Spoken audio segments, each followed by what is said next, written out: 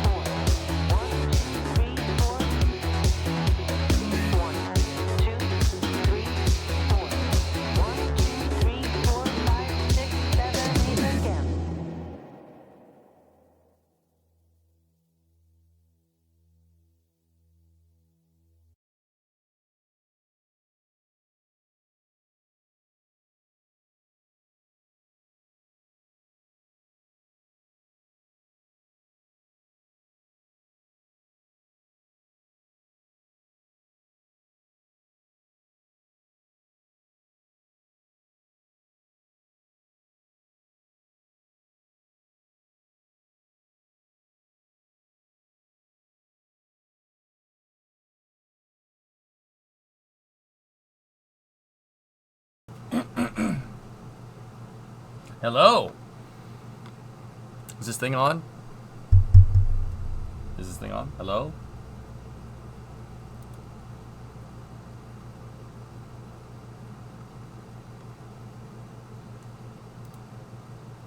No, Cap. And that's no cap. BK. What?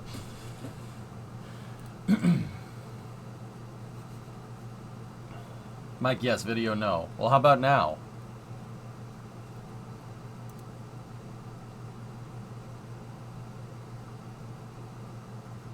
Yeah?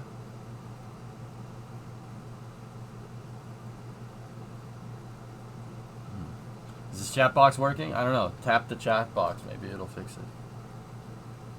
Anyway, how's everybody doing? Everybody doing well? How's the tooth infection? The infection's gone, dude. I just have a bunch of stitches in there. They're coming out on Thursday. Drummer.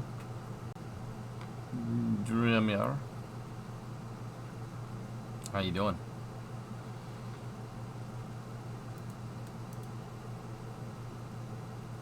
I have a sandwich, a bag of sour cream and onion chips, and now there's trains to be had, so we're doing good. Wait. What kind of sandwich? This is important.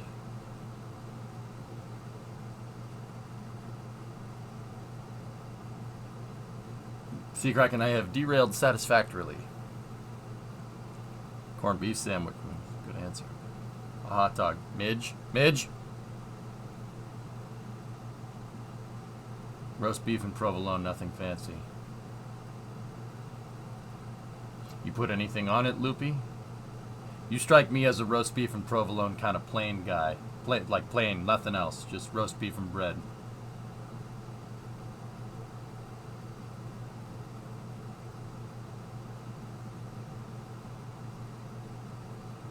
Lettuce, mayonnaise, and mustard. Okay. Good. Very nice. Show me the trains. I'm working on it, man.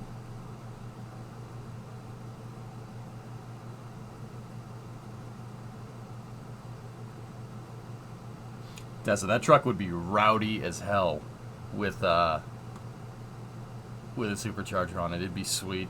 It'd be awesome, actually. I drink my coffee dark and without the water. Right. Hey, Torg, 33 months. Rowdy. Riggedy Row is coming. The local deli does one named Space Shuttle Endeavor. It's a corned beef and pastrami. Corned beef is good, man. It's good. We get a lot of corned beef up here because there's a lot of ethnically Irish people, so you get a lot of corned beef. Corned beef is delicious. I could eat that all day. Corned beef and potatoes, I'm in. You son of a gun, I'm in. Big trains lover, I like big trains and I cannot lie. What would a Starship sandwich be made of?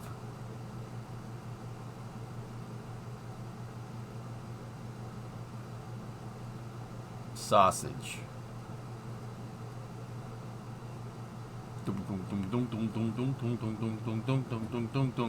Oh my god, look at this train. It is so big. Must be one of those conductor guys who understands those conductor guys.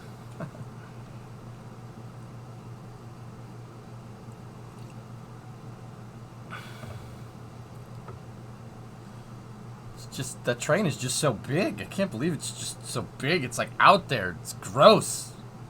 Look, it's just so diesel. I like big trains and I cannot lie. I see no train. I'm working on it, man. Texas toast around shredded beef, broken concrete, and ghost pepper infused cheese. I'd eat that. Those wheels are just so round, it's just black.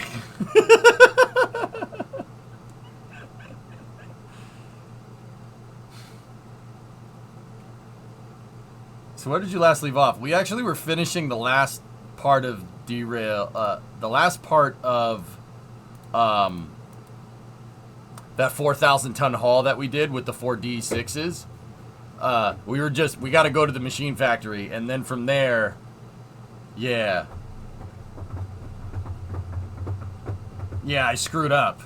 I put those empty car carriers on the wrong line, and it didn't end well. Before I forget, fuel cap bad. This is a YouTube short. My fuel cap is leaking. You can't have a leaking fuel cap. That'll put you out of service. And depending on what kind of job you're on, like if you're on a pipeline job, if you have a leaking fuel system, a fuel cap, they will kick your truck right off the job. My fuel cap. My fuel cap is leaking. You can't have a leaking fuel cap. That'll put you out of service. And depending on what kind of job you're on, like if you're on a pipeline job, if you have a leaking fuel system, a fuel cap, they will kick your truck right off the job. My fuel cap is leaking.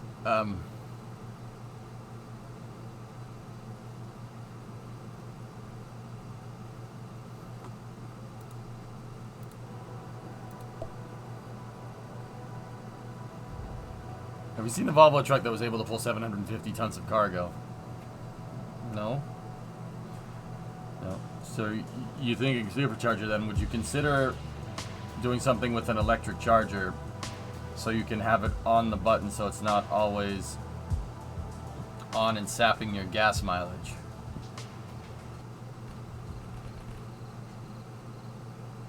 Tessa, if you have a supercharger that's electric, where does that electrical energy come from?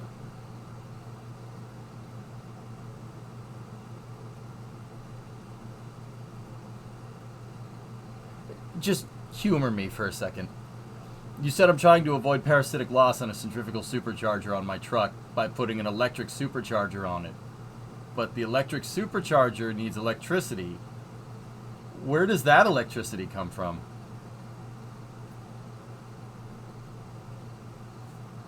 Giant hamster wheel. I mean, you're not far off. You're not far off.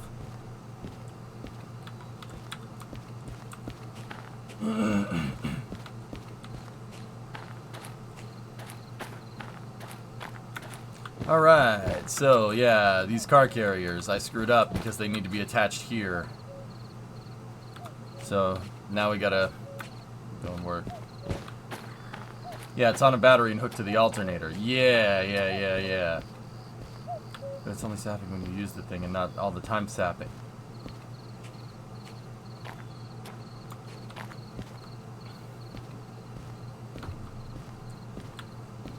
How are you gonna switch a tune on a carburetor for boosted and non-boosted applications? How we doing that? Does Derail Valley have VR? It's actually built in with VR from the start.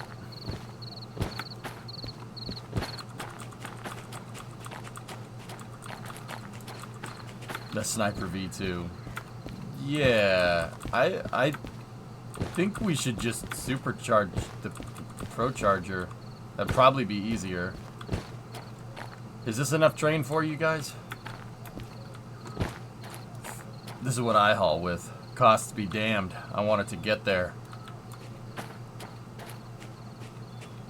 Dude, I actually got make the sounds. No, Drift. I got a better idea.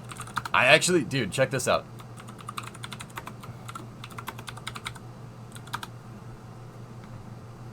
You can actually go find videos, albeit older ones, right? Of these locomotives, of DE6s doing work on the Serbian railways. Look at this. There's your DE6. Same couplers, same pneumatic system, same amount of bogies, same everything. Look at that. We don't need to make the noise. Dude, look at it. They're still going, man. I mean, keep in mind this video's from a decade ago, but...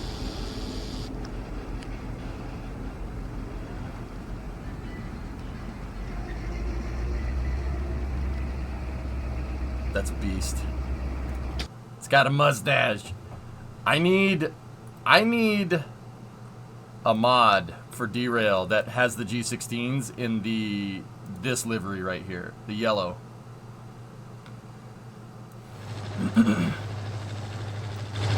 Dude, they even got the sounds right. Unbelievable.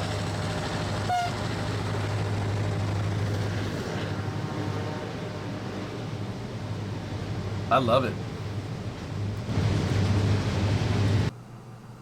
What train do you guys have a train crush on?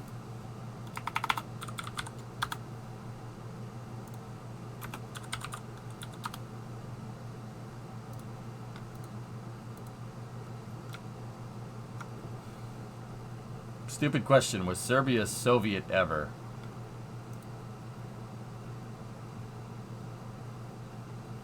Maybe. It's a damn good choice. Yeah, Driftwood, because I want a jet engine for my train that is the size of a battleship gun. Yep. What was the company of the livery that you wanted? It's Serbian Railways. Interesting what EMD changes for foreign export and what they don't. Right, Joe? Yeah, yeah. Driftwood, you know, I'm somewhat of a train enjoyer myself. GTEL. This thing has a gas turbine in it that's as big as a garage. And it burns heavy oil because frick you. So the 060 is a US ATC switcher or a clone of it, right? I think that's the S282. Is that an Amtrak livery? You can get an ATSF, BNSF, Burlington Northern, nice. CN Stripes, Chesapeake, Conrail. I don't want an American livery though. These are all American liveries. I don't want that. It's a Serbian train.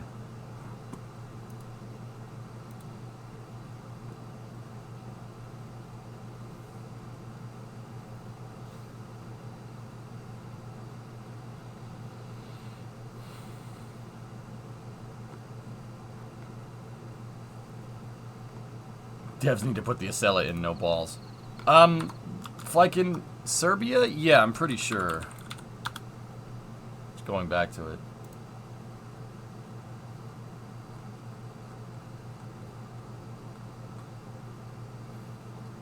Let me just double check.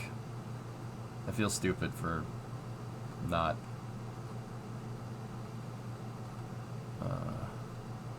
knowing this. Thoughts on the new CSX Heritage paint schemes? I haven't seen them yet. Tessa, it's fine. It's fine, it's all good.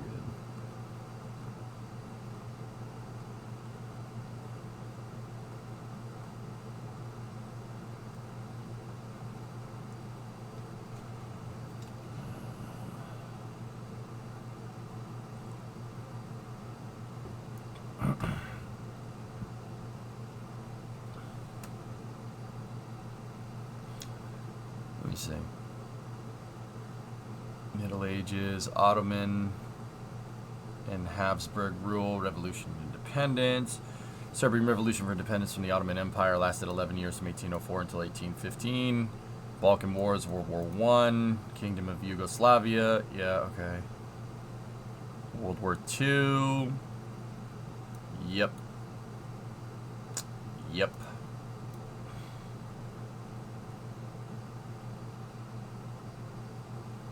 Ew. Gross.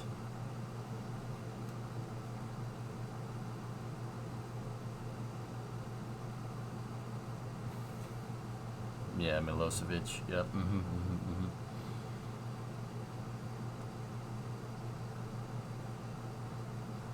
Interesting. The Balkans are a very interesting part of the world, dude. It's really interesting reading about this part. Because yeah, so Slovenia, Croatia, Bosnia, Herzegovina, Serbia, Montenegro, Albania, and I always forget one. And it's always a different one.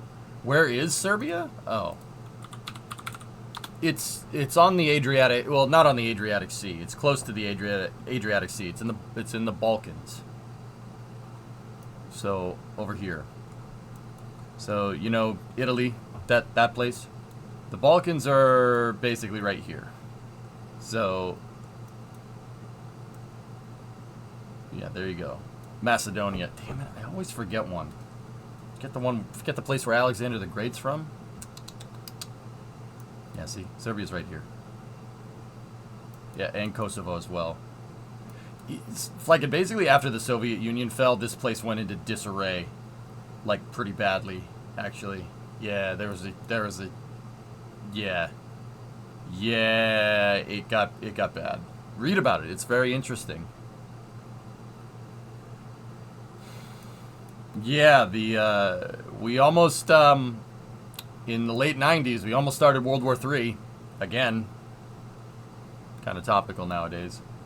Have you seen the new Grand Tour episode? I have not. Yeah, Kosovo and Serbia, Bosnia Herzegovina. We almost started a war again. Yeah, the Cold War almost went hot, ironically, after the Soviet Union collapsed. Yeah, read about it. It's very interesting. I mean, we bombed the snot out of Kosovo. It's not a high point in our history, but hey, whatever. Important to understand it. Yeah. Dude, like, we came this close to fighting Russia in the 90s. Like, very, very, very, very close. And that is why Albania is like the gangster country where they put fat people into trunks with 3 British nerds in a hatchback.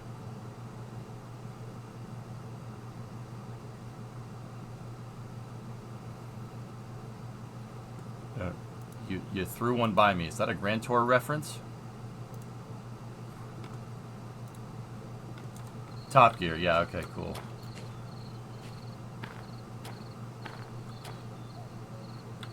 Alright. Well, we gotta go grab this. So this AAG consist is 2 missions that we have left. We're going to the machine factory in town. We're gonna go get the remote. This is what's left of a 4,000-ton train that I chose, like, and started dropping off stuff at like 4 or 5 different destinations. It came out of the harbor in town. Problem is, I was playing late on Friday night and I set the switches wrong. These car carriers, so 358 is supposed to be attached to 456. So now I have to send a locomotive down here, attach back there, and yeah, kind of roll from there. So this haul was using 4 DE6s, and the 4 DE6s did good work. And believe it or not, the fuel costs weren't too bad.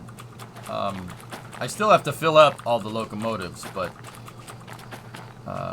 yeah, not bad. So we have 80 and 91 double heading, and then we have 1066 over here. I'm gonna take locomotive 10, and we'll use 10 to go and grab those cars. I saw a 274 car train with 8 locomotives, 2 front, 4 middle, 2 rear. I think that's the longest train you've ever seen. That's cool. That's awesome, Rocket Guy. 274 cars. That's, I mean, taking into account average car length, that's probably 2 miles. 2-mile long train. Maybe, actually, probably a little bit more. Yeah, dude. Who was operating? Was it BNSF or it could be Union Pacific with you? Either one.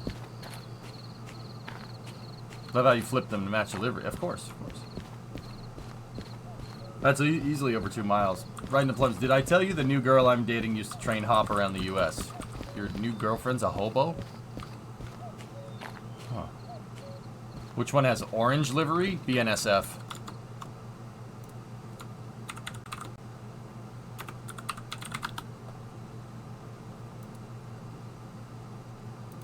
They look like that, right?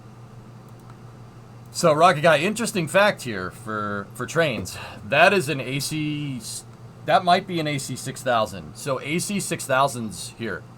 Okay, so the interesting thing about trains is that trains are measured in tractive effort. Tractive effort is a force, which is comparable to thrust, which is also a force. So, here, check this out. AC 6000s are monster locomotives. They're made by GE. They are insane. Look at this tractive effort. It's no joke. So, where are we? Tractive effort. 840 kilonewtons from a start. 740 continuous. That's unbelievable amounts of force for something that's not a rocket engine. See what I'm talking about? So, the tractive effort is basically the force that the train pushes down on the rails with. Yeah, 6,000 freaking horsepower, 840 kilonewtons of tractive effort, dude. Yeah, it is a monster of a locomotive. The thing is an absolute beast. Yeah, that's some of the biggest things you see moving around on the rails. Those locomotives are insane. 6,000 horsepower is nuts. That's a lot for a locomotive. And another cool thing, Rocket Guy, you'll understand this, dude. 2 at the front, 4 in the middle, 2 at the back. You evenly distribute the weight because you want the center of mass on the train. You don't want a tail heavy train, just like you don't want a tail heavy rocket or a tail heavy aircraft. Same exact idea. That you do not want the back of the train to have moment over the front of the train, especially the locomotives. So they spread the consists, and they also spread tractive effort around. Think of like an all-wheel drive car. Same idea. Really cool stuff. What's its top speed? Erudite, 75 miles an hour.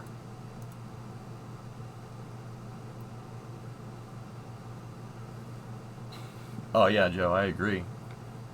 They've almost all been derated to 4,400. Yeah. Mm-hmm. There aren't many AC 6000s. I mean, 6,000 horse is a little bit overkill for these things. But yeah, Rock Guy, some cool train physics. Yeah, you don't want tail heavy. Tail heavy trains, death. I mean, guys, yeah, these things don't... It's not high speed. I mean, this could haul high speed, I bet you. I bet you it could. I bet you, by itself or maybe with a couple passenger cars, this thing could go, but it might be governor limited to 75. I'll bet you it could go faster than that. But yeah, think about that for a second.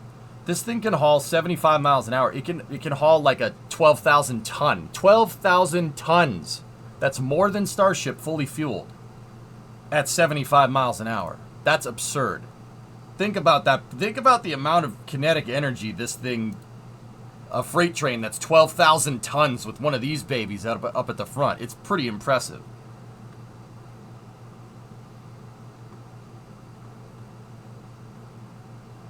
It's cool, man. I mean, yeah, comparatively, like the DE6s are like half the size of this thing. Those AC 6000s are big locomotives. And then here, the SD90. That one right there, that's the DE6's bigger brother. Much bigger brother. You can kind of tell that kind of still looks like a DE6 there. Interesting. You wouldn't want it going over 100 though? Yeah. These things can haul. F40 PHs. These are good locomotives. It's also an EMD. That's another EMD locomotive. Yeah. That's a nice train. We got F59 PHs. They're good locomotives, dude. F40s are very, very nice. 110, slow.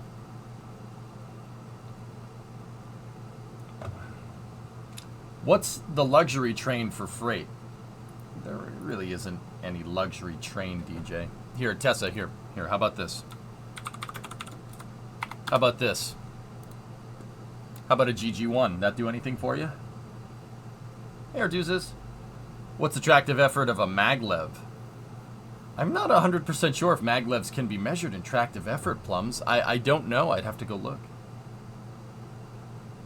So if most have been derated, does that mean they're becoming obsolete or just operations for freight have changed? If they're obsolete, what is the successor? Rocket Guy, for better weight distribution on your train, it makes more sense to couple a bunch of smaller locomotives together. Smaller locomotives are easier to maintain. It's literally the same principle as like using a bunch of smaller rocket engines instead of making a big F1 motor. It's the exact same. It's the same thing. Less maintenance because the smaller locomotives are easier to keep running.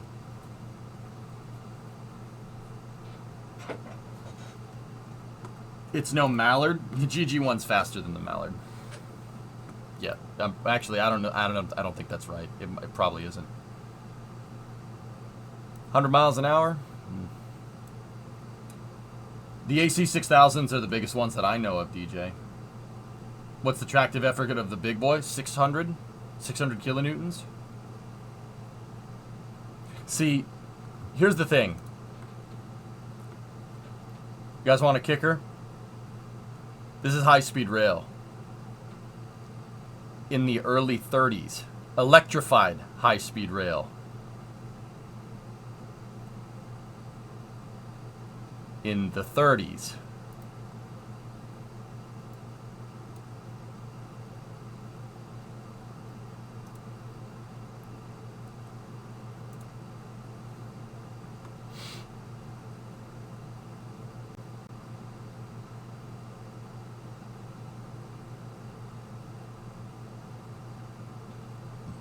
Pretty cool. Yeah, it's the same. They operated on the same tracks that our high-speed rail currently operates on, which is pretty funny. And then airports happen. Don't get me wrong, I love airplanes, but I also like trains too. Yeah, GG1s, man. You want to see a shelf life? Did you see its operational career? 1935 to 1983, 50 years. That's how long those things lasted. That's how good they were.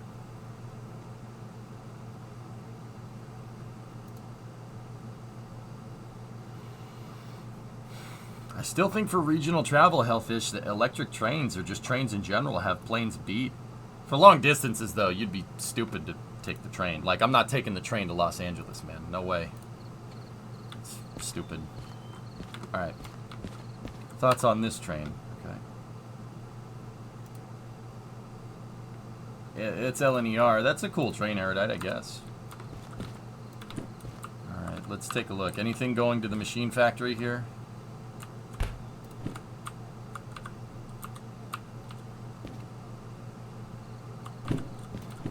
Let's organize missions. If anything is going to machine factory, I'll take it. But I think we just have food factory in town. Wow, all of it is food factory in town. Wow.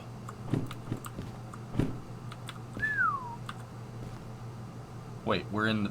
I'm stupid. I can't read. Regional makes sense. Long distance passenger trains don't unless it's the Snowpiercer. Yeah, we're in agreement there. It's kind of crazy flying is cheaper than rail since flying should take much more energy than rolling on the ground. Time is money, Keen. That's the thing, man. I mean, you could take the train from New York to Los Angeles. It takes 3 days, though. A plane takes 6 hours and is literally cheaper. Crazy, right?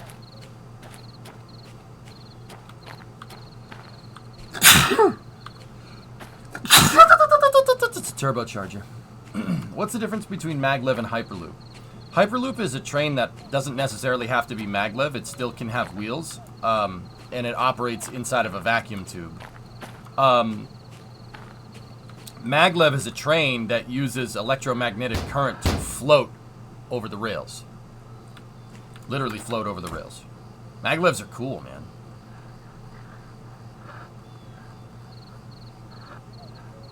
Oh yeah, we gotta turn the breakers on.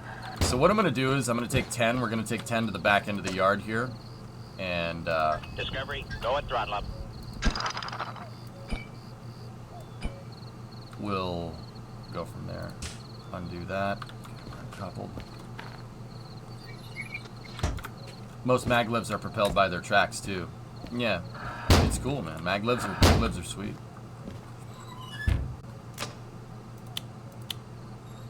Okay, the breakers are on.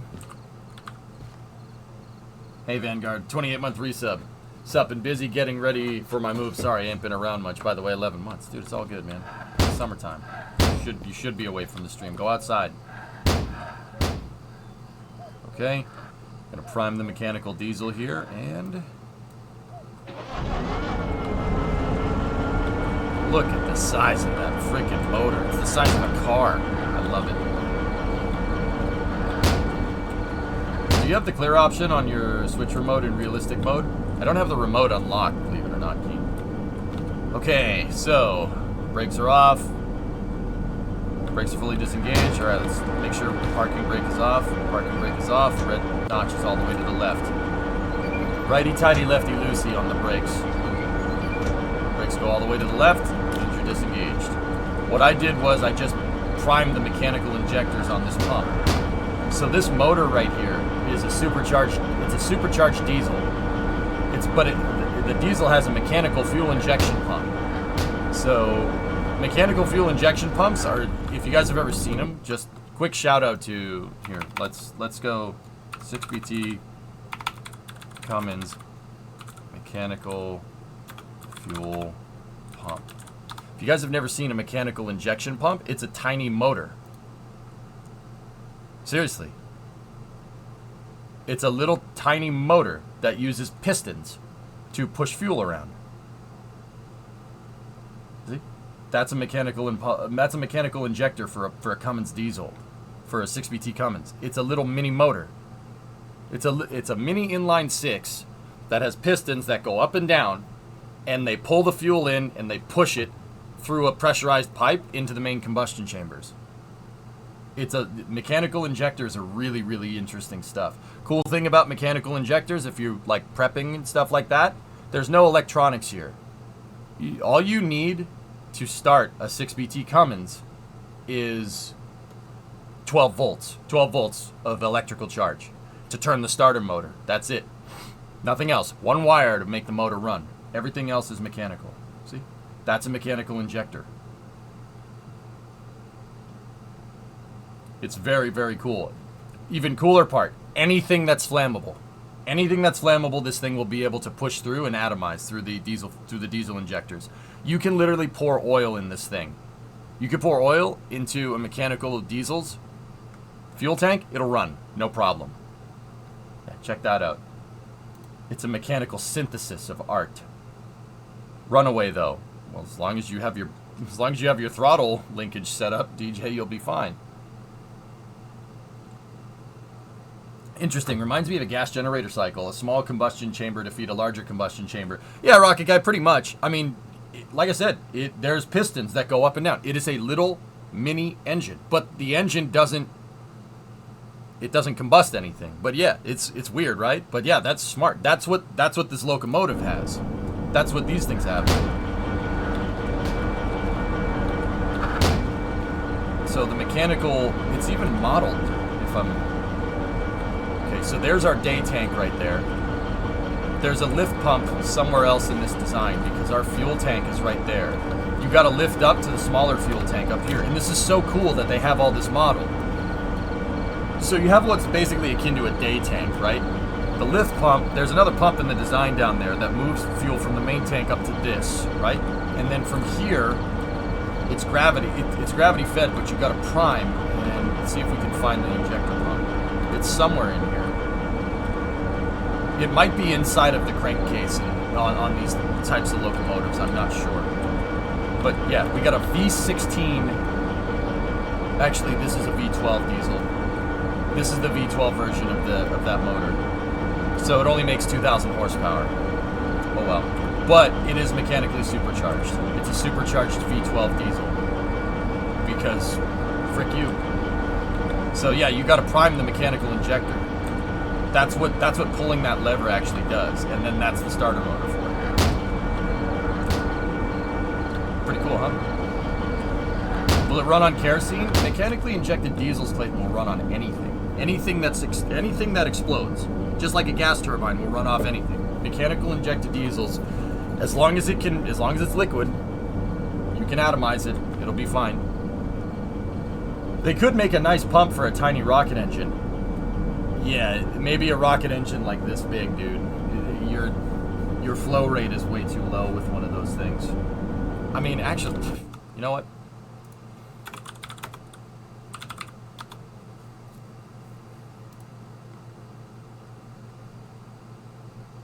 .9 GDP fuel boss mechanical lift pump.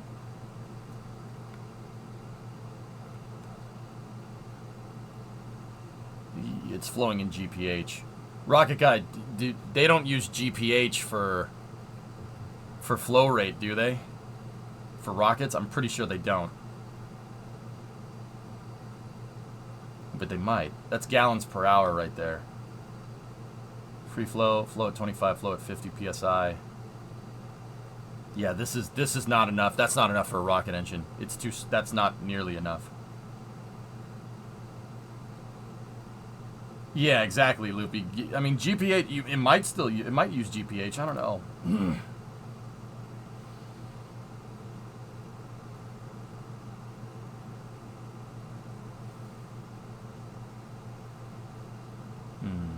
Interesting. I actually don't know. Never had to look into that. I doubt it's in GPH. I agree. That's not the right application. No way.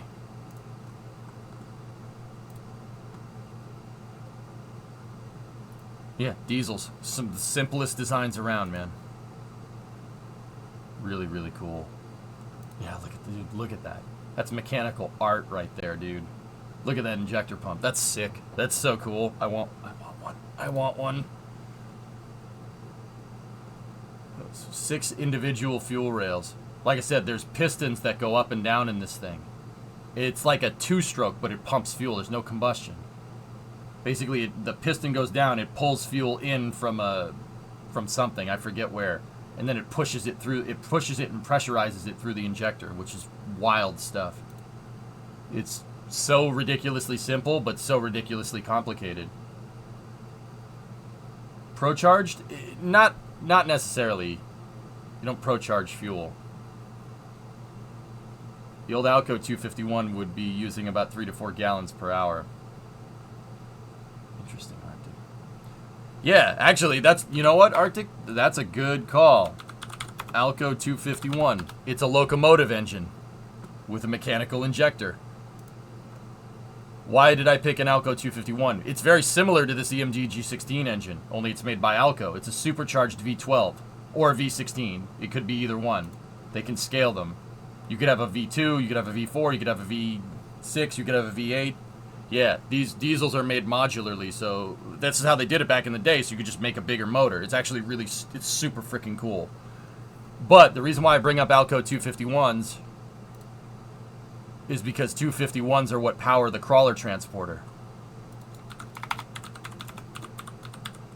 The crawler transporter, the thing that's used to move rockets. See this thing with the 4 treads? This thing down here? Yeah, Alco 251s, baby. Nutso amounts of power. So if I did the conversion correctly, the Merlin requires around 30,000 gallons per minute. Yeah. So if we wanted to make a mechanical, if we wanted to make a Cummins, if we wanted, ooh, that would be complicated. See, the thing is that the Cummins is designed to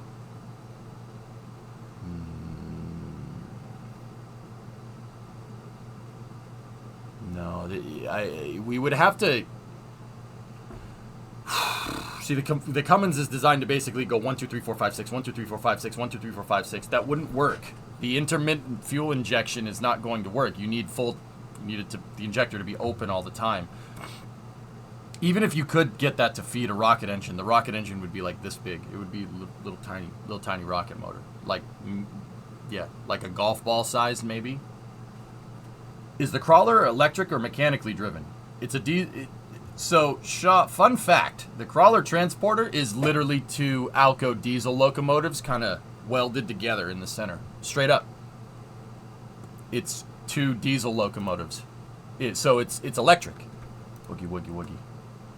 Seriously, take a look. So see right there and see right there? It's 2 diesel locomotives. I mean, actually, the diesel locomotives are transverse. They're left to right, believe it or not. Yeah, they built the chassis for this thing off of it's actually not a diesel locomotive, it's a steam shovel.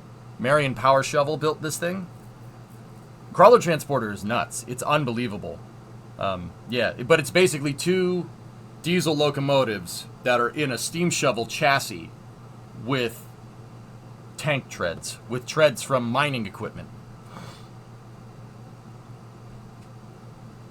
I bet the only reason they didn't put the crawler transporter on rails was because of the pad grade.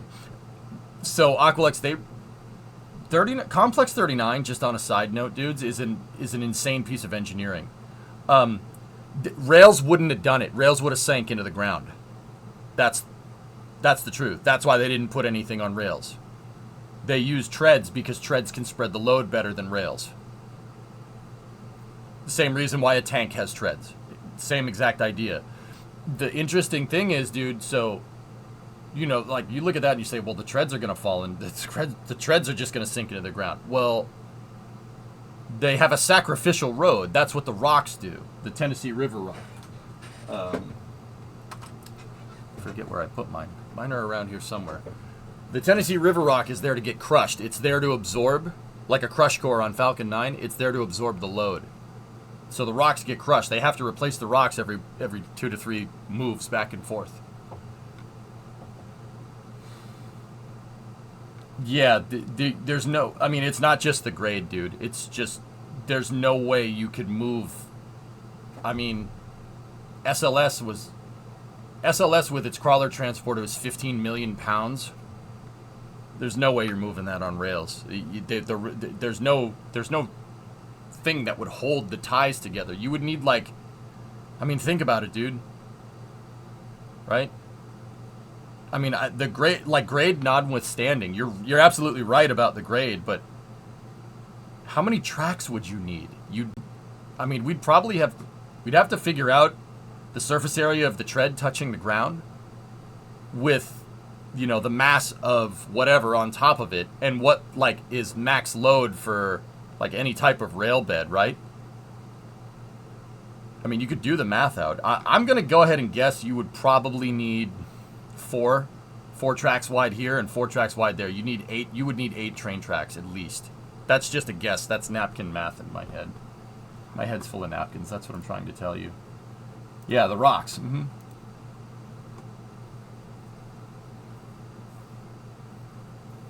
I mean, this thing, the crawler transporter would end up looking something like this. The Schwer Gustav. It would look something like that. Only bigger. I mean, you could do it. And then, yeah, I mean, that's doable. I think the grade would come into play because you can't build the pad into the ground. Dude, look at that freaking monster. Who the frick thought this was a good idea? I mean, don't get me wrong. It's pretty freaking cool. The people who operated it were douchebags, like, obviously, but, man. Like, or the N1 transporter. Yeah, the difference between Baikonur and the Cape, though, is that the water table. Baikonur is in the high desert. The terrain is really, really easy to,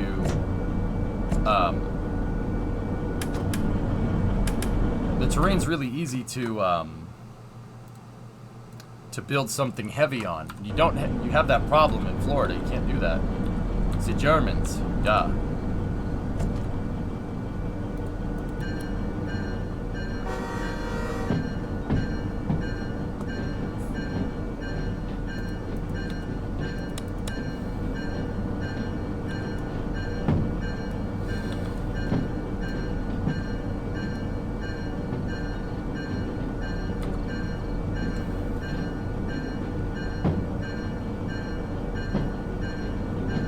I mean, Agalix, you could do it. I mean, might be the grade. Who knows? I don't know. I think they found the river rock as an easier solution. But yeah, I mean, the grade would definitely be a challenge. I mean, that's gotta be, the grade up to the pad has to be at least 10% grade. At least. It's actually, there's no way it's 10%. It's way more than that. But the interesting thing is that SpaceX moves the TE up. SpaceX moves the transporter erector up with rails. But it's not all on rails. The front of the transporter erector is on wheels and it's being pulled by airport tugs. So you get the tractive effort of tires. Or you get the traction and the rolling resistance of tires. Yeah, it's way more than 10%, SKS. I don't know what it is.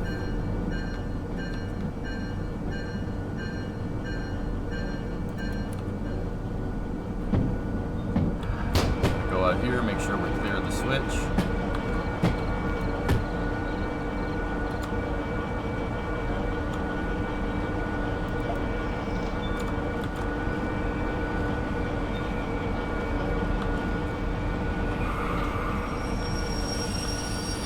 The grade is 5 for the CT. Interesting.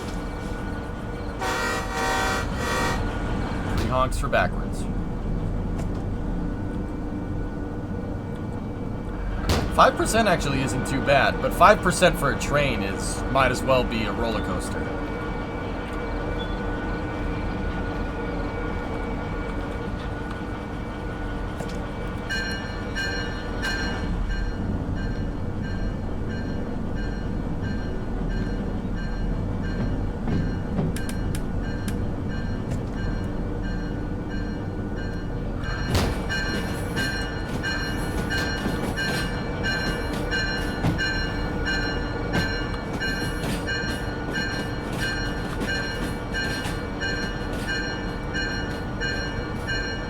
Okay, so where we are currently, dudes, is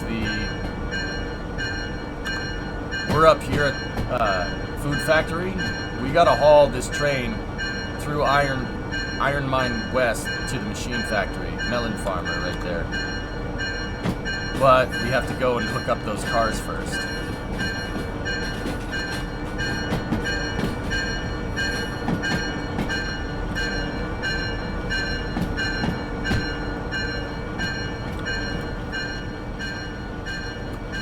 Maybe take some iron ore down to the steel mill. I mean, we do have if there's any orders here for City Southwest or Steel Mill, we might be able to attach it, yeah. Did you try the DH4? I like the DH4 better than the DM3, Keen. The DM3 is a piece of poo-poo.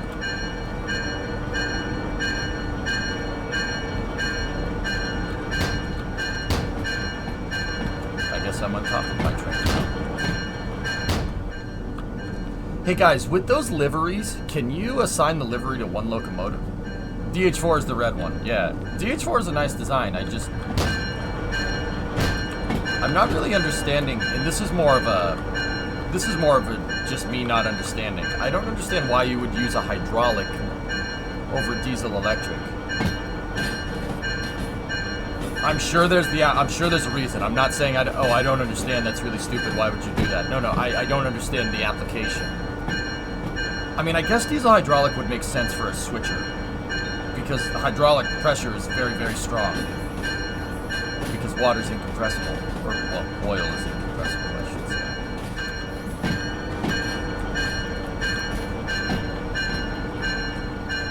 I switched back from DE6 to DH4s because I missed the locomotive remote. Yeah. So we gotta hook onto these car carriers, and we gotta pull them back and then throw the right switch. So, Keen, I had a viewer, Captain Crash, who's a good regular viewer of mine, told me an actually really interesting idea. If you take a DE2 and you put it behind a DE6, and you multi-unit them together, you can get a remote-controlled DE6. And I think I'm literally going to do that from now on.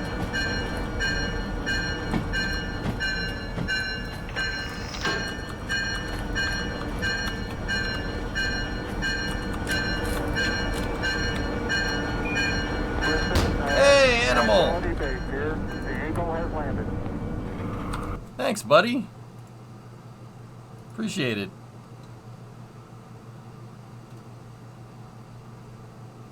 I believe you can assign a livery to a specific locomotive. Yes, I've seen screenshots. I'll try it out if you're interested, so I can help. Yes, please, drummer. Yeah, that would be useful. Yeah. I saw an orange train today, and I had to. I'm not sorry.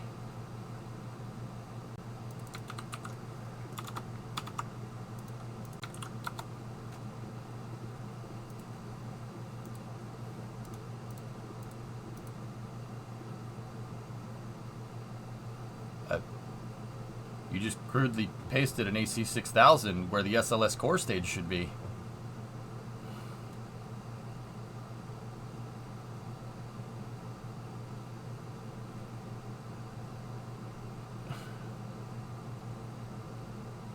I don't mind this. I don't mind it. No, orange train's good. Okay. Personally, I'm more of a yellow train fanboy. More of a yellow train fanboy. I like yellow train. Yellow and gray. Mint. But orange train is okay. Banana train. It's awesome.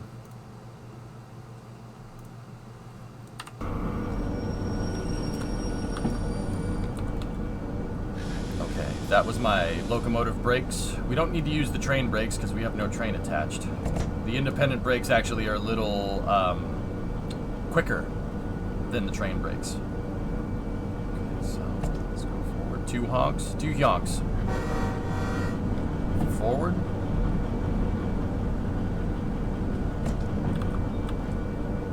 If I recall correctly, the DH4 are based off the V100, V190 Deutsche Bahn. They're medium mainline heavy switcher locomotives.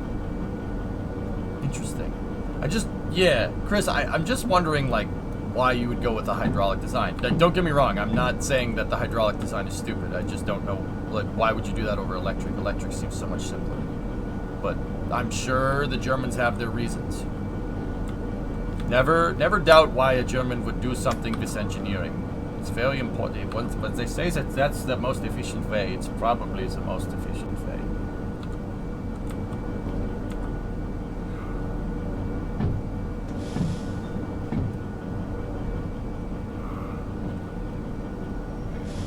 What about a DH4 between the DE6s so the DE2 won't blow up when you do manual dynamic braking? Just shut the DE2 off. Don't have its motor running.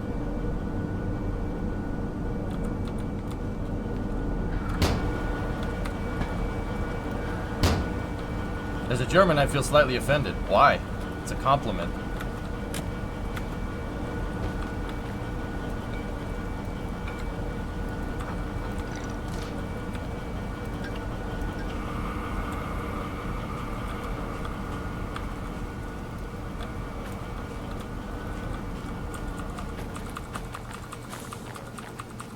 How dare you speak in that accent that is not your own? I will talk however I want to. No, I mean that. There's a lot of really, really good designs. Like, I don't know, a diesel engine. Diesel. Gee, I wonder where that guy was from. What about Wankel? Gee, I wonder where that guy was from. Funny how that works.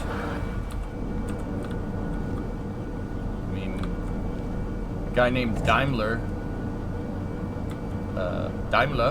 invented the automobile. That was a pretty good idea. Just saying. I mean it as a compliment, mein Freund. Yeah, it's good. I'm actually being serious. I'm not trying to be a jerk.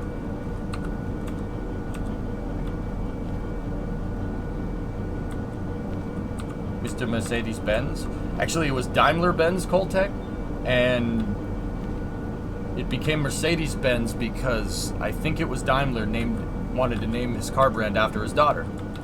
True story. It's pretty cool. So it became Mercedes-Benz after that.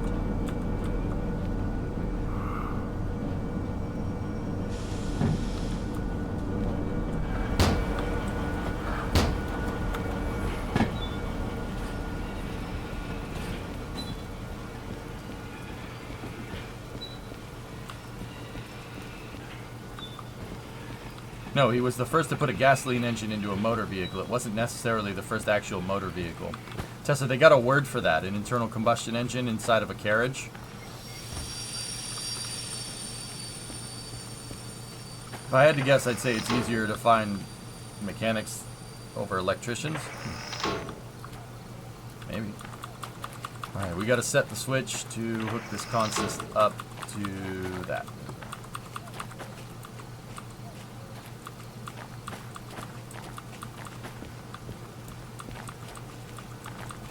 Steam car was the first engine. Because there's a lot of steam cars around, Stuart. Let's be real, guys. If I said Henry Ford invented the automobile in its modern form, you guys would have said, oh, well, what about Benz? Well, technically, Benz invented the first car. So if I say Benz invented the first car, you say, oh, technically, there were cars before that. I can't win. I can't win this.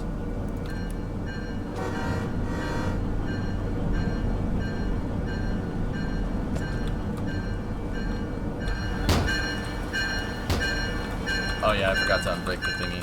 Good call.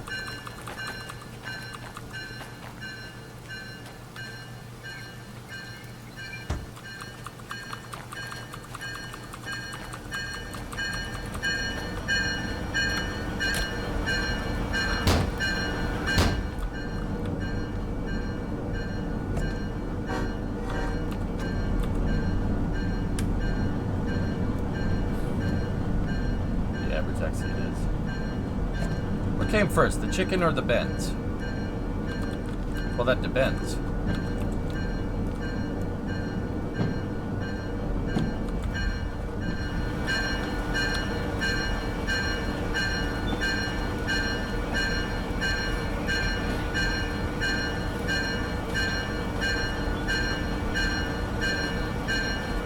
Yes. Ja. Jawohl.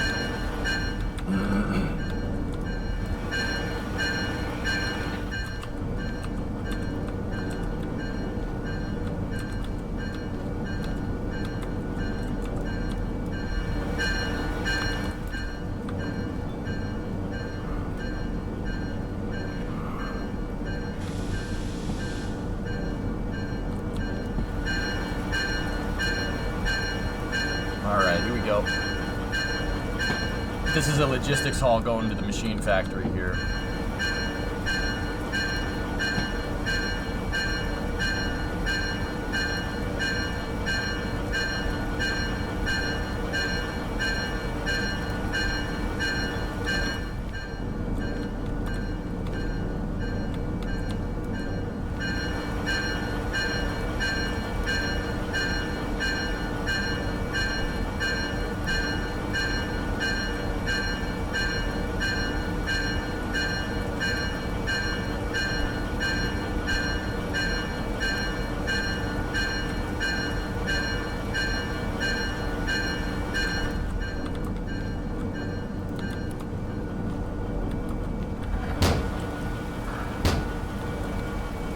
Loopy, we're going that way out of here, so I mean, if we were gonna take 66, we probably should have hooked it up to, probably should have kept it hooked up, but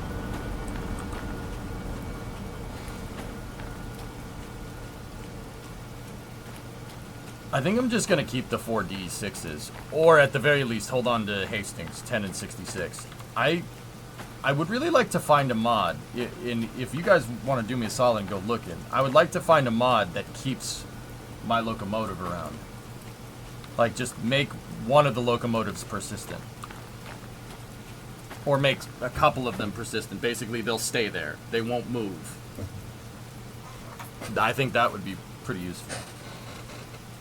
I admire your patience. I drive around the stations at 30 kilometers an hour. Yard limit... The yard limit is, well, at least in the U.S., Keen, the yard limit is... I had an actual train engineer tell me this the other day. The yard limit in the States is, what was it? 10 mile an hour, so 16 kph. Even that is that feels fast to me, but, yeah.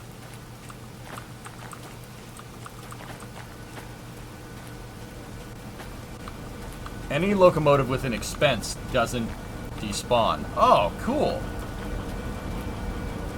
I kind of would like all of them to be persistent. I'm a little bummed about my harbor losing all of its D6s. So, SKS, I guess if the locomotive needs an expense, then yeah. So, okay, drummer, are you sure about that? Like, how sure?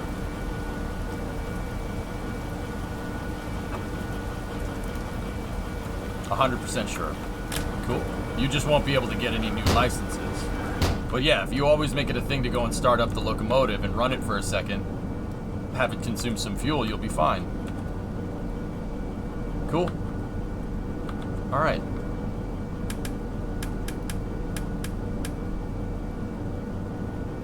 Alright, now let's get 10 back up to the front, and we'll make the trek to the machine factory. If you have expenses below a threshold, you can still take jobs. Well, I'm not talking about taking jobs. I'm talking about getting licenses. But yeah, okay. Good to know. We could just tow number 10 and use the other 4 DE locomotives up at the front, I suppose.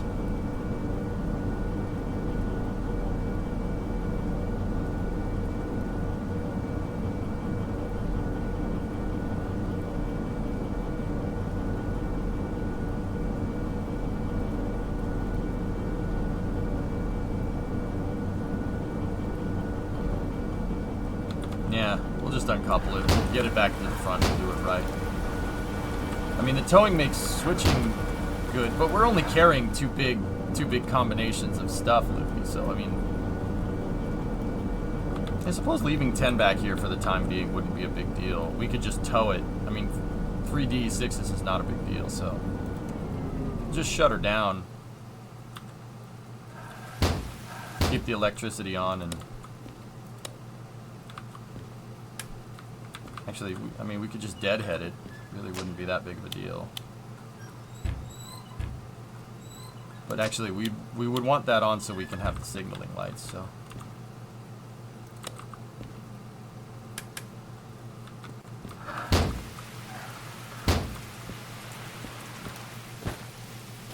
Yeah, so if a locomotive is coupled or has an expense, then it won't despawn. It only has a chance to despawn if you leave the yard for a while or restart the game. Okay. We just got to be careful about towing 10 on the back. That is some weight on the back of the train, but it's not that much comparatively.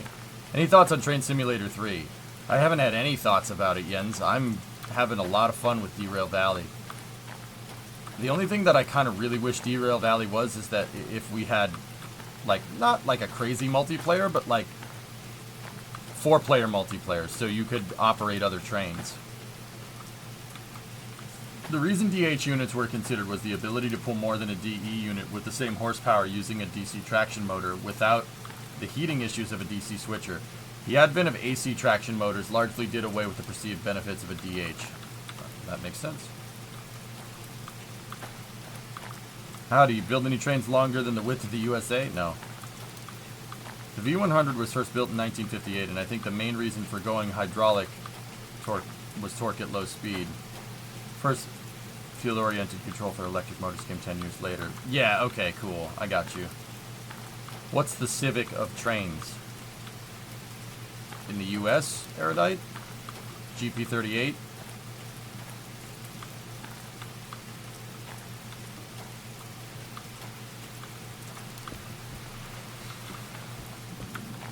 GP38, GP40, those are very, very garden variety. Or an SD40, which is the DE6's bigger brother.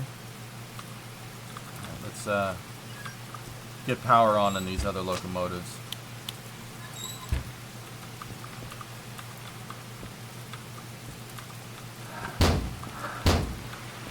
Yeah, I think 10 will be fine. Just tow it on the back of this train. It's not that big of a deal, especially since we have 3 of these bad boys up front.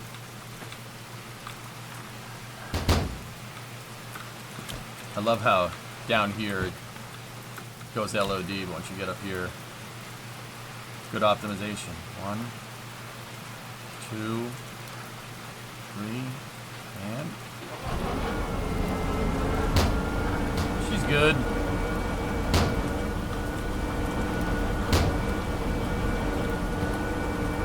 Handbrake's tied on all of them, Luby.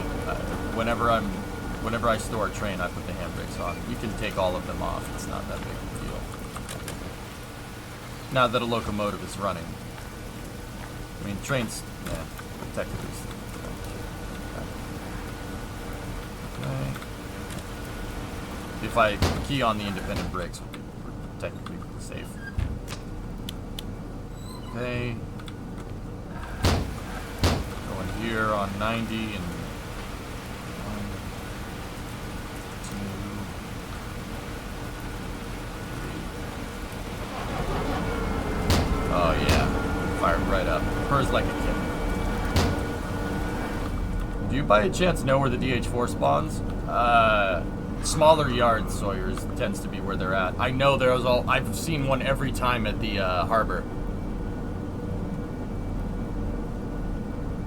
There's also one that spawns at the steel mill as well. Know that.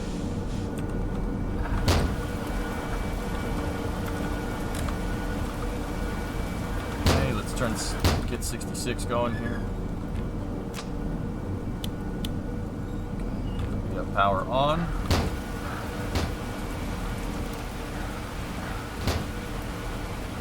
1, 2.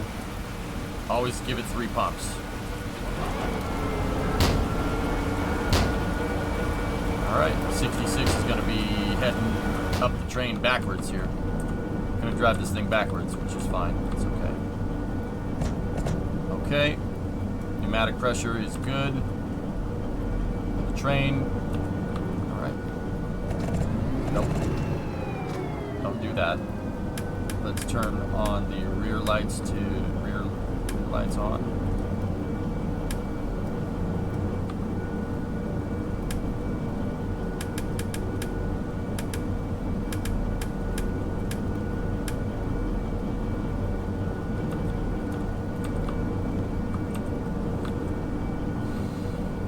Not to be that guy, could you please see your last tag?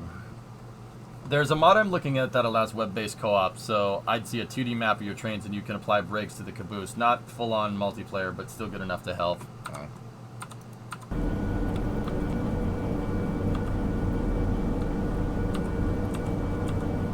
Alright, so the last kind of order of business here is, do we want to haul anything else?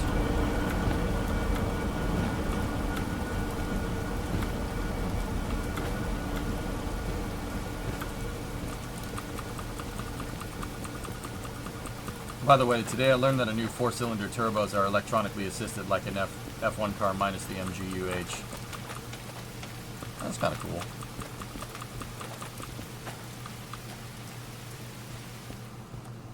Alright, so I'm going to put all the shunting missions together. Let's just see if there's anything else that we can move, because we have 4 D6s here ready to go. We can move whatever.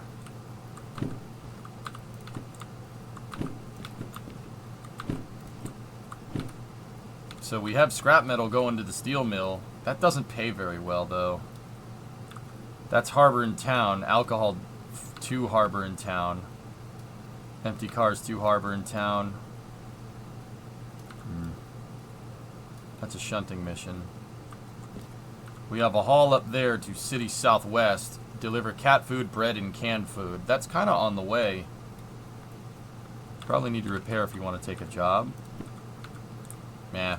Let's just finish this mission, get our remote, and go from there. We'll regroup at the machine factory.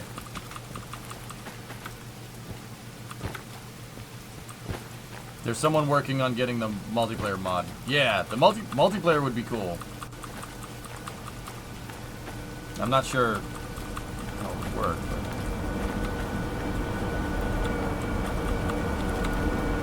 but... Alright.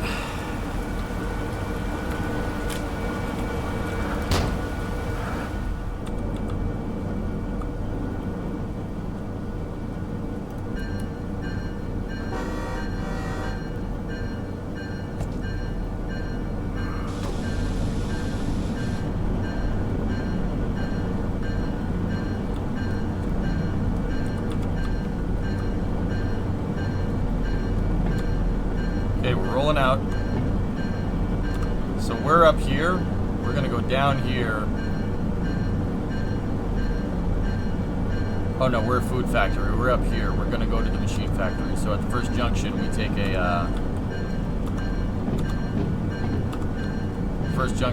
right.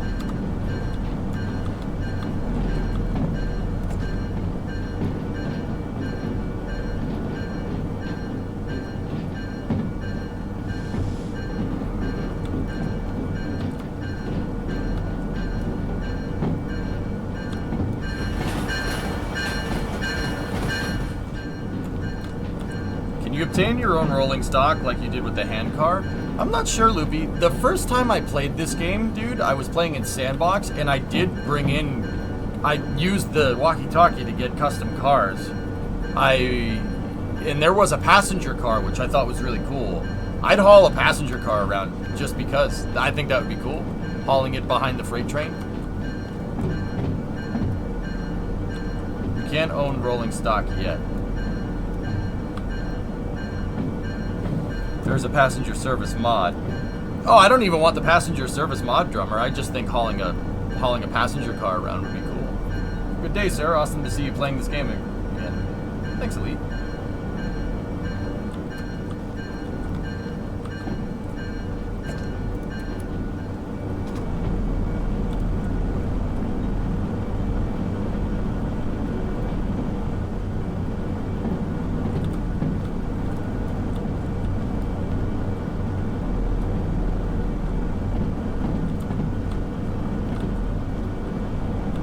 Also, guys, I've been reading Colossal Order's tweets about City Skylines 2. Dude.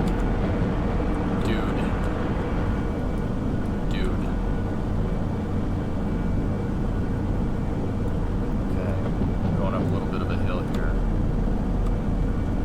Discovery, go and throttle up. 480. 115. All right, we're fine. Have you not watched the videos? I haven't. I've been kind of like letting them pile up. Purple Pie, 61 months. I've been kind of letting them pile up, dude. The passenger service is in the roadmap, guys. I watched a Biffa video about it the other day, which I thought was pretty rad.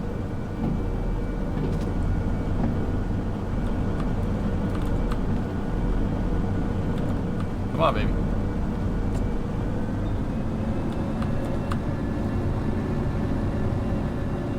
This is a pretty steep hill coming out of here.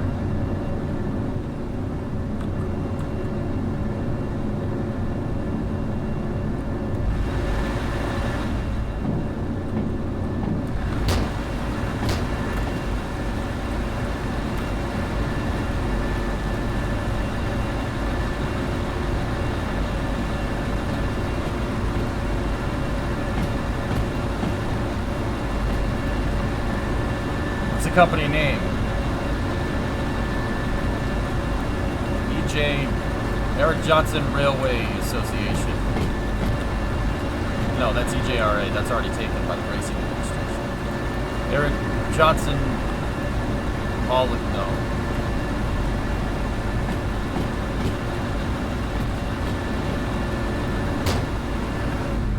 Hand Bananair Rail.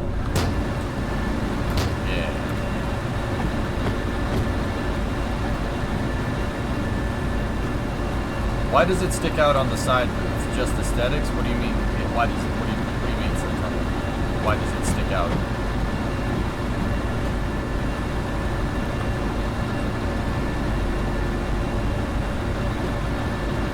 Eric Johnson Freight Unlimited. Eric Johnson Transportation.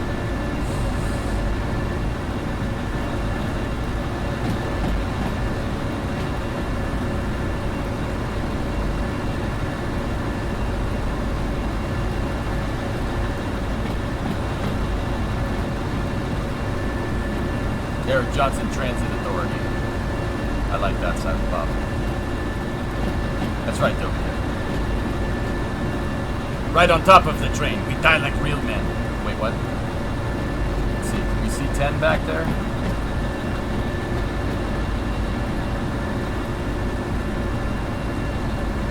Yep. Just barely. Would it make sense to haul Boca Chica made starships on rail from Boca to the Cape, or from a mass perspective, Erudite Starship wouldn't be that heavy. This freight train is heavier than an unladen Starship, right? But you're never going to fit it on railroad tracks. There's too many bridges, too many wires, too much low-hanging stuff. The tracks aren't designed for something that's 9 meters wide to be on them. And you'd need double tracks because there's no way you're carrying that much tonnage in that concentrated of a spot on a single track. That's why we move stuff by rockets get moved by barge, because they can't fit on trains or roads. Interesting thing about that, the Russians move stuff solely on trains because there's no big enough road to move from where they manufacture all the way down to Baikonur, right? So their rocket core stages are literally limited by what they can and can't carry on a train.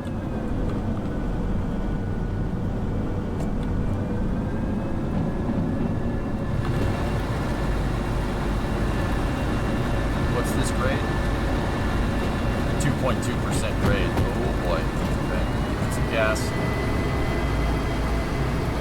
Yeah, planes being the one exception.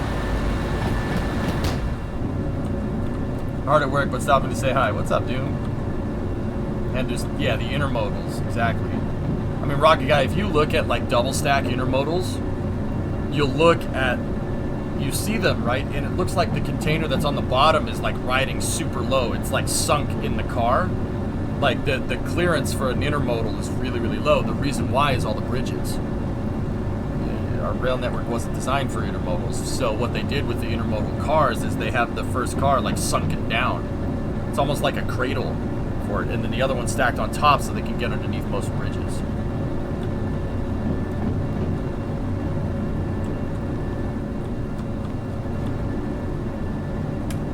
Like if you look at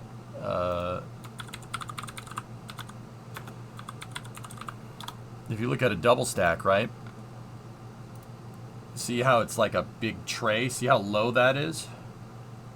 Yeah, it's so it can make it under so they can make it under bridges. They're like kind of sunken down in. I've seen plane wings transported on trucks. Okay? Plane wings are really, really light. And they're not that big.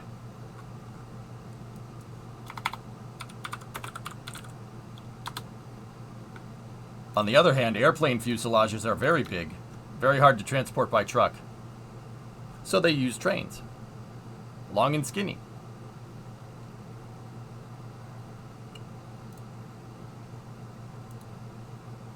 Oh, the can opener. I've seen that, drummer. We watched that last time we played Derail on Friday.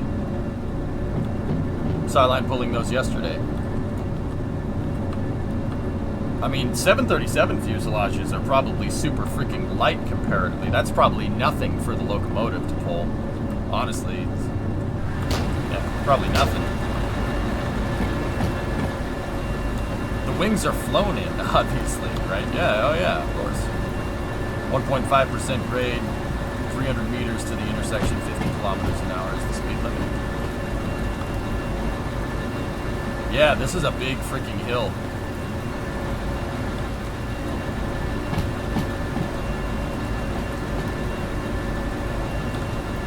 It's really no problem for multiple D6s though.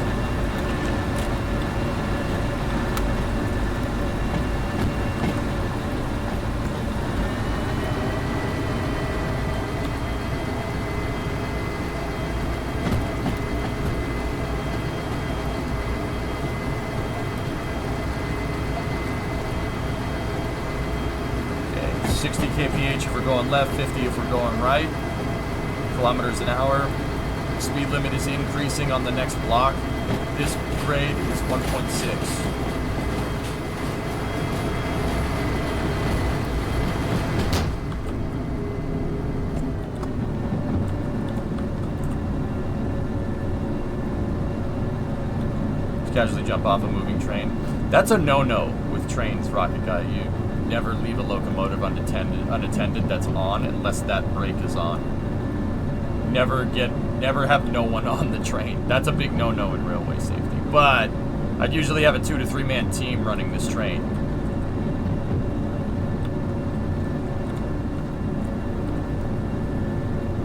Yep, 80 kilometers an hour up here, so we can give it the beans here.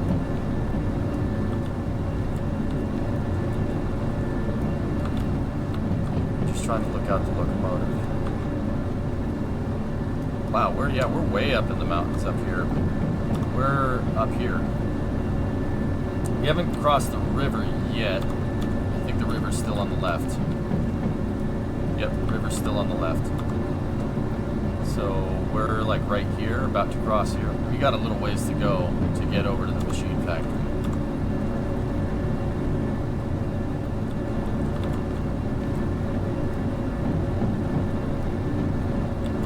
I'm actually kind of happy we took all these DE6s. Yeah, this is making this pretty effortless. Iron Mine West. Okay, we're crossing the river going into the tunnel here. Sound the horn.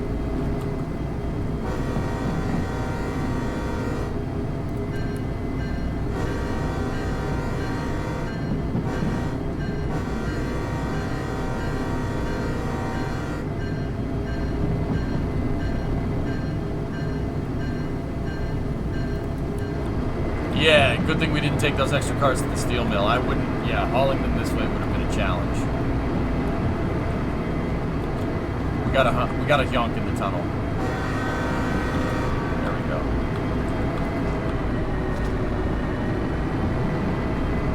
Do you remember a few years back when a red line train ran away and it was said that the driver wrapped the mic around the throttle? I don't remember that, but that's pretty funny.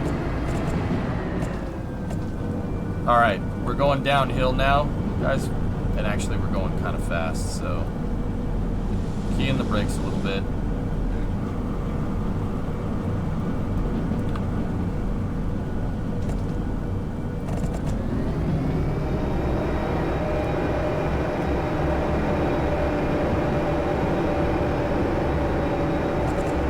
That's why Proton has tanks on the side. Proton is a bunch of fuel tanks wrapped around a bigger fuel tank. Yeah, it's like that on purpose.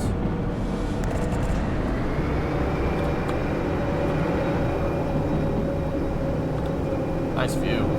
We're going a little too fast for these corners, though.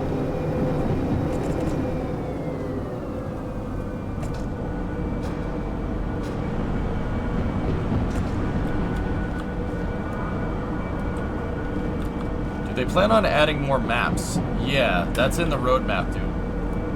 From what I understand. Whoa. That's a long way down, boy.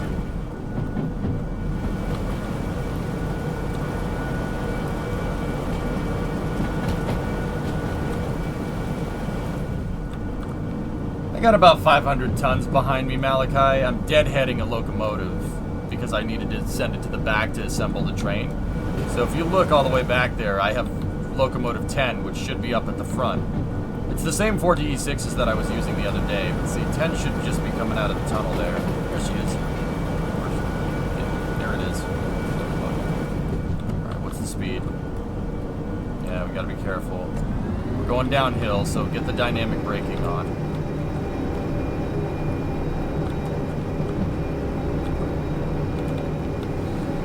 What's deadheading? The locomotive's off, I'm just pulling it. It's getting a free ride. It's just a car at the back. I decided to do it that way, Doom, so when we get to our destination, I can just uncouple those back cars if they're going somewhere else and just, yeah, easy peasy.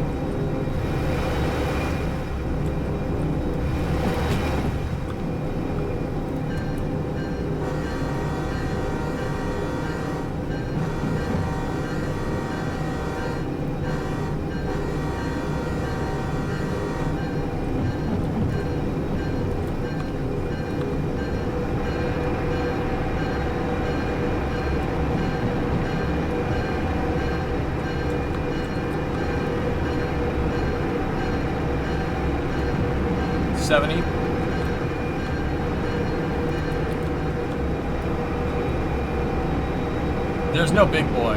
The biggest locomotive the biggest steam locomotive in the game Apocalypse is a 282. It seems to be like a World War II vintage steam locomotive that the U.S. sold for export, just like this is a G16, but it's not a G16.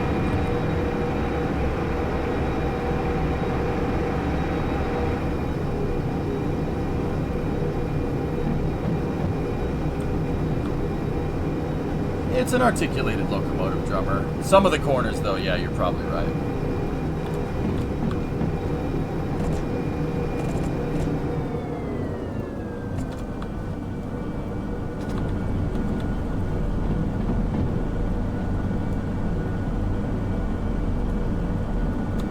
Where the heck are we? We're over here, crossing, we're gonna go around this lake. We're almost to the iron mine. This haul is going to the machine factory here. What's the sign say? 80 kilometers right now. The next block, though, see that downward triangle? The next block means it's going to slow down. And there's the next block. That's an awfully short distance for a block. 60, level grade. The next block is going down again, so we just got to monitor the speed. We got a big turn around this lake up here, so yeah, 40 is the next one. All right, get the dynamic brakes on.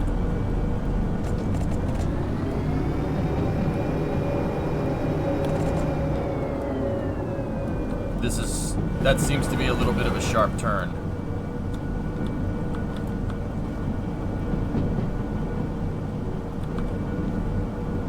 Yeah, drummer, some of the curves, you're right. Yeah, some of the curves I don't think the big boy would be able to do. But it is articulated. The whole front bogey on the big boy can actually move. The front 4 drive wheels and the front 4 bogies can actually move. Or the front 8 drive wheels and the front 4 bogey. That's actually like another steam engine that's on a huge turret, but it's upside down, so it can move independently. Yeah, it's not that articulated. Yeah, you're right. Like, you'd be able to do this, no problem. An Allegheny would be more suited for this application, though. For this type of terrain.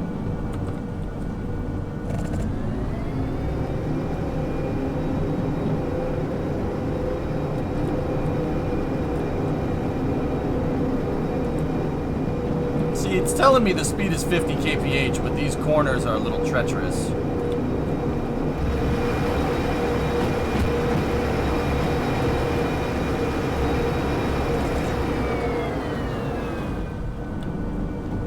Alleghenies are, yeah, about the same size, sneaky, yeah. Alleghenies are really cool locomotives.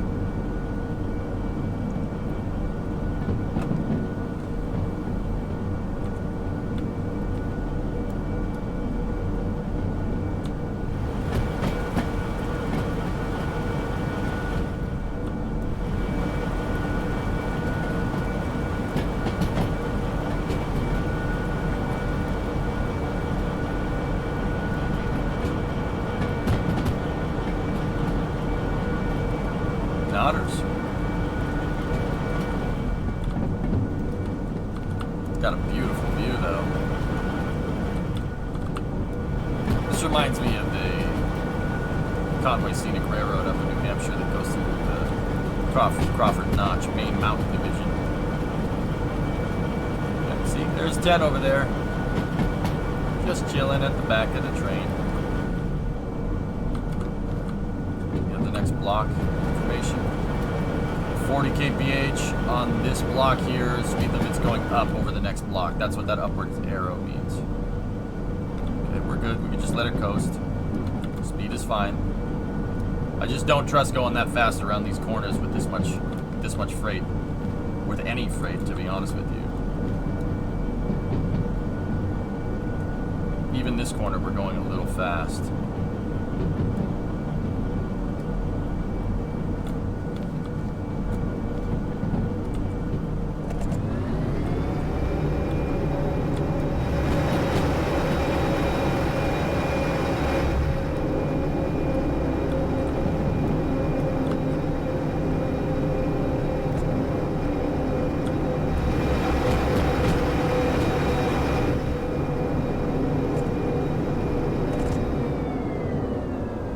Coast here for a little bit. Seems the grade is pretty level. Oh no, we're going downhill a little bit. Just a slight downward grade. See how we're slowly gaining speed?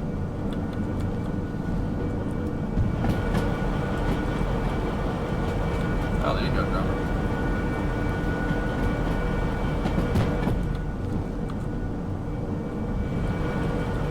Beautiful view of the lake. We were on that bridge over there.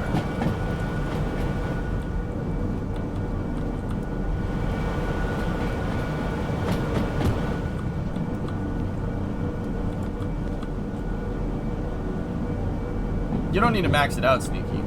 No.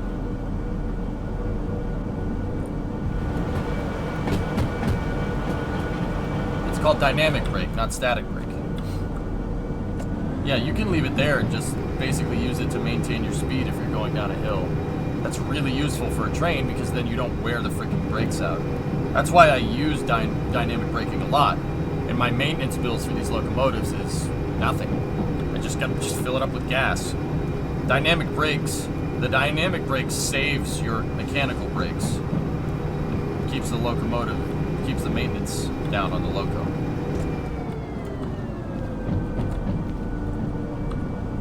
You remember that from Train Sim World, right on.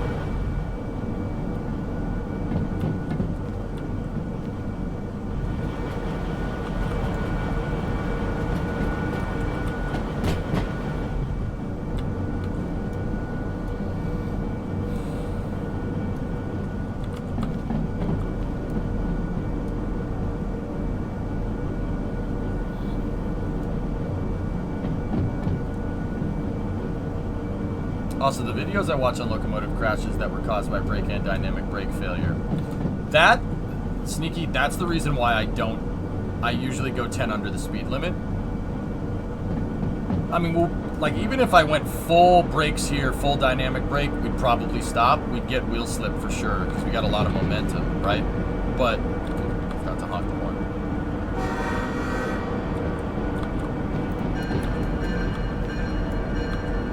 But, yeah. I never go fast because I, frankly, judging by what I've seen from the simulation in this game, you absolutely can overpower your dynamic brakes and your static, like your mechanical brakes. And if you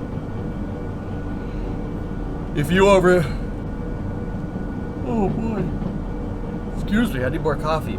If you overpower both of those in this game, I don't want to know what's going to happen.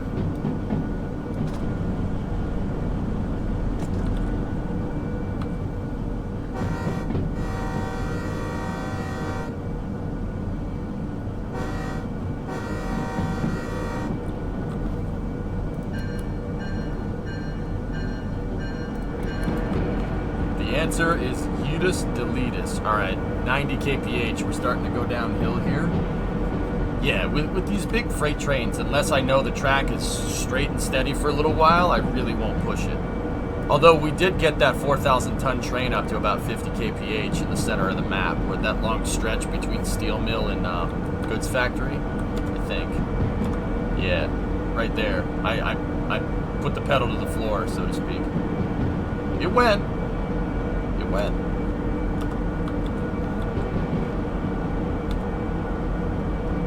I love casual games with failure conditions. Railroad Online was a little yawn because you could just retrack everything. R2 says, how about a railroading game where, think like SnowRunner, if you derail a car, you have to go get the damn crane and pick the damn car up. Okay. I think that would be freaking sick. Think like SnowRunner. You'd have to get the crane, right? And the crane would have to pull a car, but it's very easy to pull the crane off the track if you don't know what you're doing. I think that would be cool.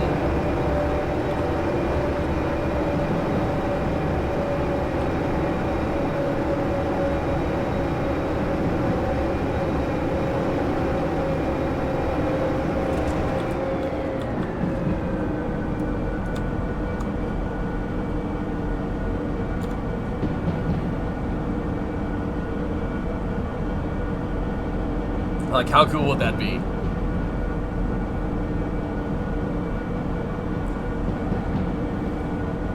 You'd need those special bulldozers that they use for re-railing wagons. Okay, speed 70, grade level. Alright, you just let it coast for a little bit.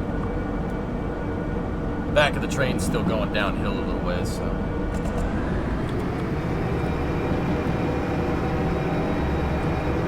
DH4 or wait to buy D6. I use the DH4. I skipped the DM3, Jackie. I couldn't stand that thing. Okay, we got a junction coming up. Wait, junction. 200. Oh, it's got to be the iron mine.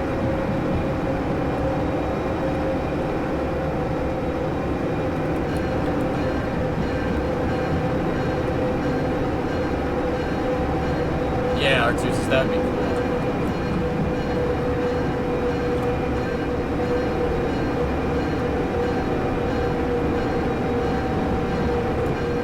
DM3 because it carries the same as the D4, but there's no increase in copay. Yeah, but that thing sucks.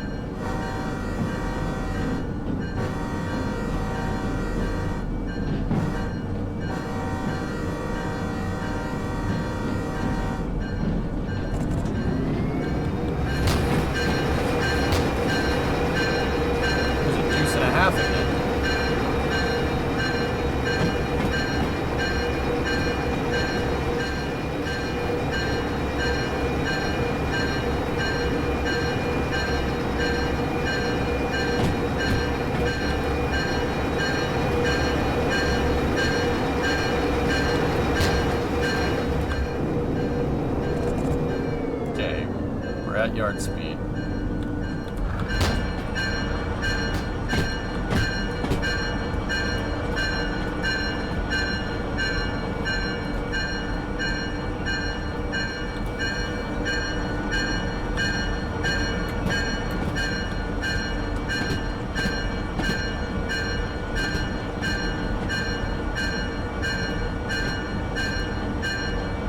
Right there.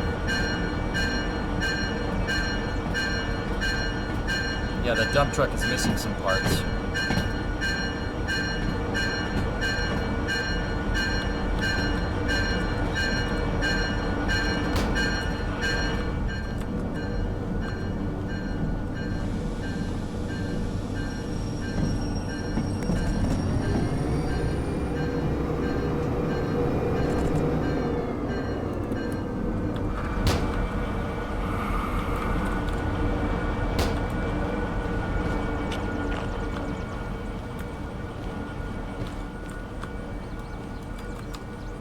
We're heading to Machine Factory, so let's just take a peek in the station office here. Steel mill, steel mill, steel mill, sawmill, City Southwest, empty cars.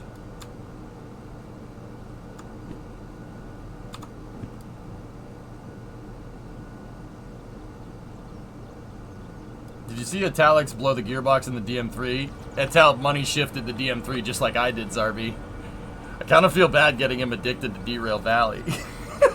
But he do. What can I say? It's pretty fun, man. It's a pretty good game.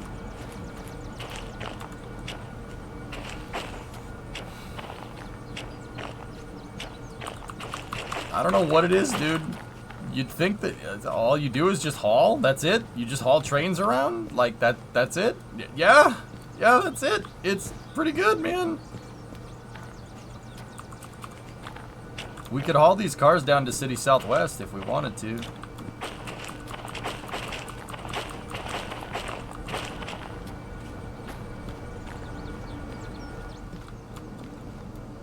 I mean, the pay is peanuts, but...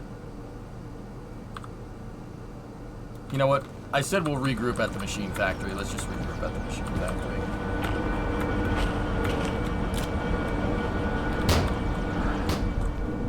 Alright. Independent brakes off. Sound the bell. We're leaving the yard. 2 yonks.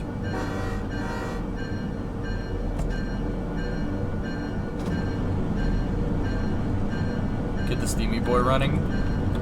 I don't have the license yet. I'm saving for Hazmat 3. And then you know what I think we'll do? We could do a mission where we have the steam locomotive with the DE6 behind it.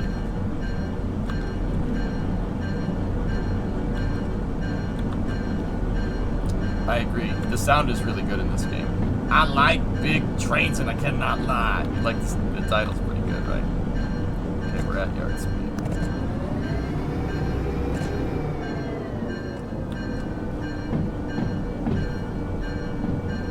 Is there a similar horn etiquette for driving semis? I'm not sure.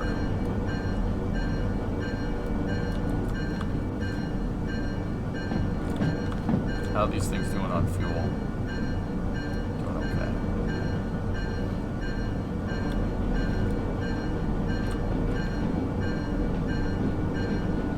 okay. Yeah, I don't think so. But I don't know. I'm not sure.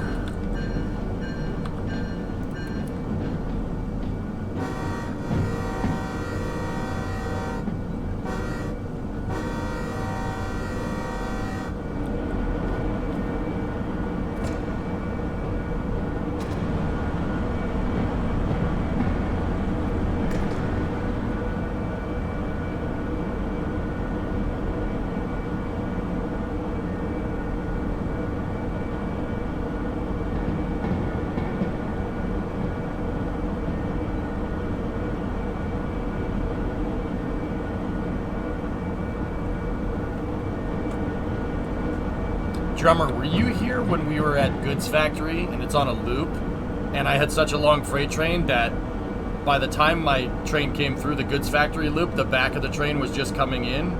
And I was doing tests making the locomotives go forward, and the locomotive would go forward for a second, and then the cars would go.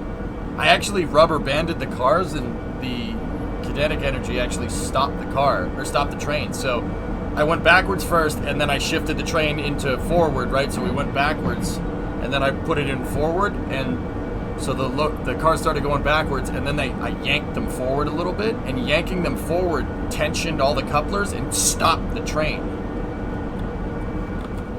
which is cool. That's really, really awesome simulation.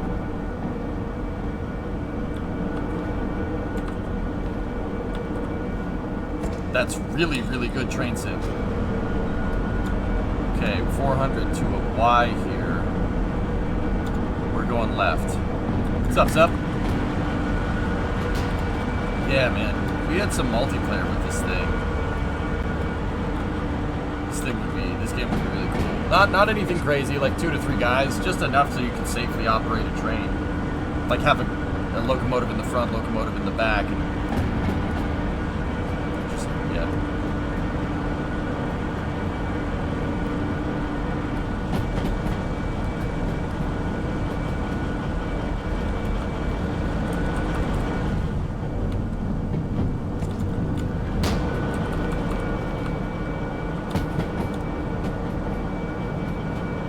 Switch is thrown to the left. Need to go to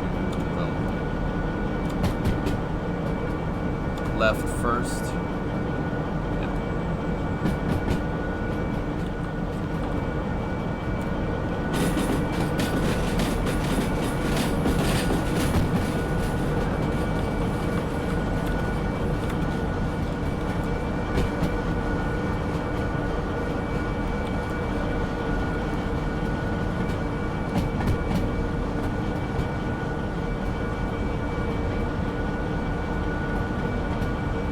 Yeah, I fast traveled up here to get the hand card, dude. Switch is still thrown that way.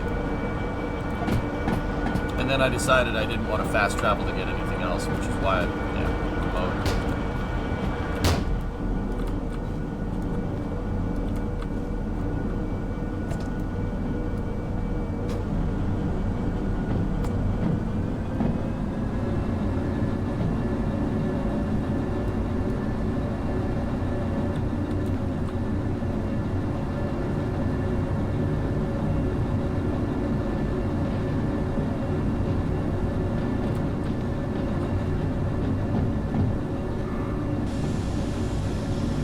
Nope. I don't think so. Dyne brakes off, reverse, yeah, no, we're good.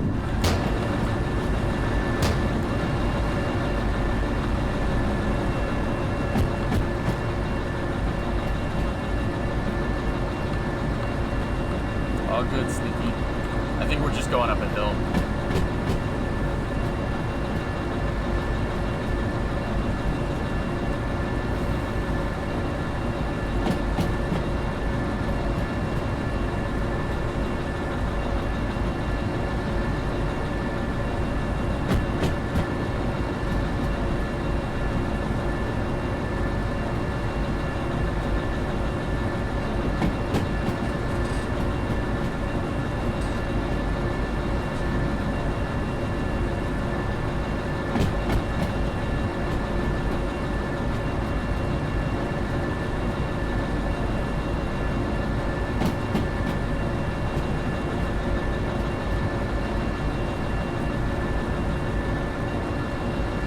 Push them.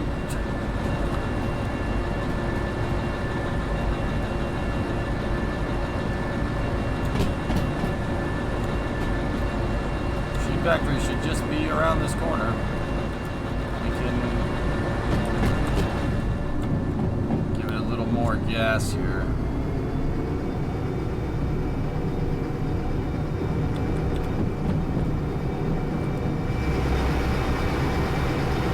Next block, though, the speed limit goes down, so it's a fairly straight stretch of track. Let's do this.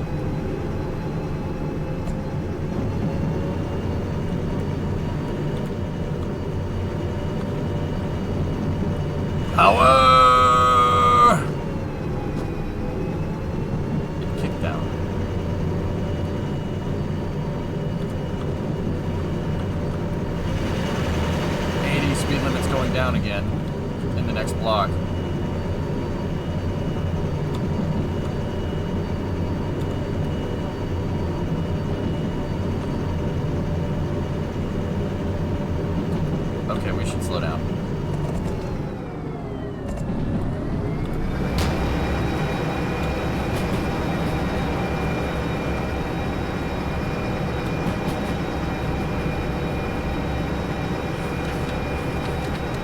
couple on C4.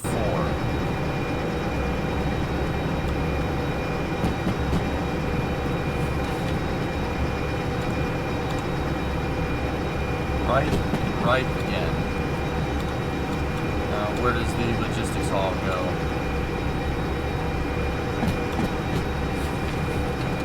E1. Okay.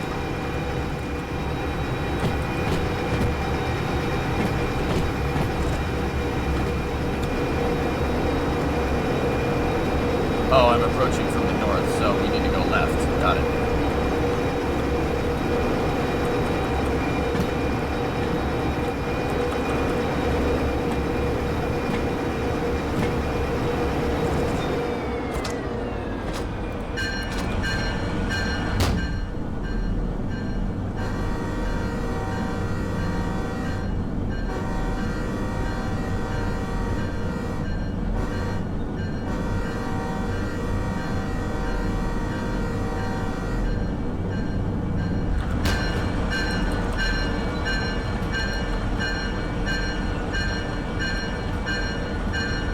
These are the coal power plants from Satisfactory. Oh, yeah.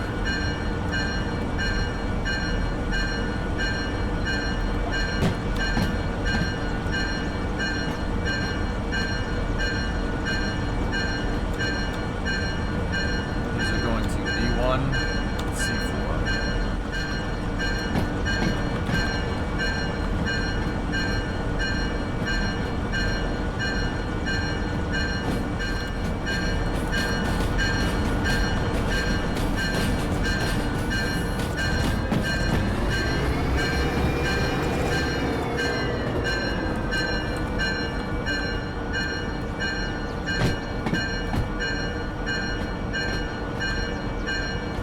Level crossing.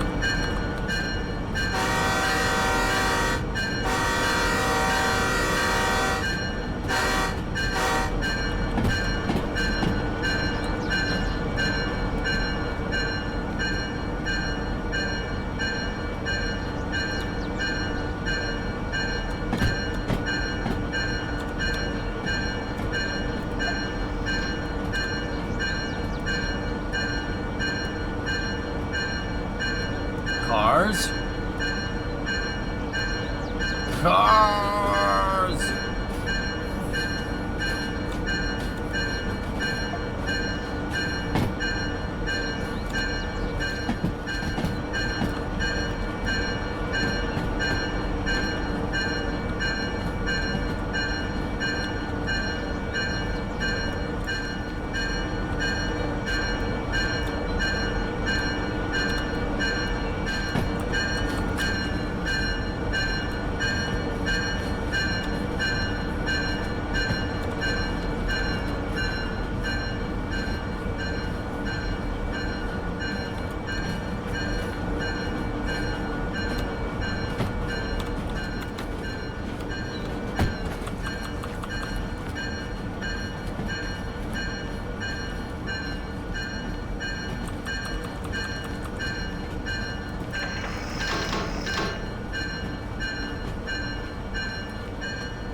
Man, that ends up perfect.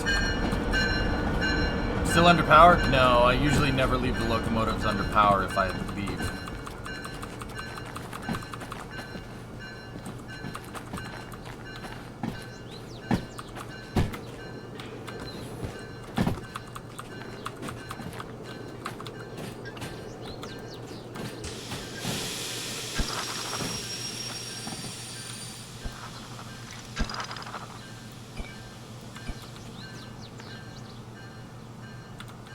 Walls. We gotta go backwards. I gotta back it up a little bit. Waited just a smidge too long.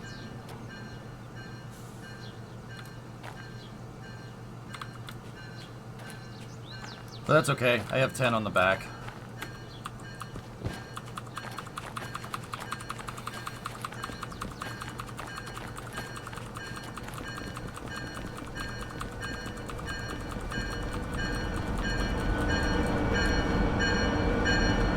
Life, how does it work to change the switches on the track? Sometimes it's computer controlled, Doom, but in a freight yard, genuinely manually. I mean, it really depends.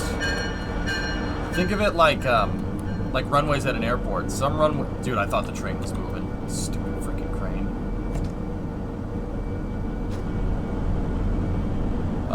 It depends.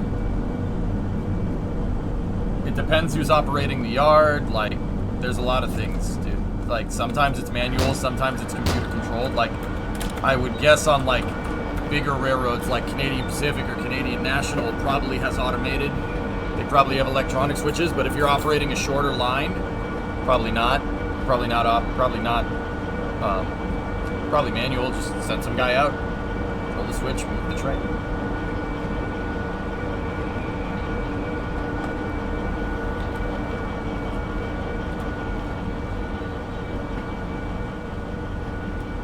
Nevas. Maybe not. I don't know. Those are Fiat Pandas or something, maybe. I thought that bus was on the rails for a second. I'm like,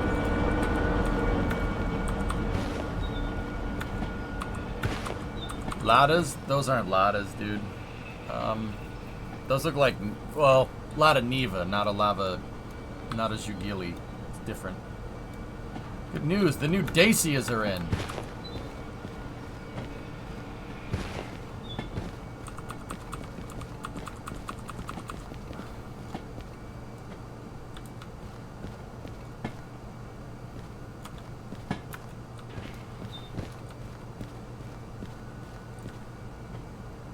Yeah, they look like Fiat Pandas.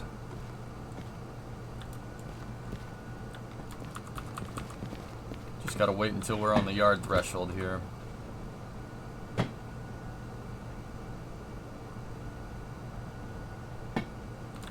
Yeah, maybe like a Fiat 500 or something. I think it's supposed to be just generic European micro compact thingamajigger. I mean, who's making cars in Serbia?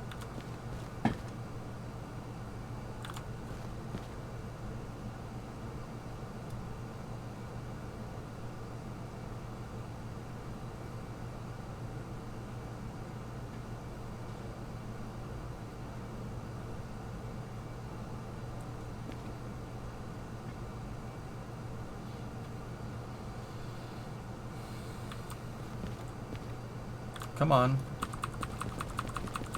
Yeah, it's not enough. We gotta roll more, dudes.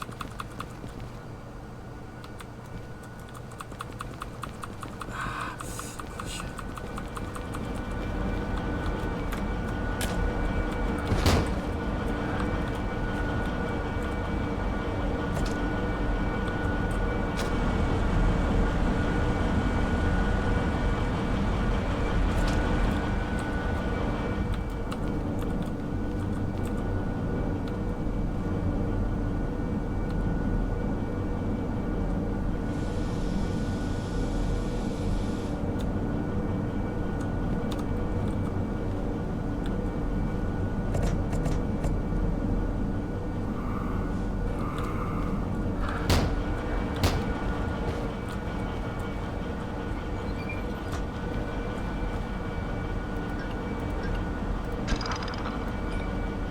Coupler.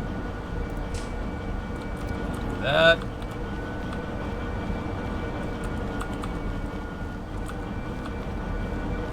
Yeah, we can just leave this there for a moment. Gotta run back. Put the car carriers on the other line here. Yeah, drummer, the train is a little bit long for the for C4, but it's okay.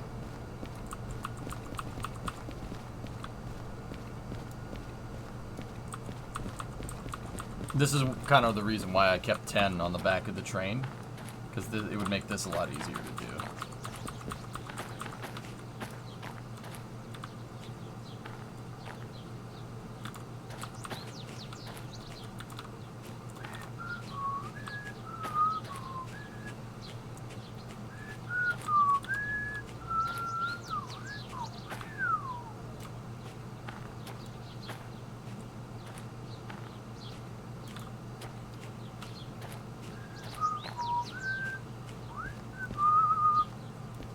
Looks like a T-72 or a T-54 or something. Like an upgraded T-54 though.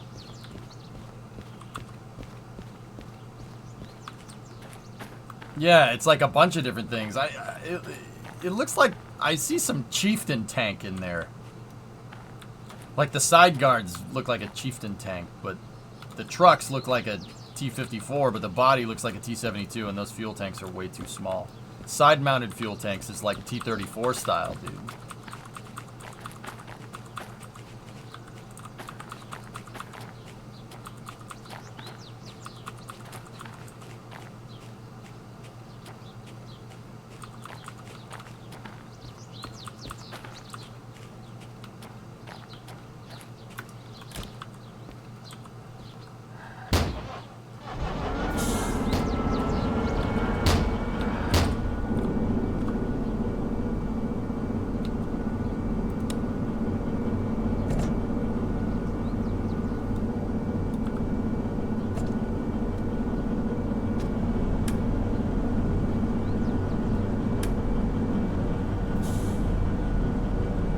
I didn't shut the other locomotives off, though. No, not yet.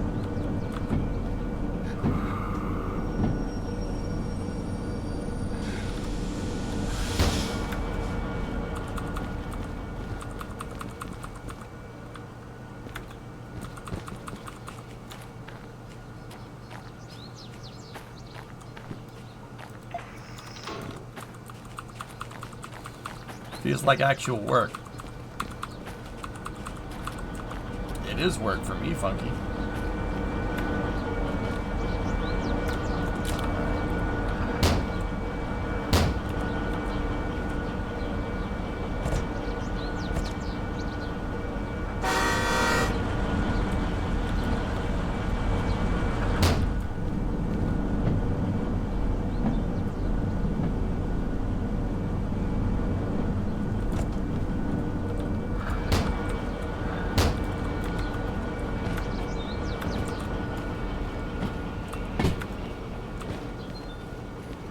I love my job. My job's amazing.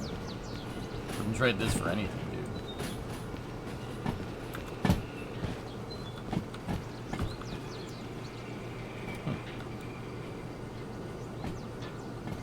Okay, so these cars are set to go on Bravo 1.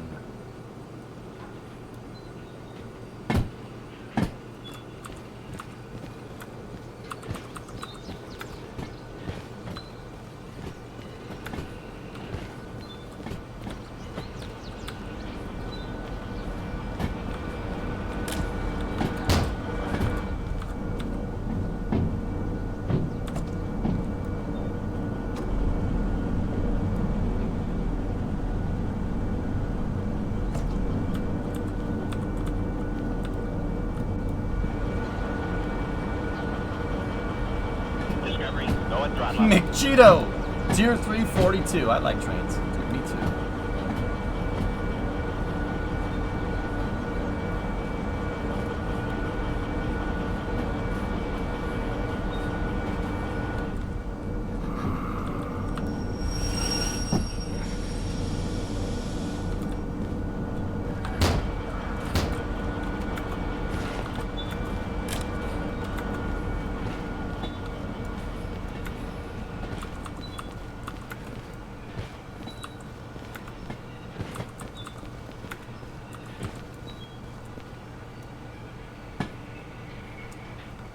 Doom, you're about to get a MIG welder ordered.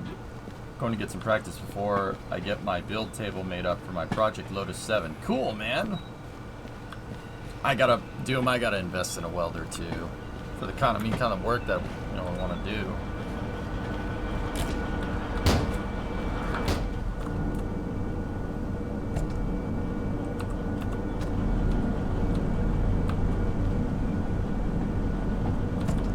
You recommend an Everlast?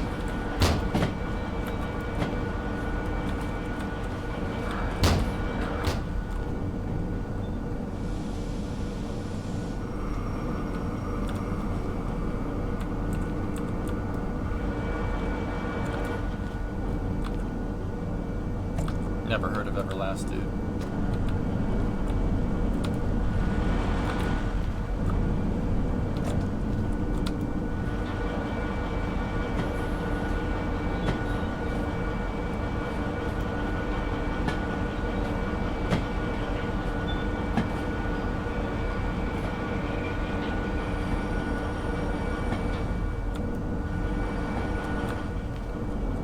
Probably gonna go with Eastwood.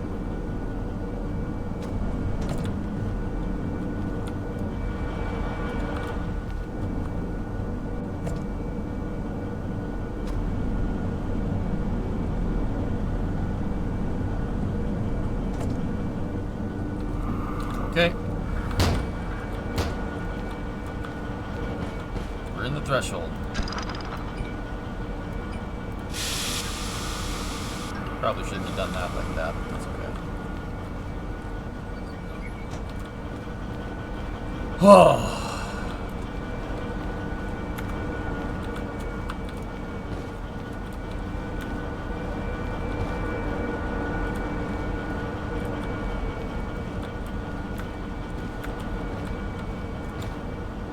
Alright, where is the station?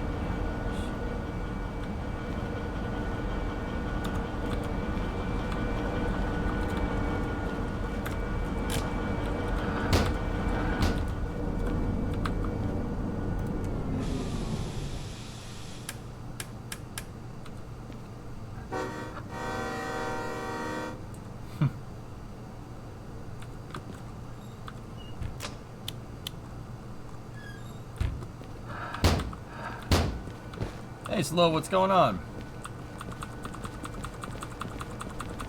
I'm just gonna shut the other diesels off for now.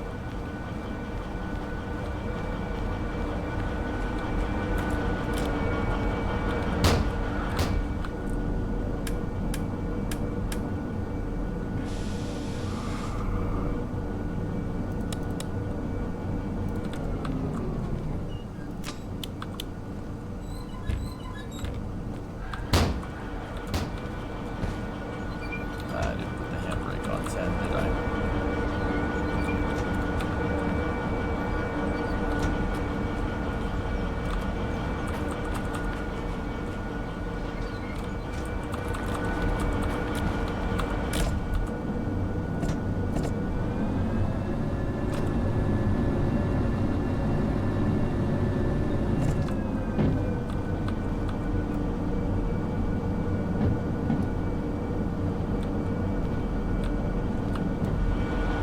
Just trying to get the locomotives off the level crossing just because that's weird.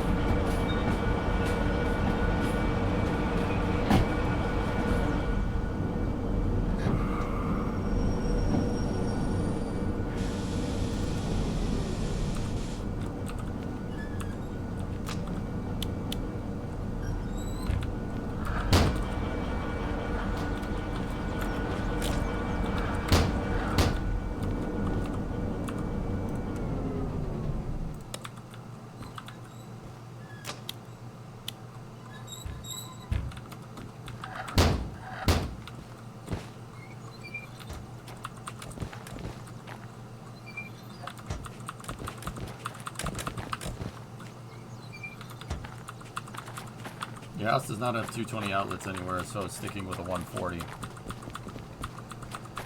Yeah, damn, I gotta think about that too. I mean, I got 50 amp service out here, which should be good enough for a welder.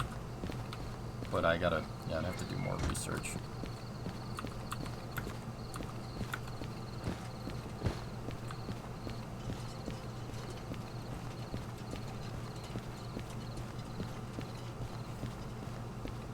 Handbrakes on the consists. Yeah, they're on, drummer. I'll just put another one on. No, I put this one. Now you're making me second guess. Yeah, that one's on. Now the empties are right here. I think I did that one down there, but now it has two, just for extra handbrakes. That's 80% more handbrake per handbrake.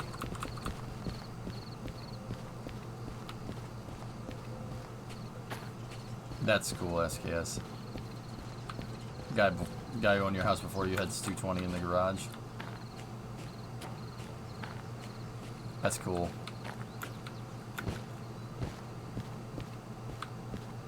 There's the shop. There's a traffic light. Red light.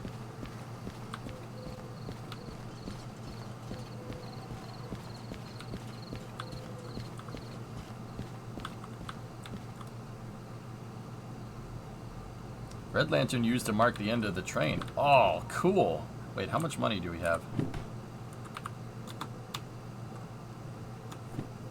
Oh, okay.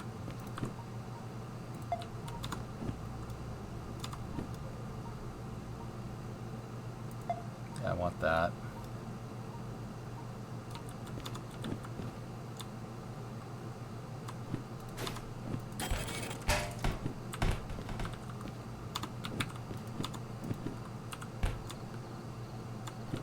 End of train lantern. All right. I think we might need a lighter for this thing, though.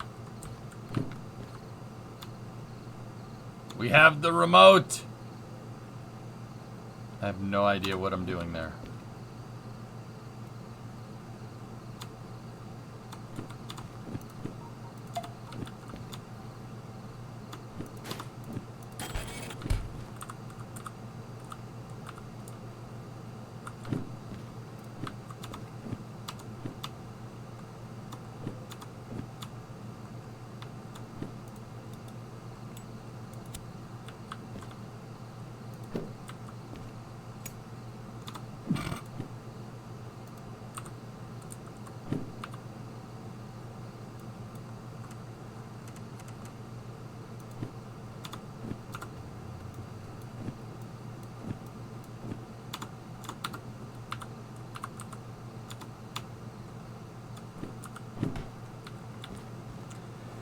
I don't have the shovel, no. Alright, well that's cool. Oh, there's the roundhouse, so I'm gonna assume that we're somewhere over there.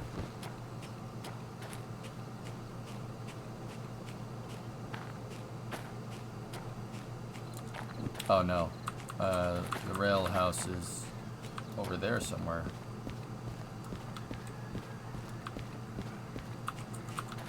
The steam locomotive is like a whole nother game. Cool.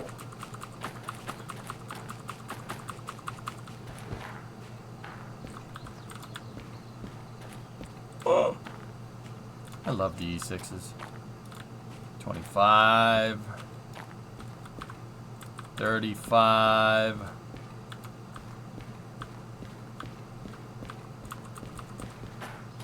I could. I gotta find the rail shop so we can turn in the jobs, though.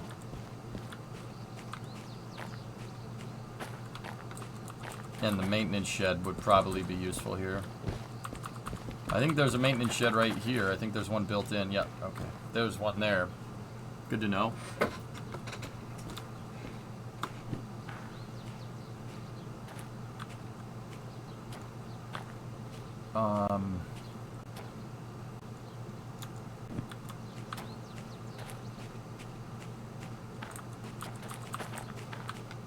But it said there's also siding 1P here that splits off of the rail yard with maintenance. Oh, that's steam locomotive. Got it. That's the maintenance bay right there. We're going to need to refuel all 4 locomotives. That's going to be a little bit of a logistical challenge. Yeah, we got to go back down here.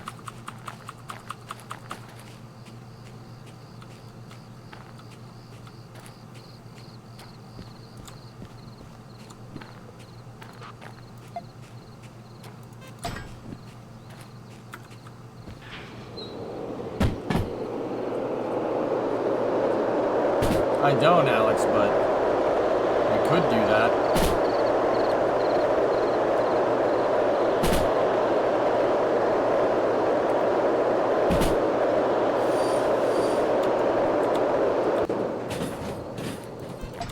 Discovery, go at throttle up.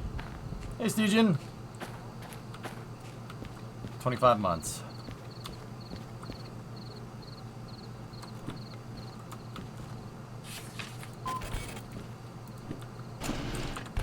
Made some bank from that.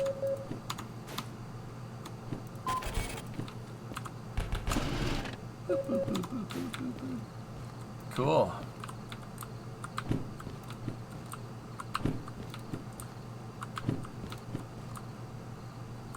Oh. Harbor in town, city southwest, goods factory. That one's going to city southwest. That one's a straight haul to the harbor in the town. That one's going to machine factory in town. That's the wrong way. Oh, that's coming from, excuse me. Unload the AAG tooling. Deliver new cars to goods. Yeah, that's the one we just unloaded. Interesting.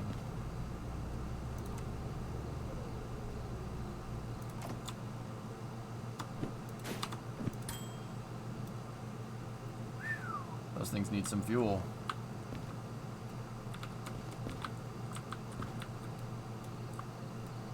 If you shunt SU-53, you might get that to go back to the harbor.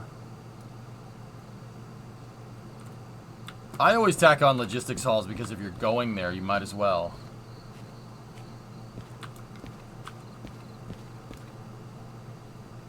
Load and prepare a train with new cars for departure to City Southwest. So let's take a look at the map. Well, the map should be actually right there. So we're here. There's a City Southwest. And then harbor. Those pay pretty well. That freight haul pays pretty good. That one is machine factory. Deliver new cars to goods factory. Nah, it's not worth it. We could check the other buildings for military jobs. We could.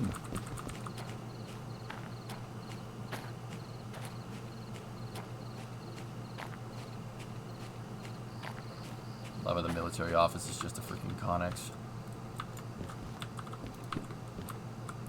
That's taking the tanks to the military base, unload and store a train with mill supplies. Yeah, these contracts suck.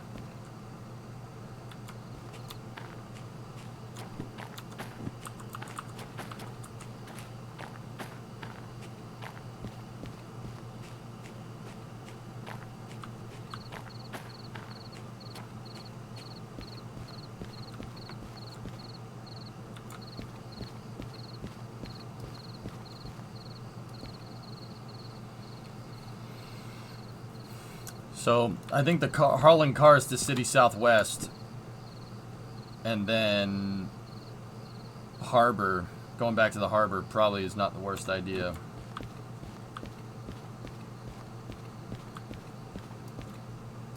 We could shunt around the AAG tooling cars too.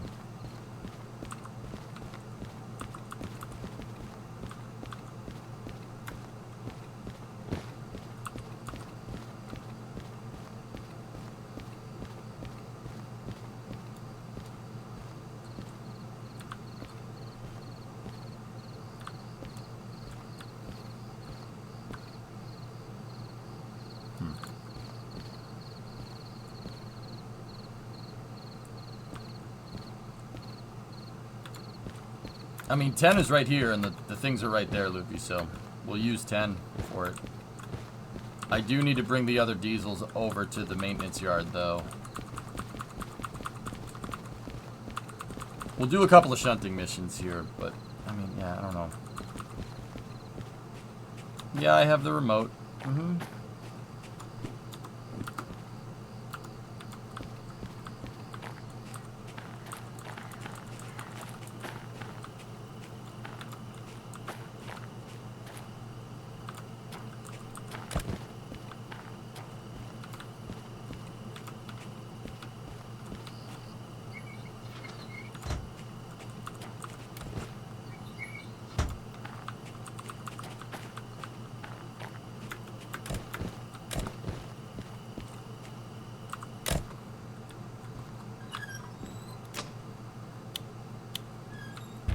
We'll use 66 to pull these over.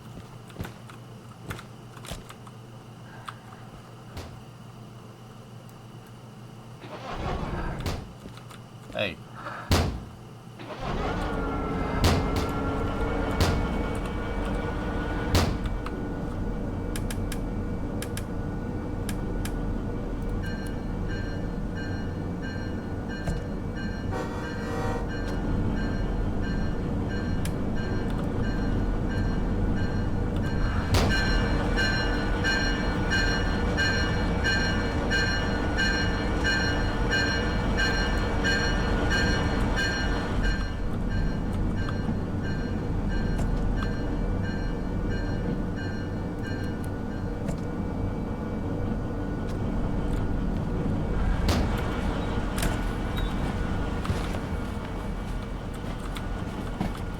Discovery, go and throttle up. Iron Spark here with a tier 2 29-month sub. Do you think there will be trains in space? Oh yeah. I mean, probably not trains, but really long. It'll probably end up looking more like a container ship or something. But yeah. I don't know how space trains are going to work, but that would be, I mean, I'm not going to say that I don't want that either. Hey, SKS, like, can you take that to DMs, please?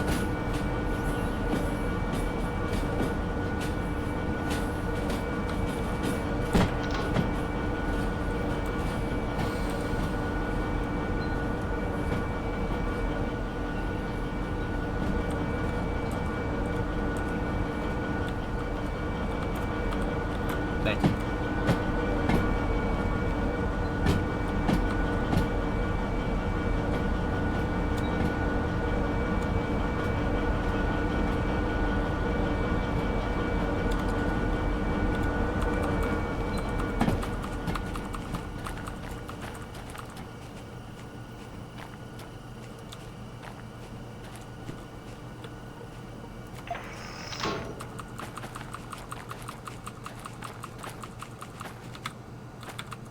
They'll be fine.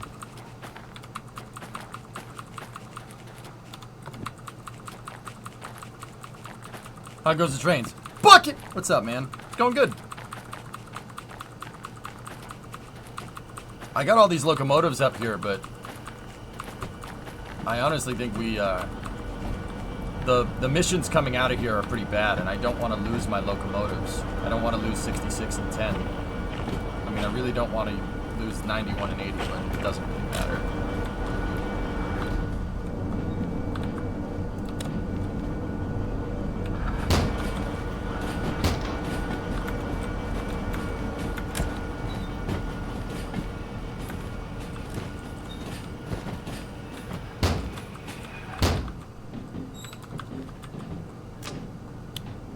But yeah, the missions coming out of the machine factory here are kind of slim pickings.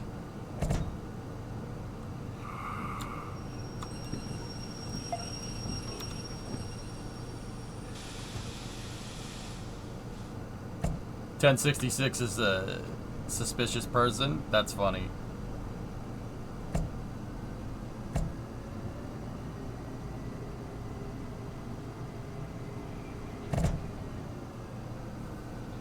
As long as they are coupled. Okay.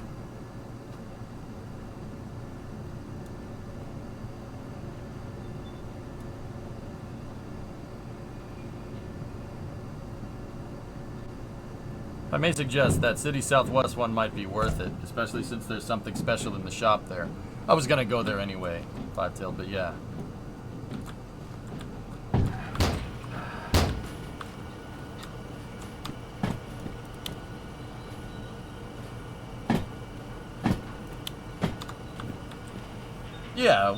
Yeah, pick up more jobs at City Southwest, go back to the harbor.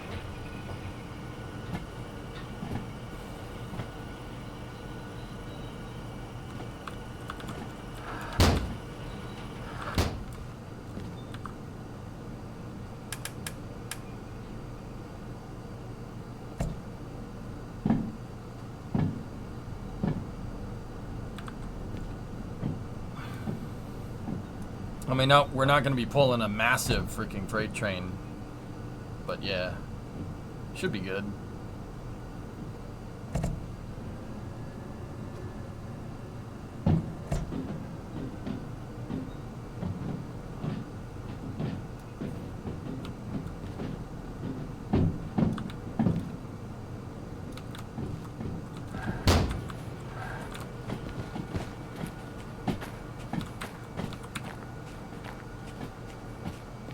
Get deadhead 2 of the locomotives.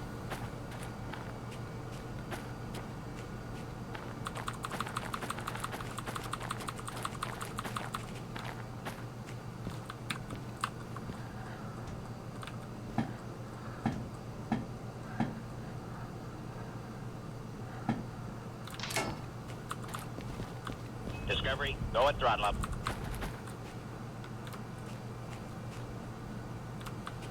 Dama, choo-choo, 35 months of pyre fun. Here's the more. Do I hear 154? That'd be really cool.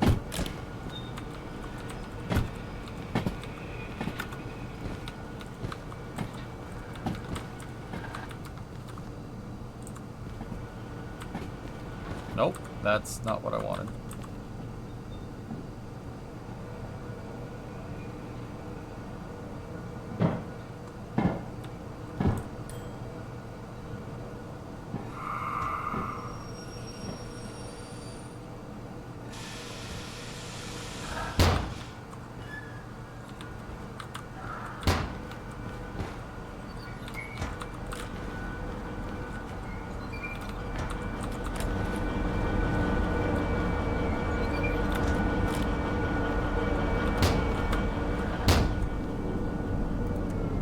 See if we can do 3 locomotives coupled together for maintenance. Sometimes it recognizes the entire train. Alright, so let's go in here, shut the lights off.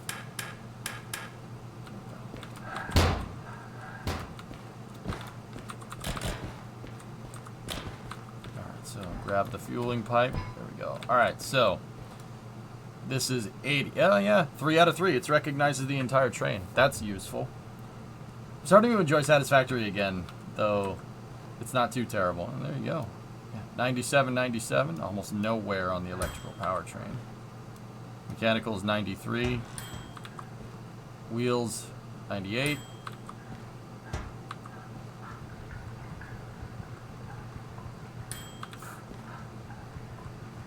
Yep, she just needed a drink. Okay, what about 66? 97. That's fine.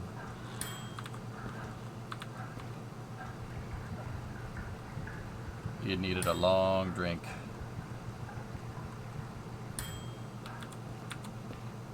91. Yeah, about the same wear. Funny, it's almost like the locomotives that we used all, you know, for the same exact stuff, all have the same amount of wear on them. Alright, so how much does this cost? 42 G's. It would have cost me 25 per locomotive if we just had done the fees. It's 42, so 75 down to 42. It's better to repair your own locomotives.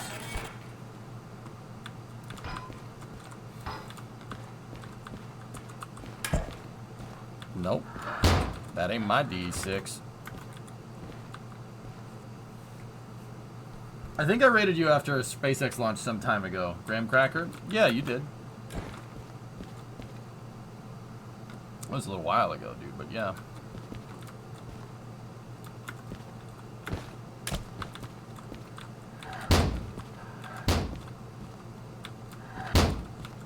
But yeah, we got a Falcon Heavy tomorrow. That's why I got my Falcon Heavy hat on. Get hyped.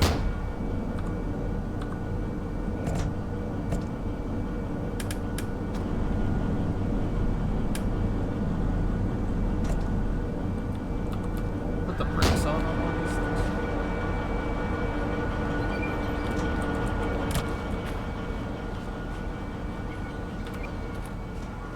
You have your shirt ready? Cool. Cool, man.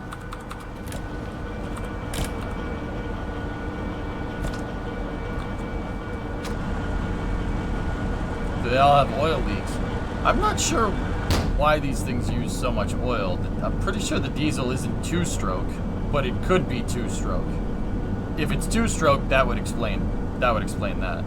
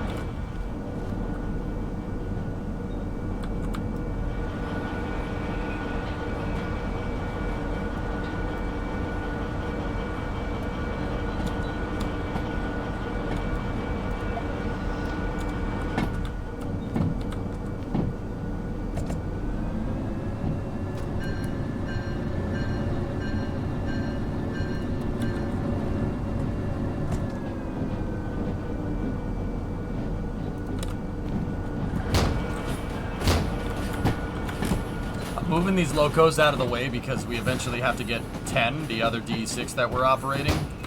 It's over in the yard because I used it for shunting, but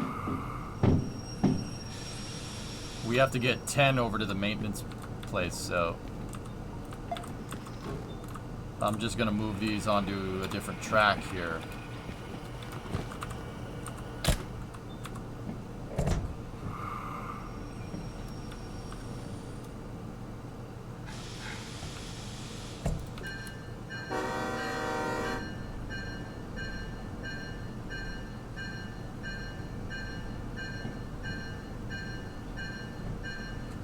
Yeah, Hilness, we gotta get caught up on those, huh? I purposely haven't been watching them so like I could just get caught up on all of them at the same time.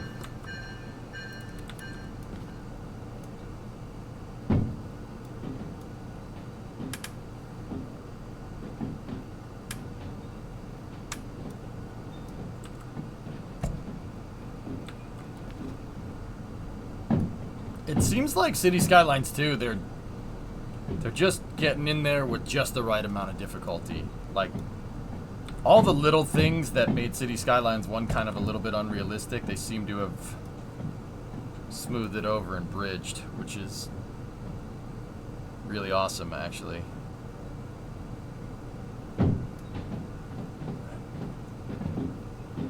I saw something about Transformers illness. Well, yeah, I'm wondering what's going on with that.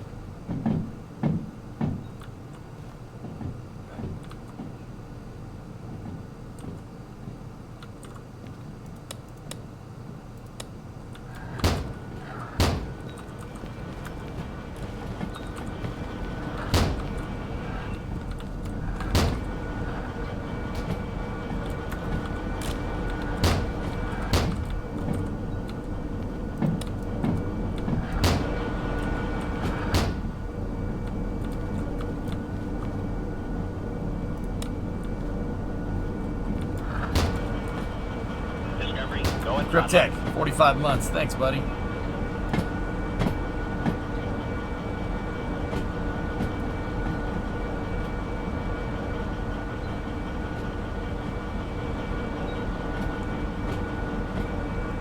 I'm just gonna put him here at the station for now.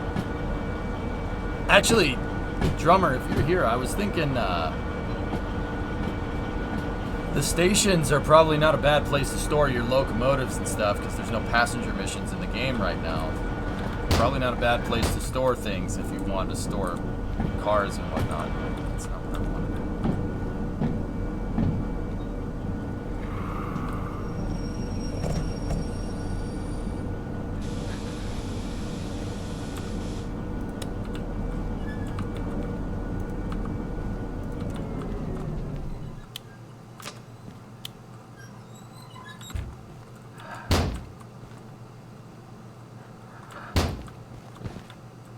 Power lines are high voltage and you need transformers to provide local voltage to neighborhoods. That's cool.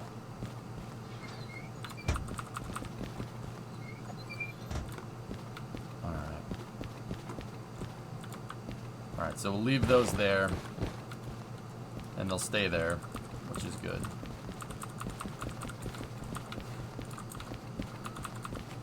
Let's go over to the station house over here. Alright, let's get this to daytime first.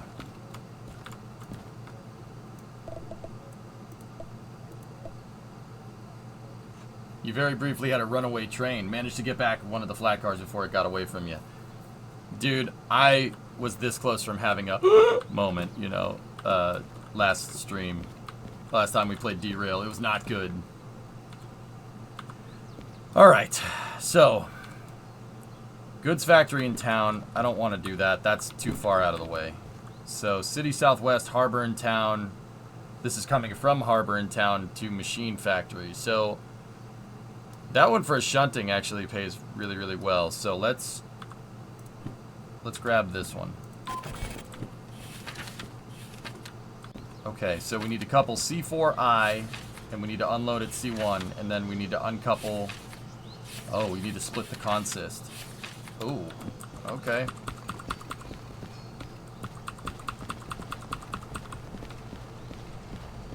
Could always pop up to iron. Yeah. Yeah, we could do that. Okay, let's get number 10 rolling here. Okay, main power is on. Traction motor is on. Starter motor circuit is on. In reality, behind this panel, you would have breakers for every single thing here, and you'd have to flip all those on. But yeah, they didn't. They decided not to model that for whatever reason. Probably because there's no electrical power in the game. There should be a battery gauge somewhere around here, I think, on the real one. You know what? I'm just kind of curious here for a moment.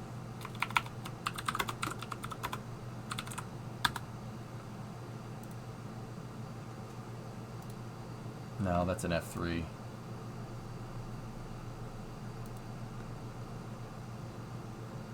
That's a more modern interior.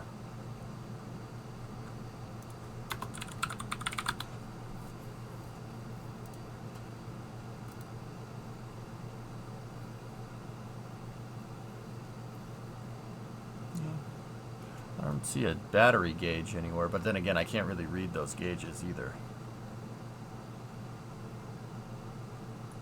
I love how you're seeing Stormworks pictures. Where?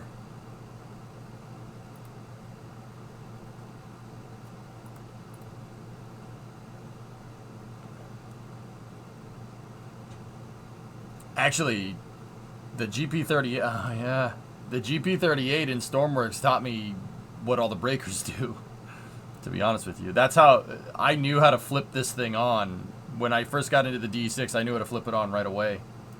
I knew exactly where everything was. Didn't even need the tutorial. Just turn the damn thing on. I'm like, all right.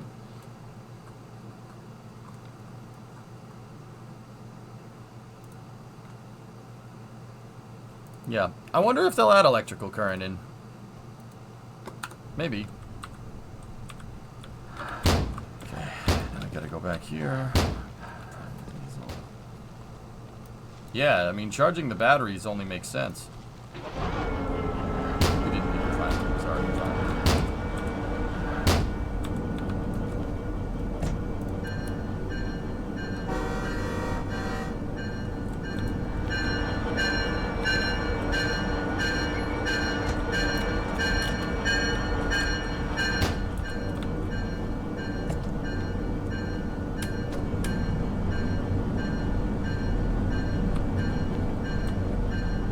Know that there's an electric locomotive plant, so there's going to be likely electric framework.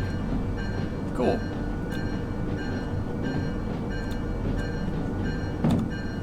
You know what? Actually, I want to check something just while we're messing around here.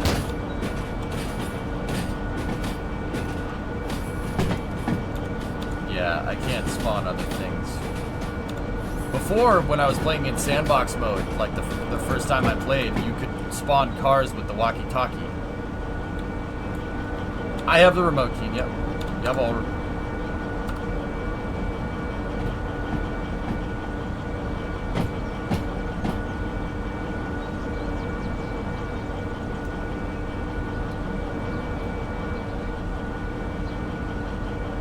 Should be trying it out, to be honest. And I have to go to the other side of the yard and get the damn D2 and hook it up to this thing. I don't want to do that. That would be a waste of time. I can still spawn work carts in career mode. I can, yeah. Hey, what's up, Edsal? Yeah, dude. I'm like, I was able to put any car down with the walkie-talkie, but that was in sandbox. I have all the settings cranked to max difficulty because I'm a nerd. And that functionality must be disabled.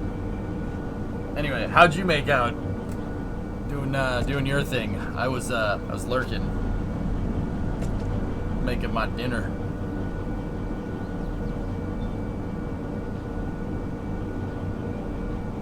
Do you want to grab a DE2 to hook this up and play with the remote? It's all the way at the other end of the yard.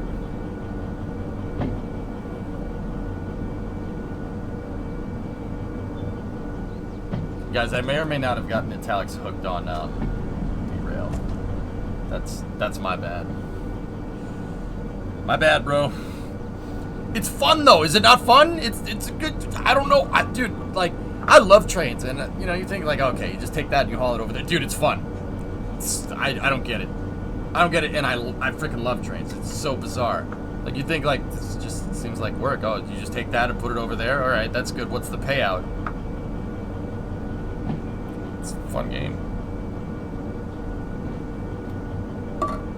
You got a tiny iron factory set up to get coal unlocked after boosting progress with handcrafting a bunch of stuff. I was pretty excited about the first coal plant.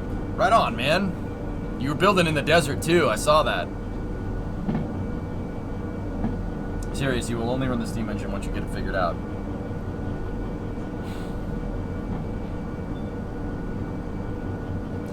I wonder if I mix the DE2 and the DE6, the DE2 might overheat before causing the DE6 problems. Don't turn the DE2 on, just have it off. Use it for the remote functionality and use the motor from the DE6. Alright, we'll go grab it. Desert is the land of good FPS. 5 head.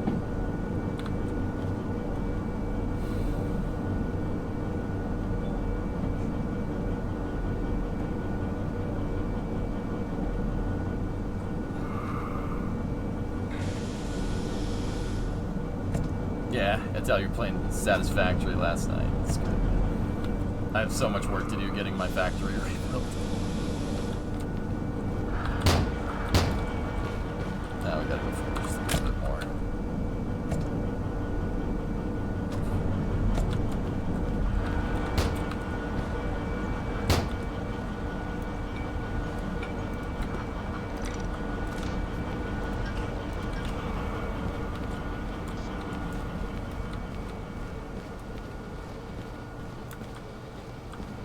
Derail's been a treat. I could sing so many hours in there, still haven't messed with the D6. I love that locomotive, man. It's a beast. It's just pretty good at everything, you know.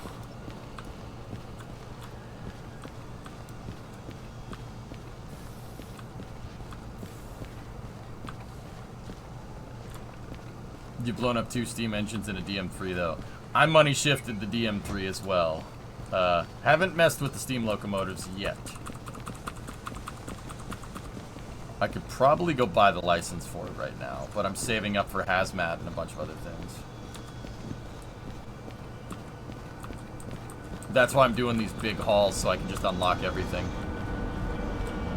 And then what I'll probably do is have my D6 with a 282 in front of it for the dynamic braking, like what they do in real life. Probably do that once we get the steamer unlocked. Just use this for dynamic brakes. Alright. This thing is going to C1L. Over there.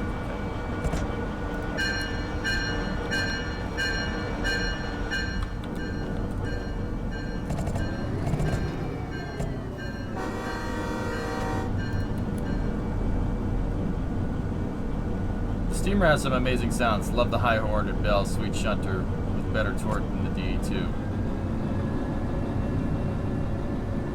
Daughters.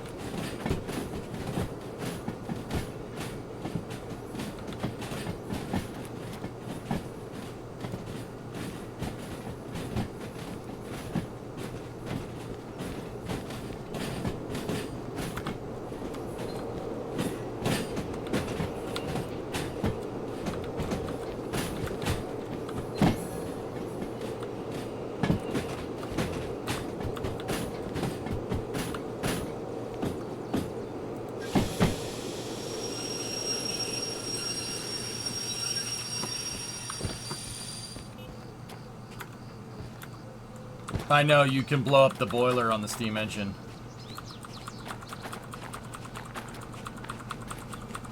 I mean, guys, you know, an interesting thing that I was thinking about is, you know, we can't multi-unit locomotives that aren't coupled together. But it might not be a bad idea to put a locomotive in the center of your train.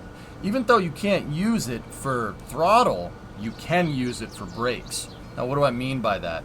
Well, brakes in the middle of the train will prevent some of your couplers from bunching up. And if your couplers bunch up, you got a bad problem. There definitely is coupler tension and compression in this game, and it is dynamically simulated, meaning you could derail the train if you bunch these things together too hard. Think of a train like basically a chain. You know, if you try to push a chain, it's just going to come apart, right? But if you pull it and you tension it, it gets very strong, right? So having a really long train and having like a D2 just kind of in the middle of the train wouldn't be the worst idea. The reason why is because you have better control over the braking.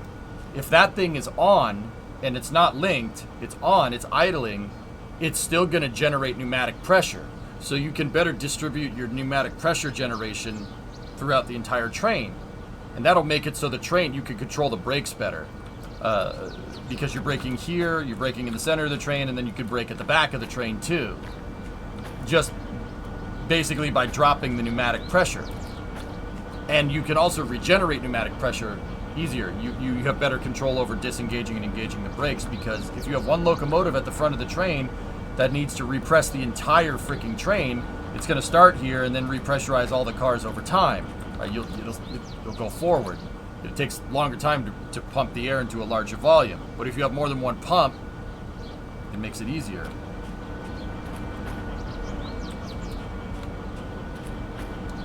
As long as the thing's idling italics, it should do it automatically. So you could have better control over your braking if you just put a locomotive that's just idling, not MU'd, in the center of the train. I was thinking about that when we were pulling the big train the other day. Okay, I'm gonna leave El Diablo here for a second. Shut the cab light off. And we're gonna go. First of all, I'll throw this. You know, we'll just go grab the D2. It's down here.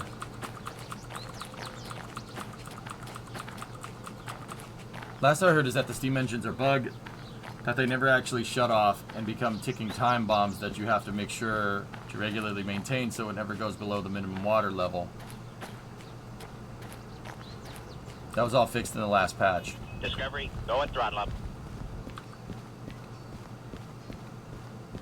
Hey Wolf, 13-month resub. Hey Jay, all I can play is Train Sim World 3, but this game is much better to watch as I cannot play it. It's a good simulator, Wolf. It's a really, really good simulator. I can't stress this enough. I'm also wondering if I could adjust the difficulty level on my save. I want a passenger car to pull around. Just because. I know that there's a passenger car in the game. I put one in my sandbox save.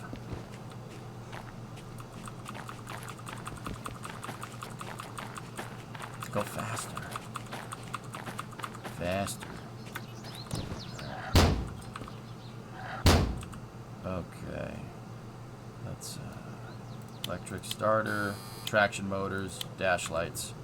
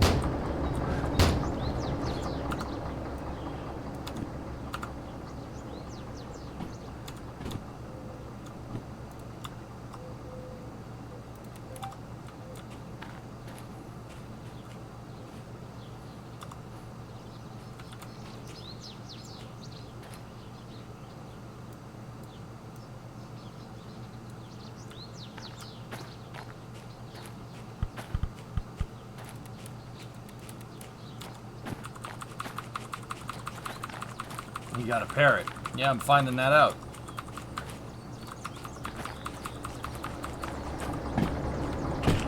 I was about to freaking send it.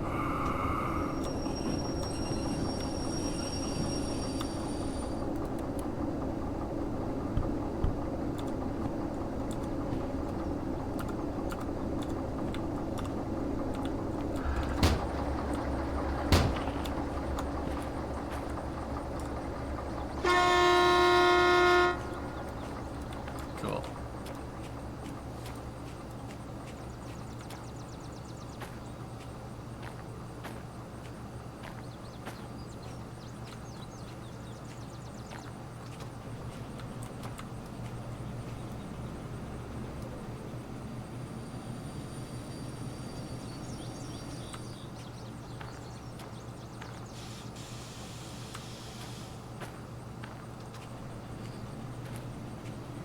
That's cool. How do you recharge this thing?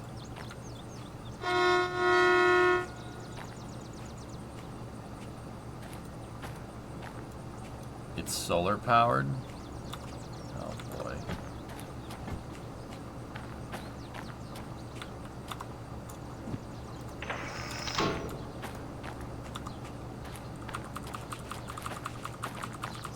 Sven, what's going on?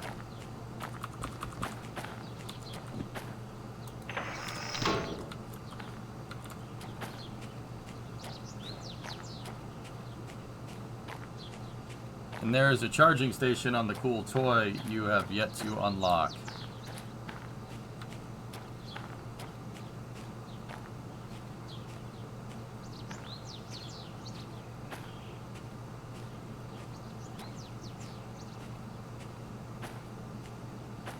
Yeah, interesting on watch, yeah. Not too much quiet day working from home, trying to beat the heat. Yep.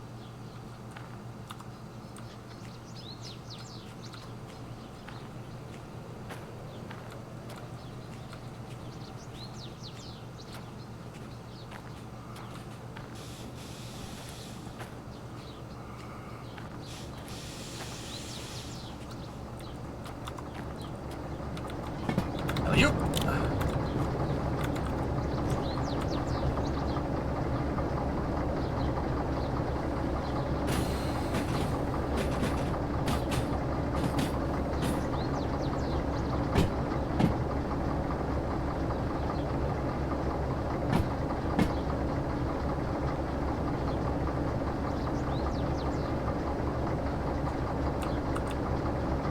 That would have sucked.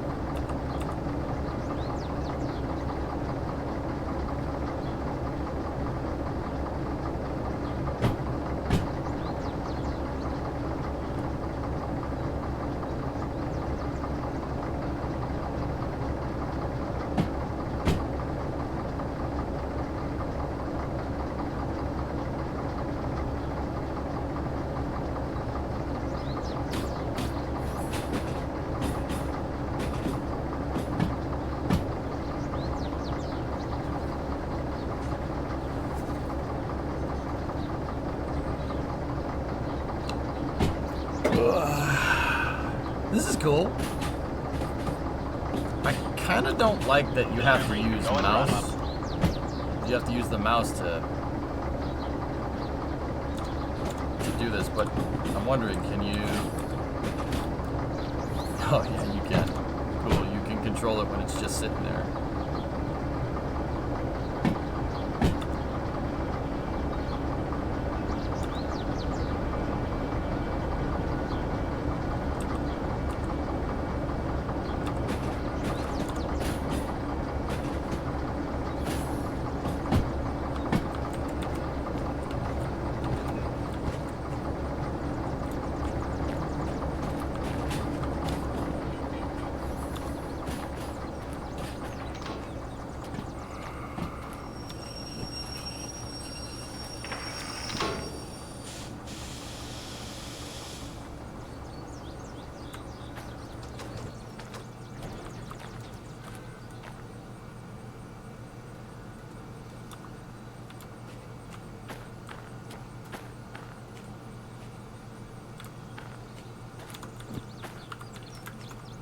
Yeah, fish.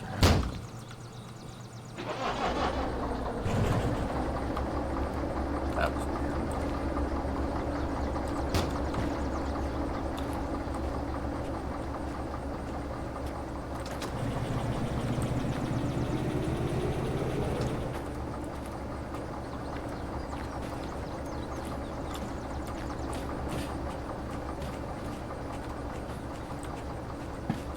You don't have to use the mouse, there are keyboard controls too.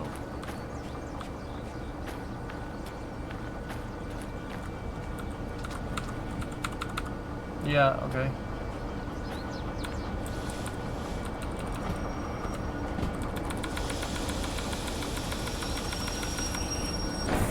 Bonk.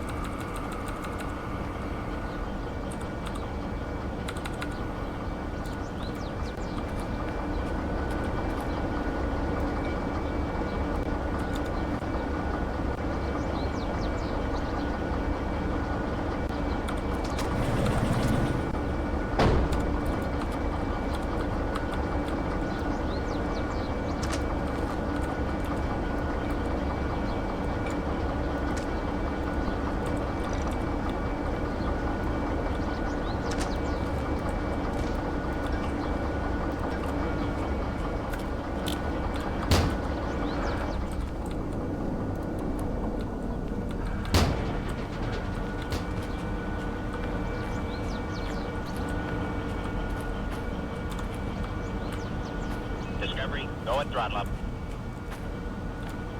Alright.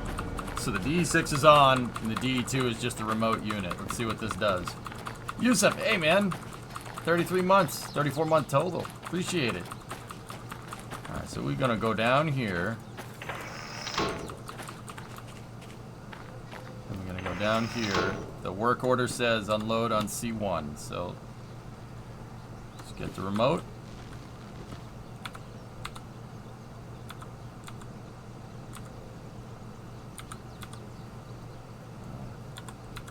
That's independent brake. That's train brakes. That's independent brakes.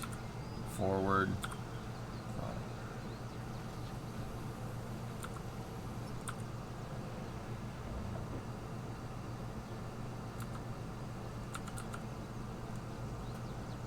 Well, that's useful.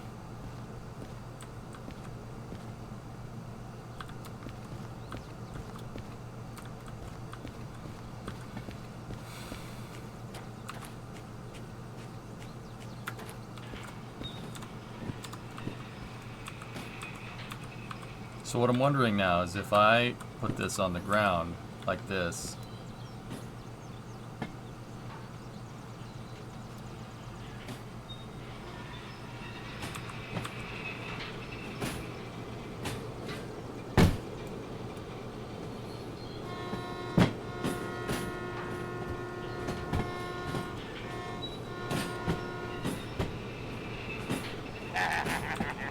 now with one less yard teleporting. Yeah, there you go.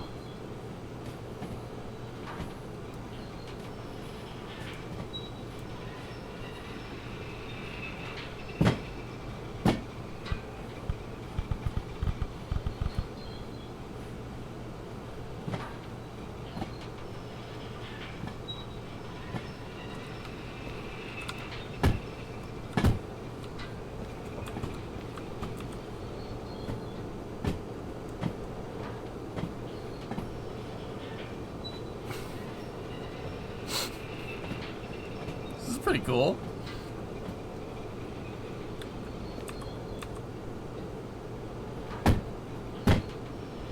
That also works in the cab of any locomotive, not just with the remote.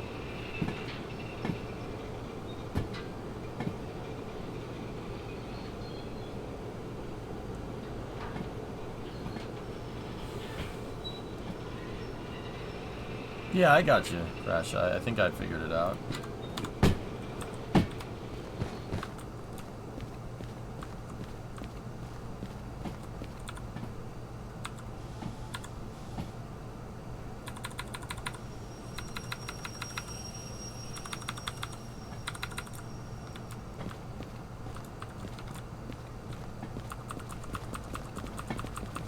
This is legit, dude. Very cool.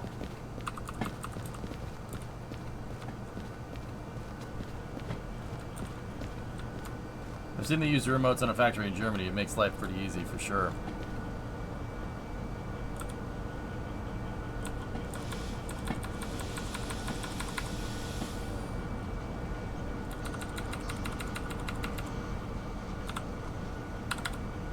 Very useful. Yeah, in Wolfsburg, right?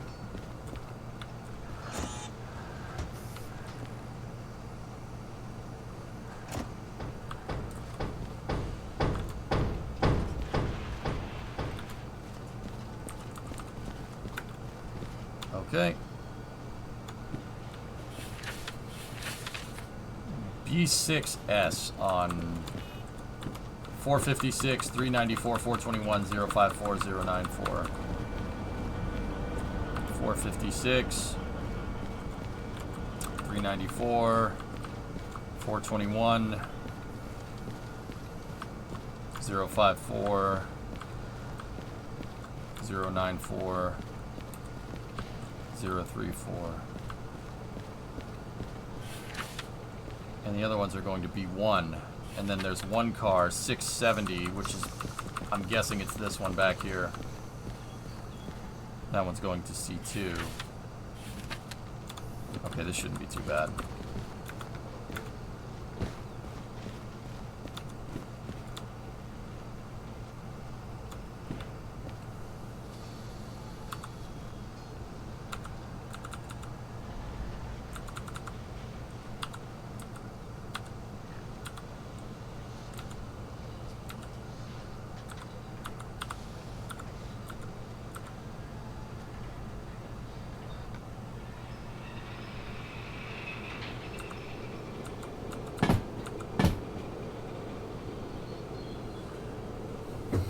This is cool. This makes shunting a lot more fun, actually. And I got the DE6 with the DE2 behind it. So we got the DE6 power. I just shut the DE2 off. I'm just using it as the transponder, not the transponder, as the receiver.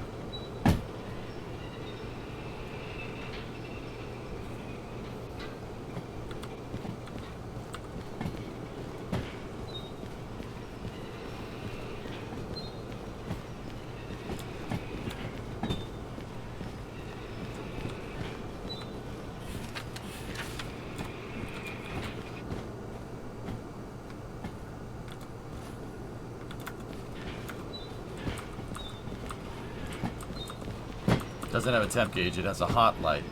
Okay. Let's be real. The DE6 ain't getting hot doing this work. In fact, you might struggle keeping temperature in the damn thing.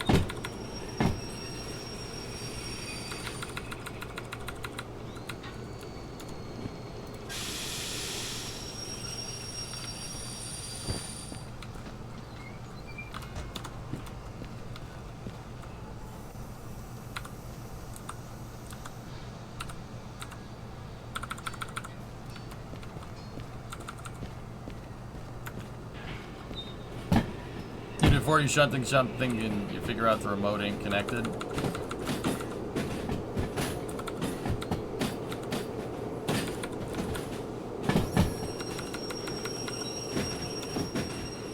Okay, next.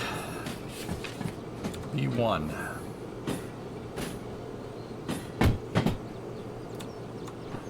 It wants 636, 681, 962. Okay.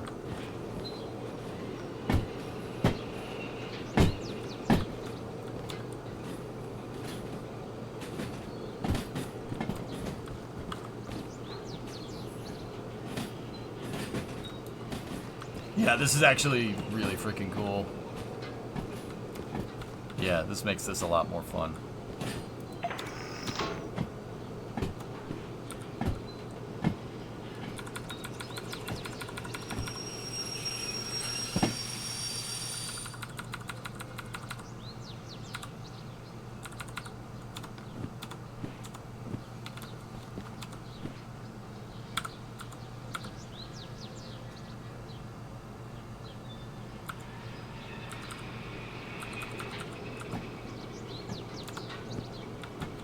I don't know if the remote is a new update, Reaper, because I've never played Derail Valley before the simulator update, so I don't know. I will tell you, it's very handy. I just got it. Yeah, I'm gonna keep that DE2, I think, between 10 and 66, pretty much at all times. Makes sense.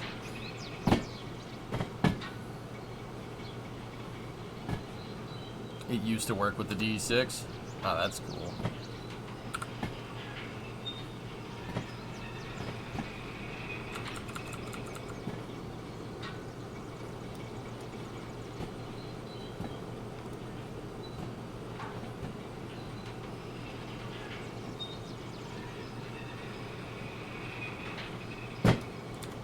It wants 3 flat cars on B1. The other one's on B6.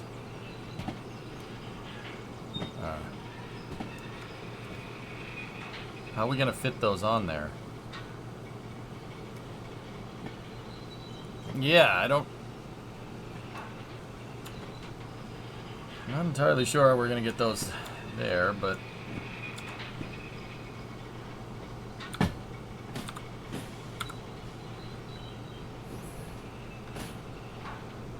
yeah, we're gonna have to push it down. I don't think they all... Oh, no, we got plenty of... Yeah, there's plenty of slack down the other part of the line. We're gonna have to push, though. I can't freewheel the cars down.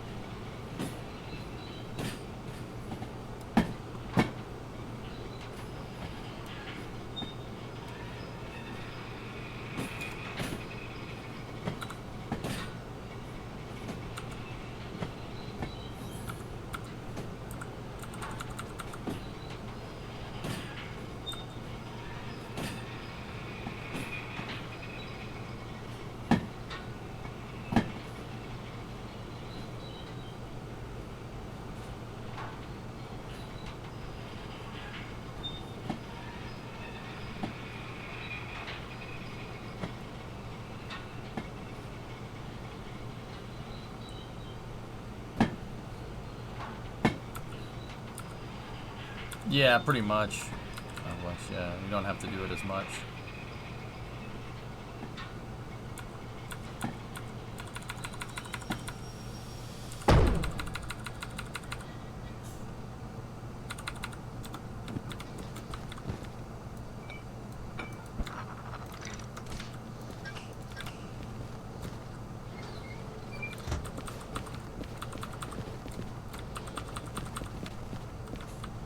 Like, I'd much rather just push these cars down here this way. Just to get everything in line. This is easier. So we can just...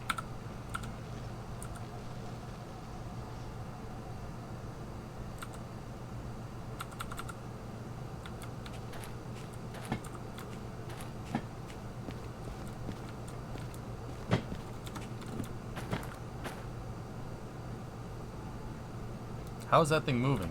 Does it have pressure? I think that car shouldn't be moving. Oh.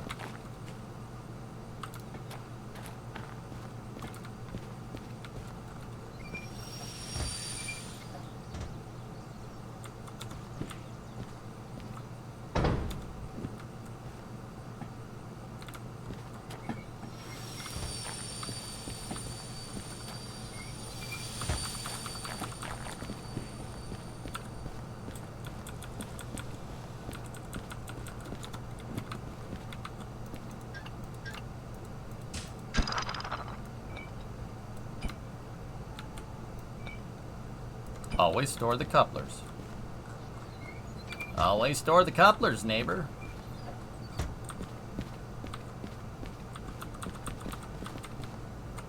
Alright, so the work order is calling for 636, 962, and 681. Okay.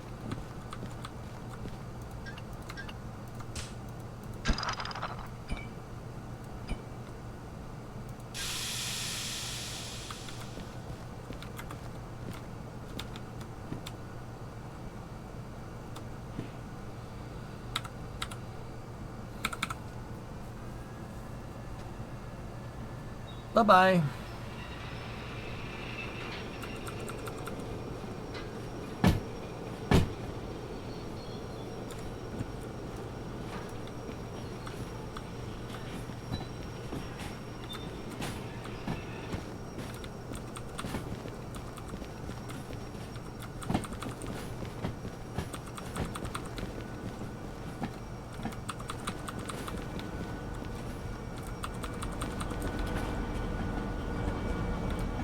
She was squeaking like we still have a handbrake on, but that might just be ambient.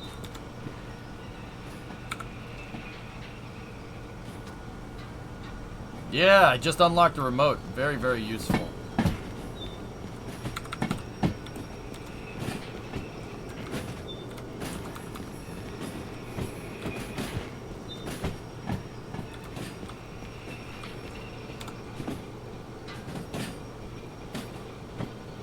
It's the reverser, the transmission.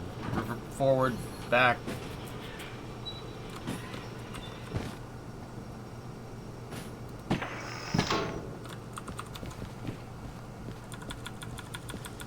Oh, the reason it's squeaking is because I had the brakes on.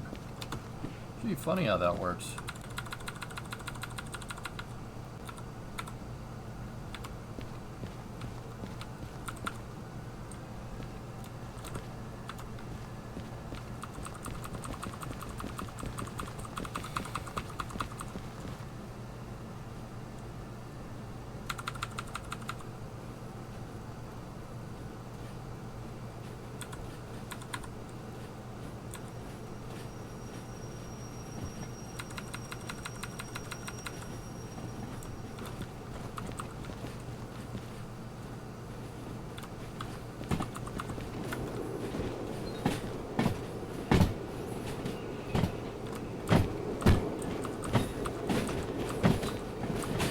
This is cool, man. Way cool.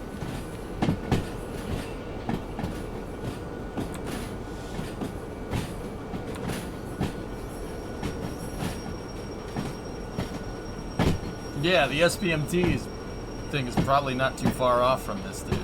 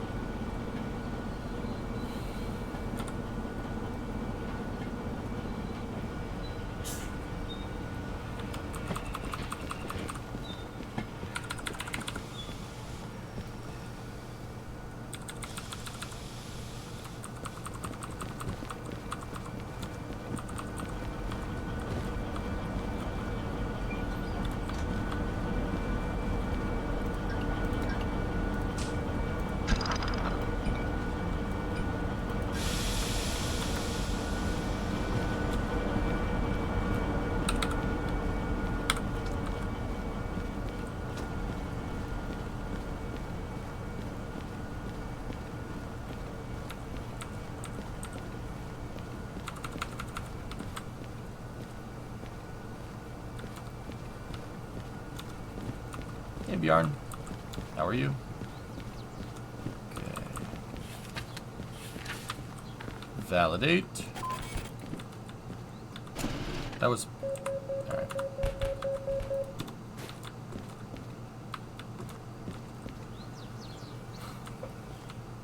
All good here? Right on.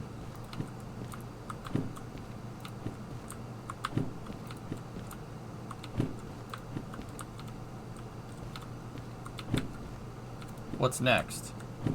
It wants me 2 pickups to load and prepare a train of new cars for departure. Let's do it.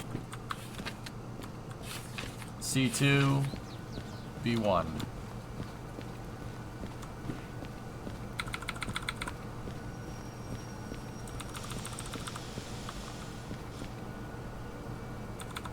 Stay.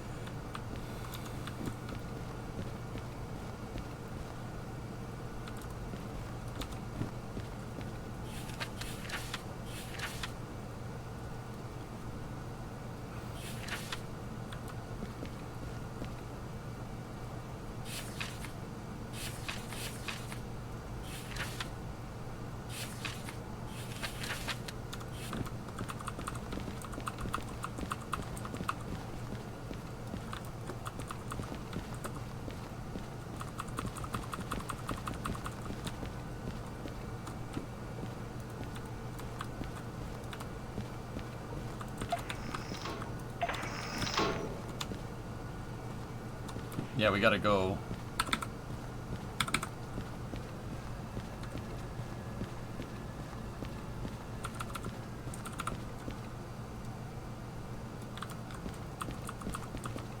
Yeah, I just unlocked the remote, dudes. It's quite good.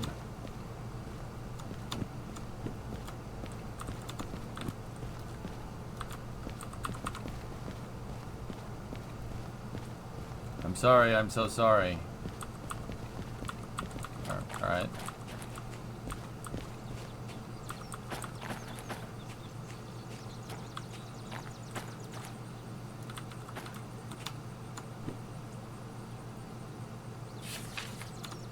So we gotta grab that one. And then C2, we gotta grab those guys. I'm sorry, I might have just screwed up your sleep schedule. Alright.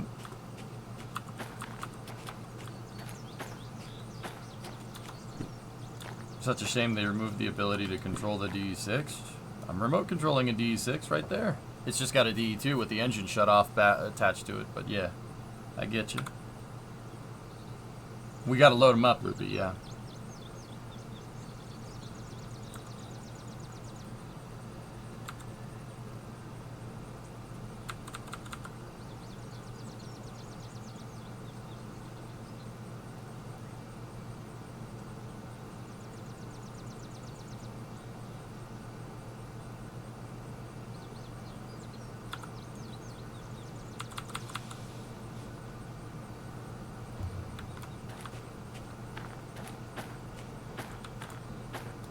I keep thinking that bus is on the train tracks. If you look at it from the right angle, I'm like, what is that? Oh, it's just a bus.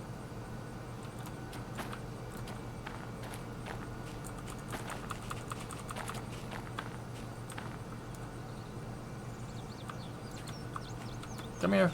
Come on, 10. Come here. Come on. I seem to have managed to get a good Oppenheimer. Oh, nice, nice.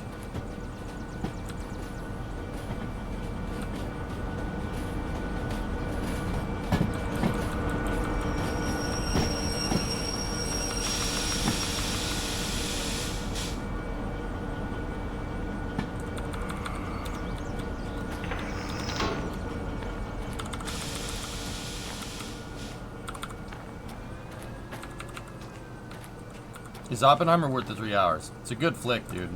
Really good movie. If you're a fan of the Manhattan Project, yeah, it's a good flick.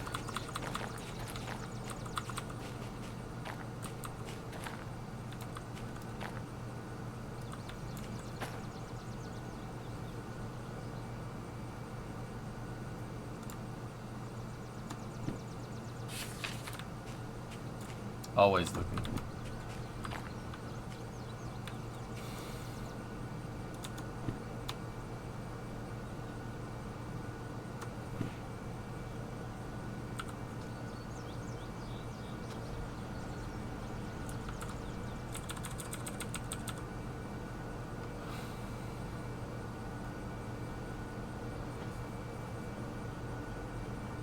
Yeah, I thought Oppenheimer was sweet, Cyberbob. It was a really good, really good flick.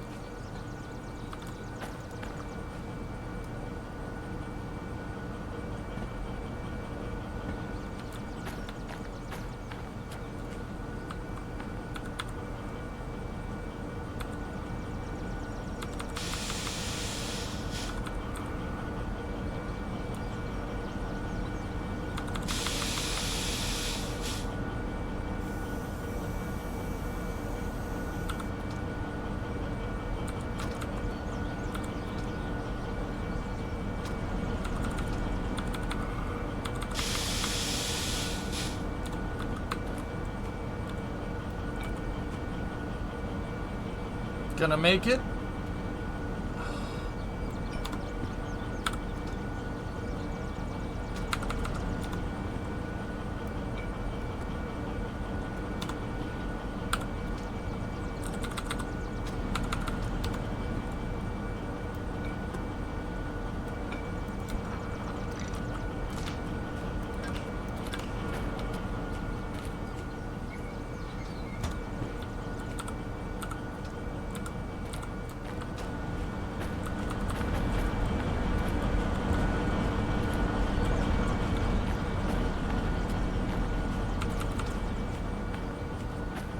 Did you tighten the shackle? Yeah.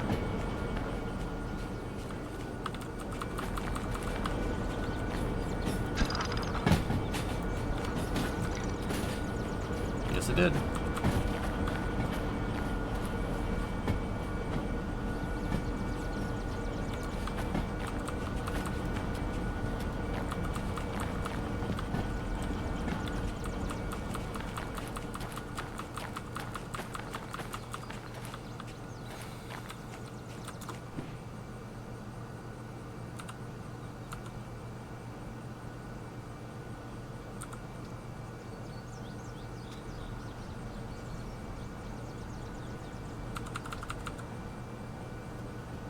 This is cool, man.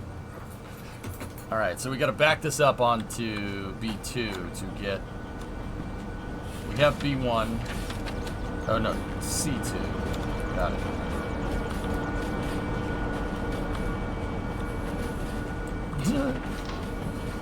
That's funny. Dude, we could, like, theoretically ride the back of the freight train. That'd actually be kind of cool. But I still wouldn't trust it because you don't know what's coming.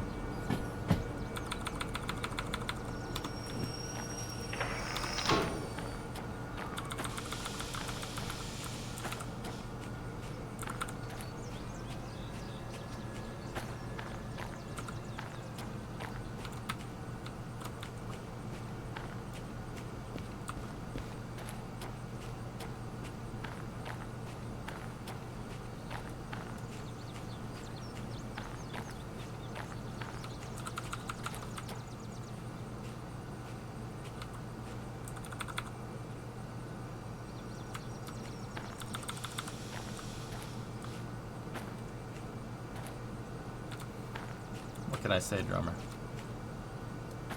So as long as you're within 400 meters of a D2, you should be good. With Operation Train Surfer. Nice. That's cool.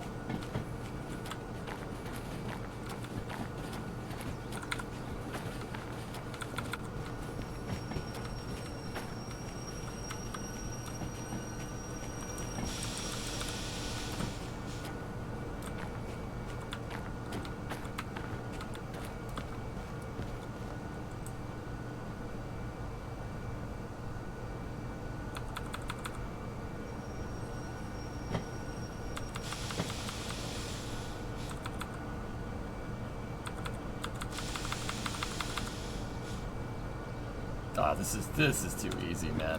This is too easy.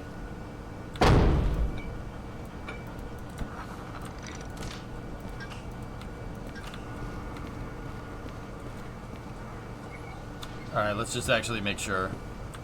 757, 845, 076, 394,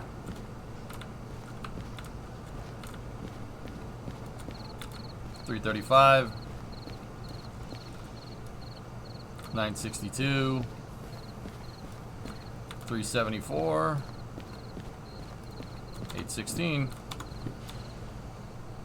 Okay, next step for the work order is to load them on C1. Alright, so let's take this, set that to forward, give it some throttle.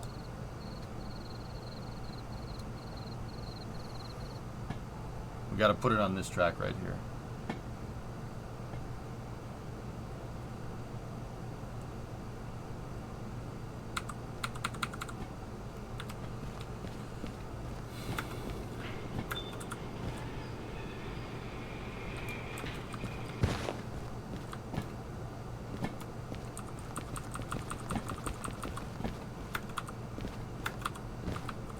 Oops.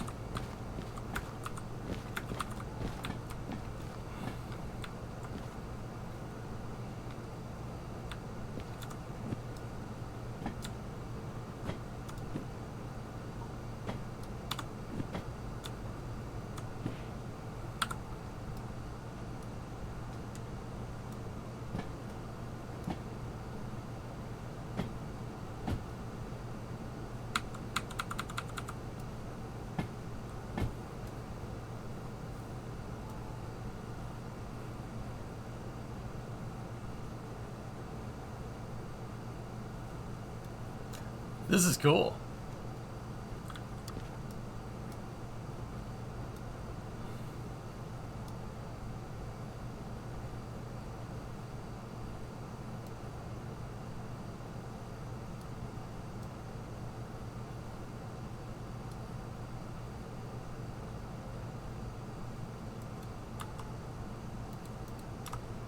Yep, gotta watch that signal.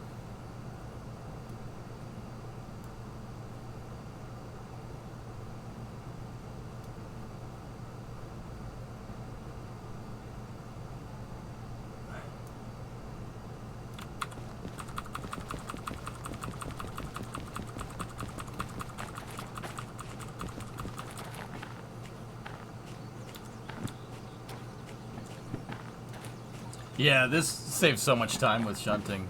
It's cool. And yeah, I can't even imagine when these things came about, how much that actually helped.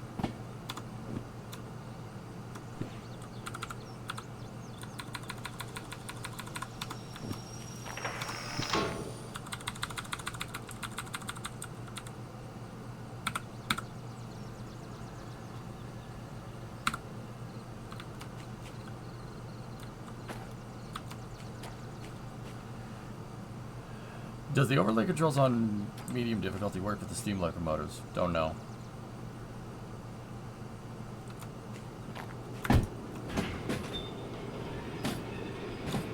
Okay, so where does it want me to go with these from there? Put them on B2. Oh, that's all the way over there.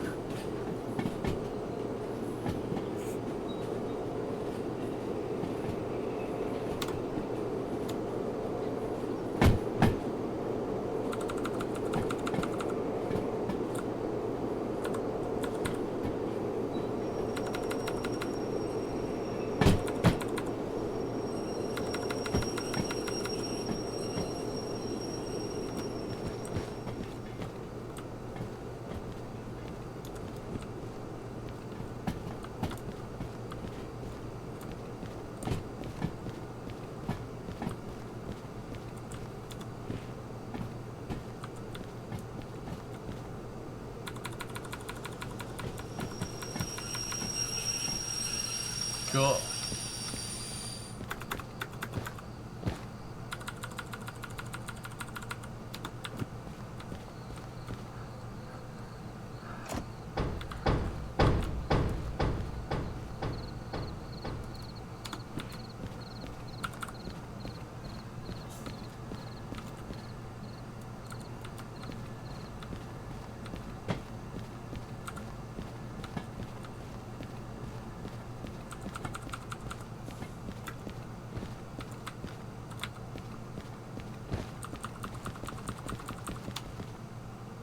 Okay, B2. Make sure the switches are set. While that thing's backing up over there. Yep.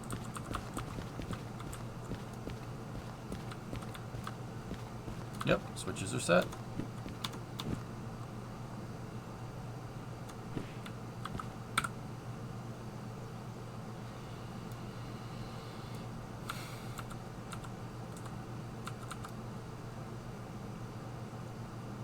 Cool. That's a nice load of Yugos you got there? Or is it a nice load of you got there Yugos? Guys, car no go road. Cargo train.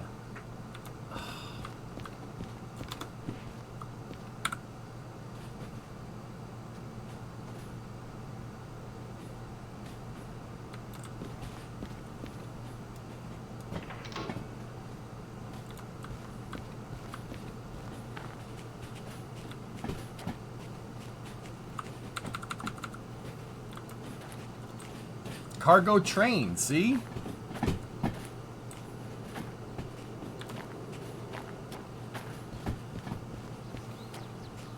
Or if you're Elon, cargo space. Indeed.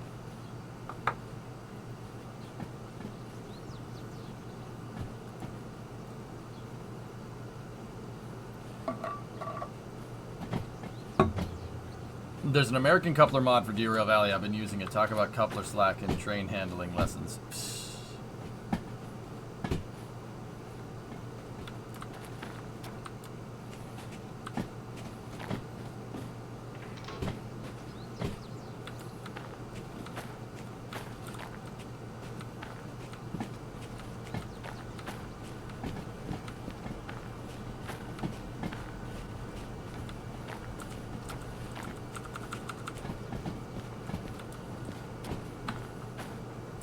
This is cool because you get to watch the dang thing. That's really neat.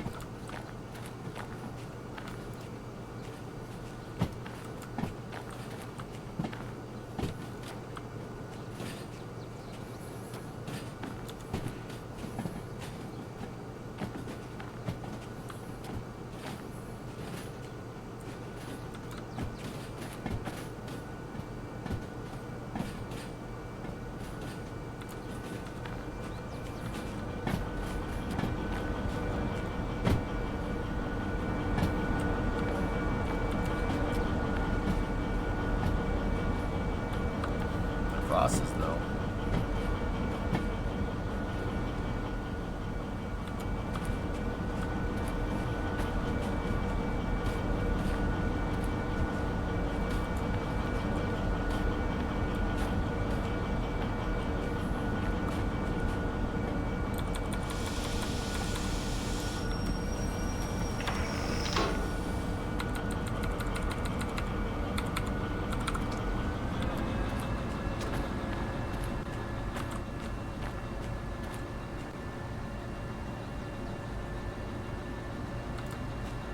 Man, that would, dude, this would have taken, I'm not going to say it would have taken double the time, but it definitely would have taken more time.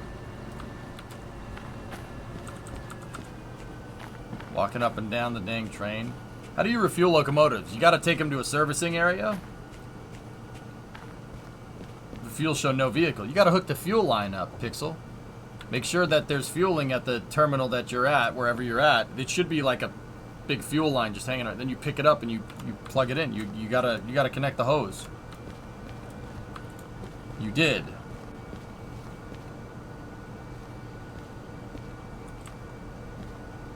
Do you have 2 locomotives in line, dude?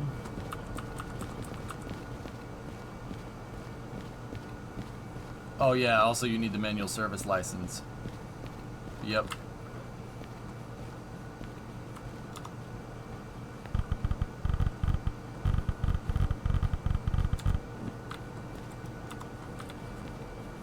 Yeah, so you got to use copay until you get manual servicing.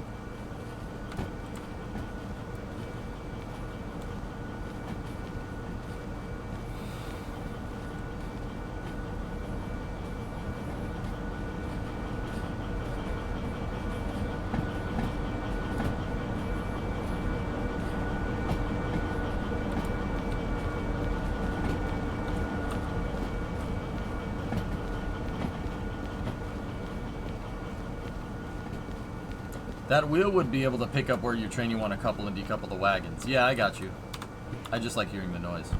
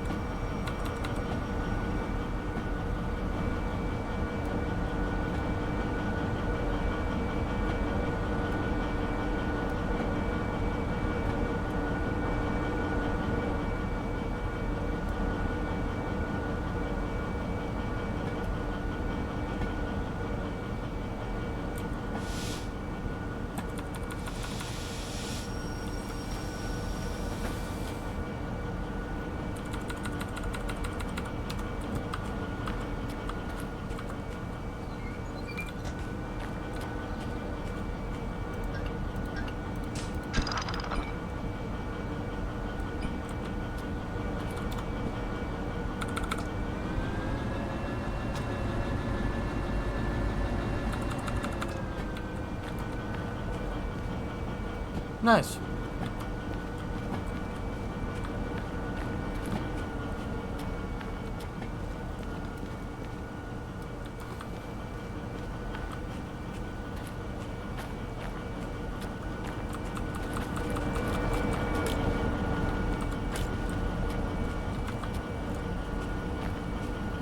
Hey, NB, what's going on, buddy?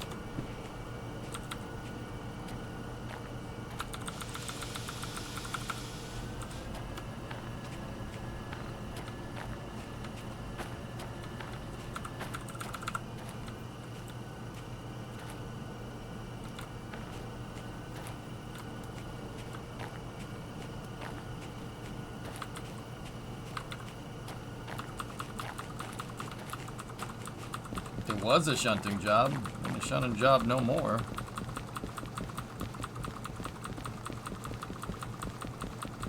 Are you not into trains? I like big trains and I cannot lie. You other cheddars can't deny. I don't know.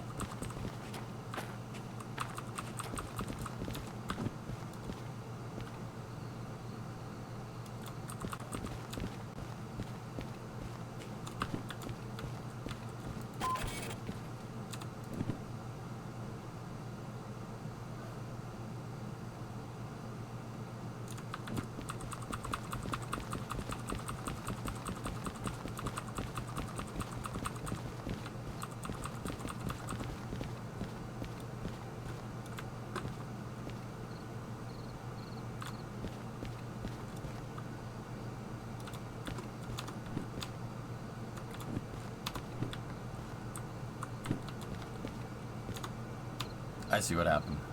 Easy peasy. We didn't pull the train all the way through.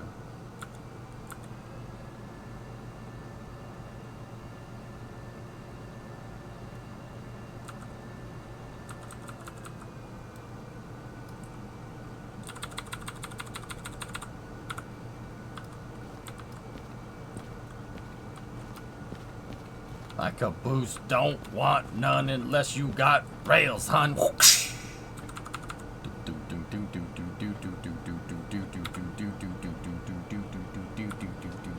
I was wondering why it wasn't going faster.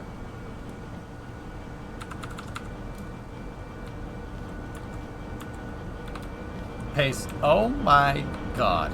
Look at that train. It is so big. Looks like one of those freight train short lines. Who understands those short lines? Right? They only operate because they move one load around, okay? I mean, that train is just so big. It's just big, boxy. It's out there. Gross. I like big trains and I cannot lie. What?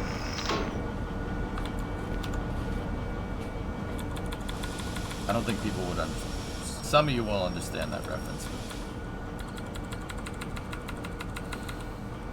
Some of you probably won't. But that's okay.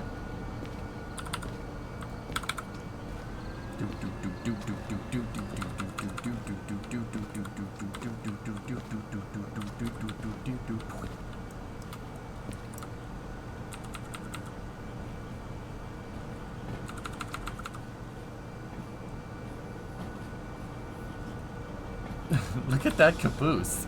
It is so big. Doug score. 1990s reference. Indeed, Jim. Indeed.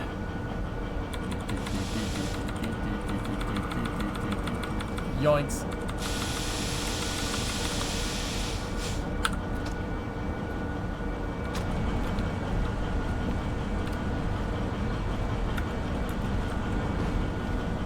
I thought we were all the way on. That's all good though.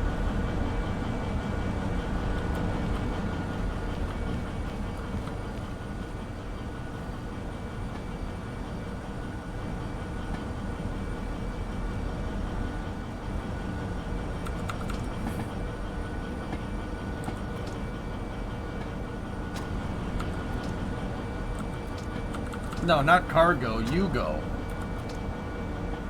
Do I have to teach everything here?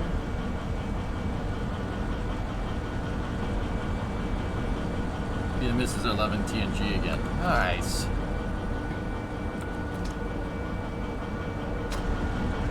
Where are you taking those AMC Pacers? Those are not Pacers.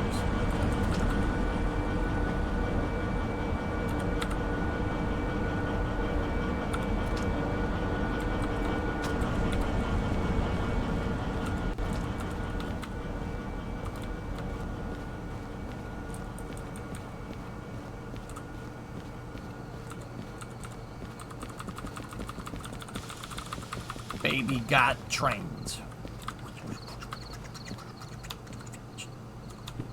Now I got that damn song stuck in my head. Give me the cash! Yeah, come on now, give me the cash!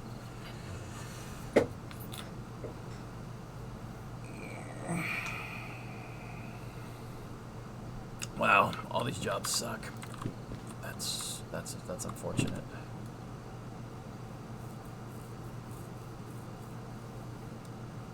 City Southwest to Harbor and Town. Seems like the only options we got here. Go out City Southwest, then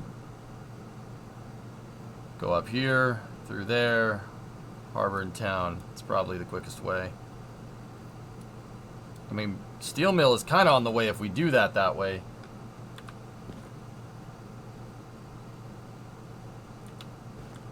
I don't know, drummer. I'd have to go look.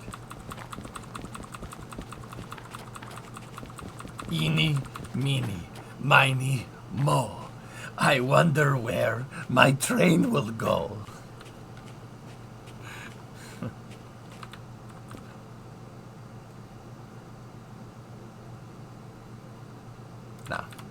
Nah. We're not doing that.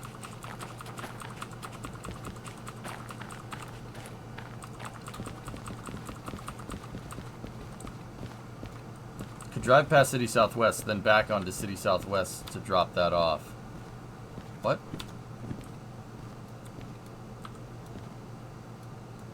Yeah, we could move... We could logistic haul those empty cars to the steel mill. Right? And, yeah, deliver new cars here. Alright, Pace. See you, buddy.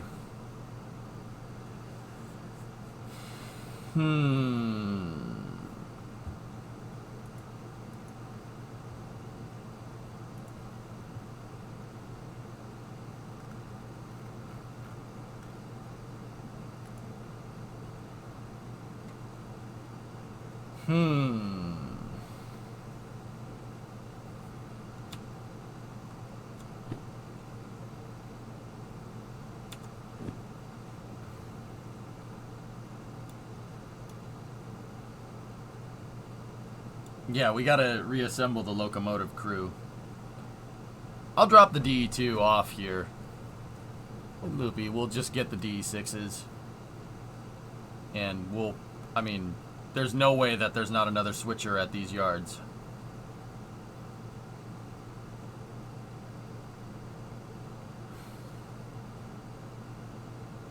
I actually might leave 90 and 80, 91 and 80 here. There's, I mean, just, I'll just leave them on the siding. We'll come back and get them later.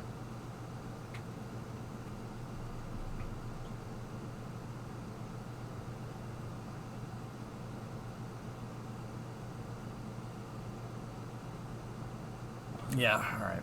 Let's,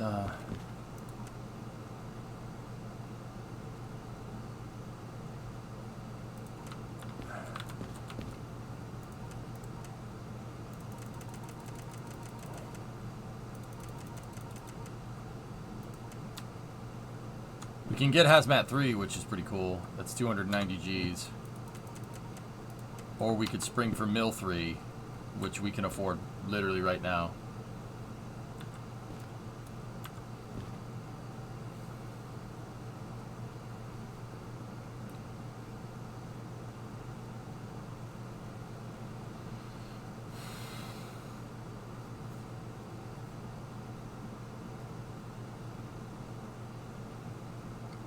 No.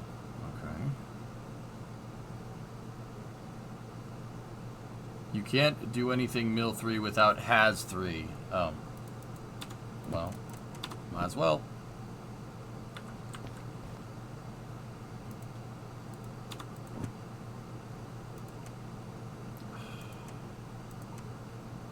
It's 10. 10 needs to go to the servicing yard.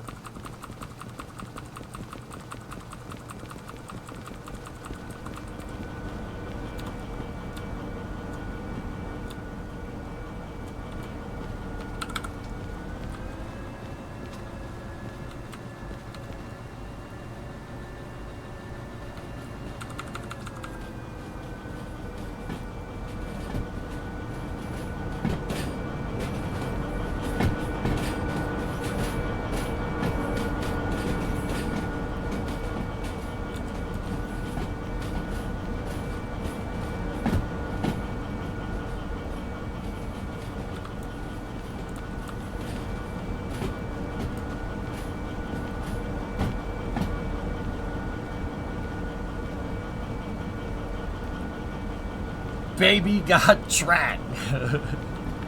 It works, man.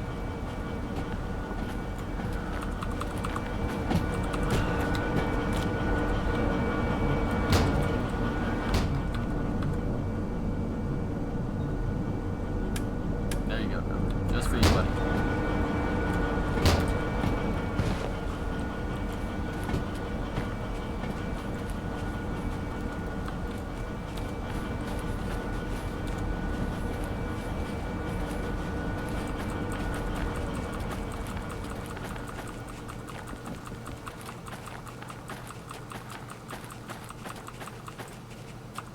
Siding is so damn long.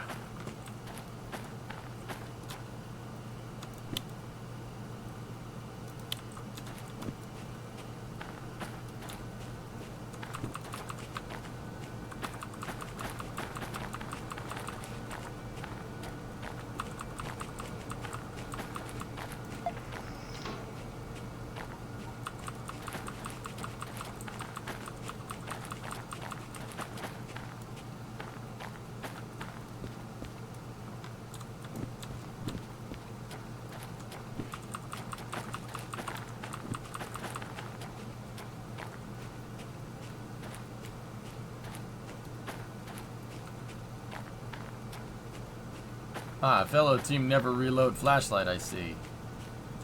I mean, how long do you have to hold this thing out in the sun, dude? And why would you take the flashlight out during the day? Why don't you just use batteries like normal people?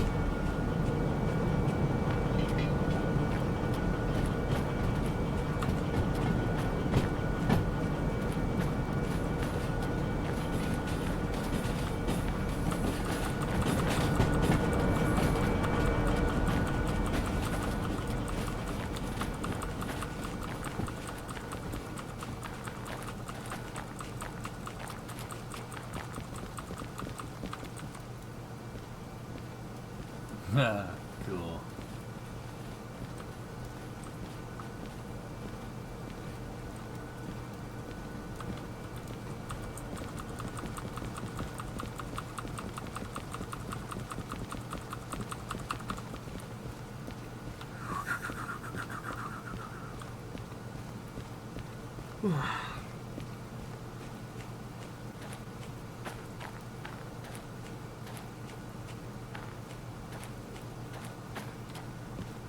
I'm sprinting, Loopy. This is how fast you walk.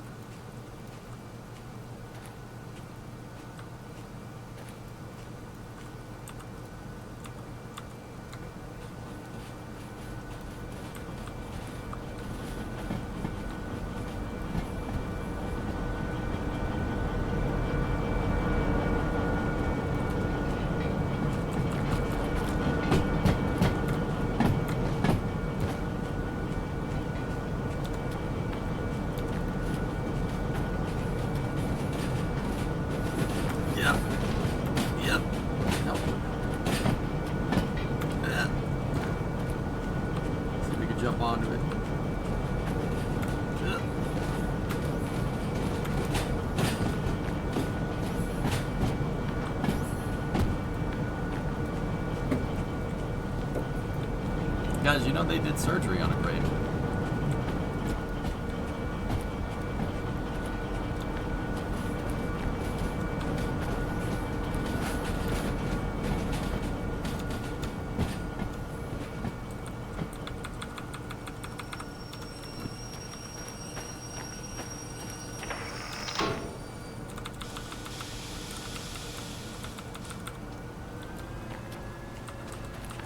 They did helicopter on a grape. What?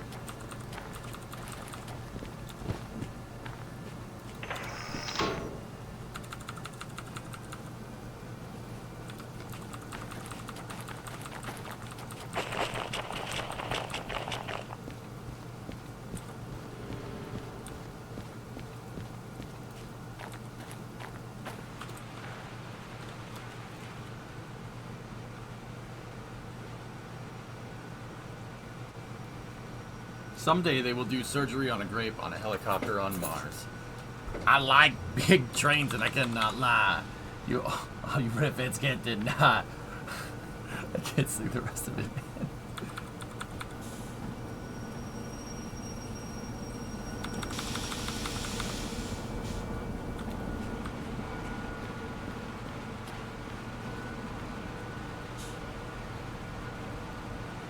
You can get better bars than that, John, but that wasn't bad.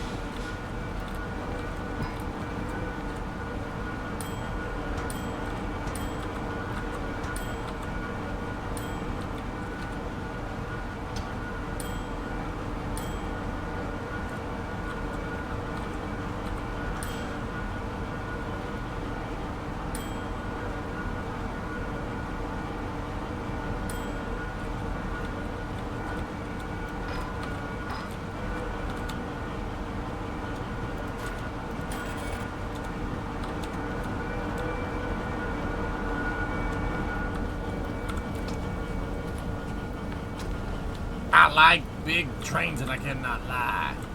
That's right.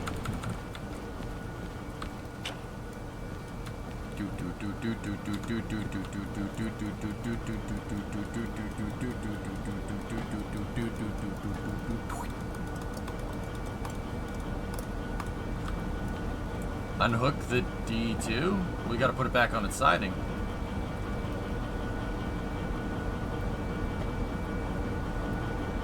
Or we could just put it in the roundhouse. Nah, I'll put it back where I found it.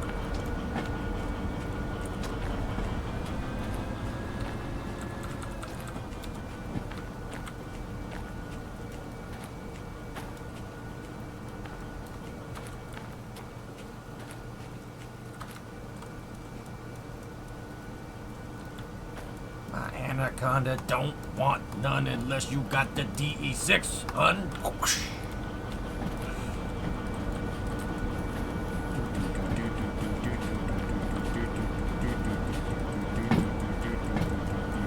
Sorry, I'm having too much fun with that. I'll stop. I'm not gonna. No, we could just say it. I'll feel better.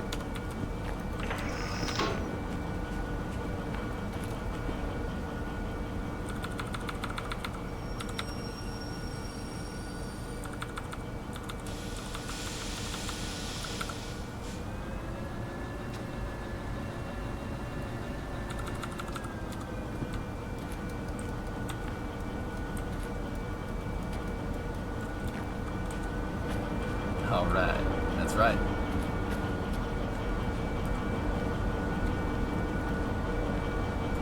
No, wait, I got a better one.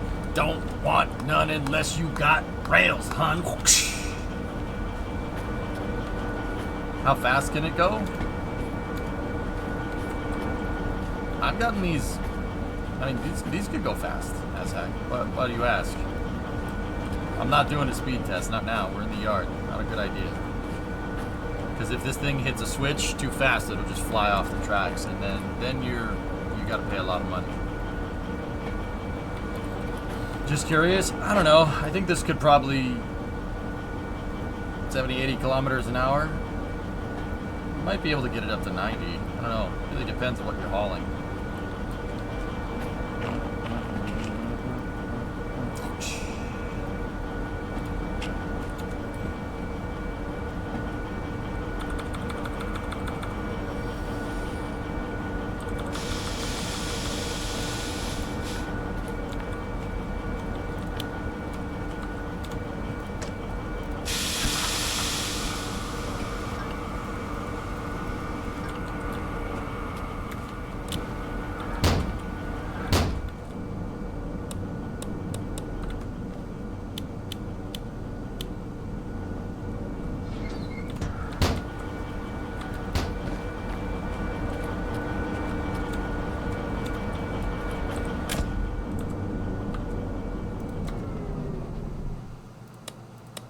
We'll leave 10 here, just for the time being.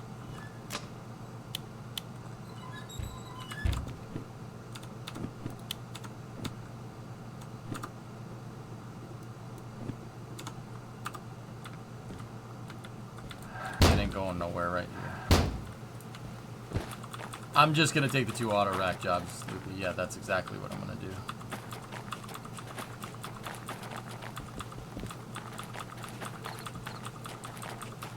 You know what? I got a faster way to get there.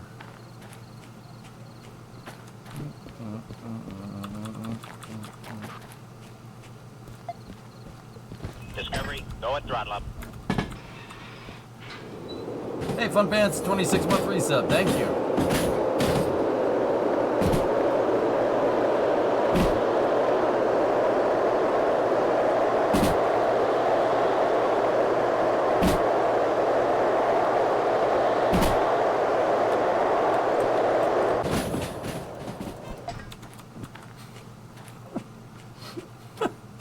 Faster than teleporting.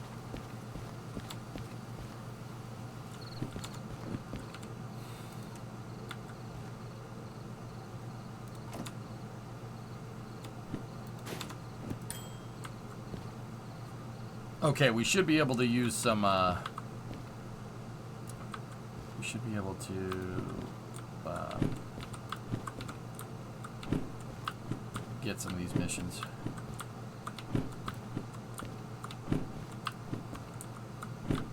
I told ChatGPT to write the first verse, then told it to do the whole song. It's actually pretty good. Nice.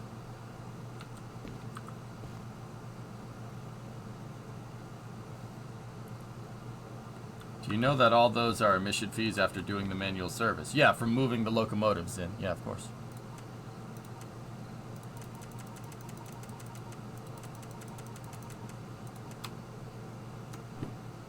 Okay, let's get Hazmat 3.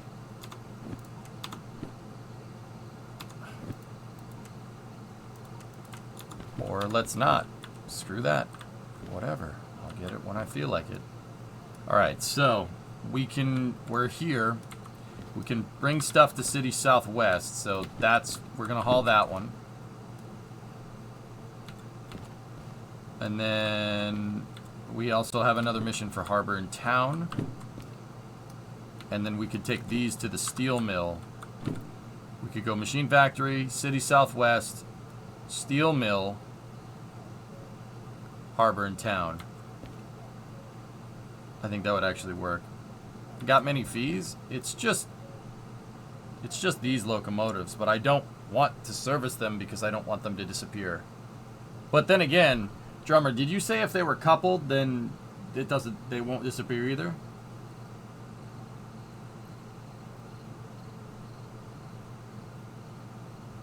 Could you move the cars to the drop-off point and go back and accept the contracts? I think so. If they are coupled, they shouldn't decouple. Or should, okay. I wonder if I can...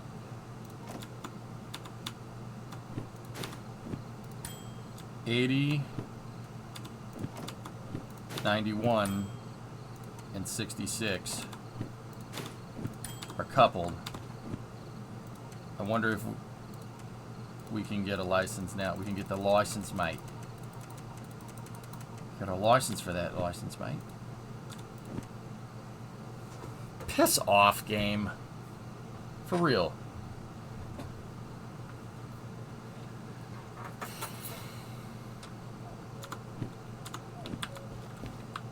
Whatever. FH82, FH6, LH67.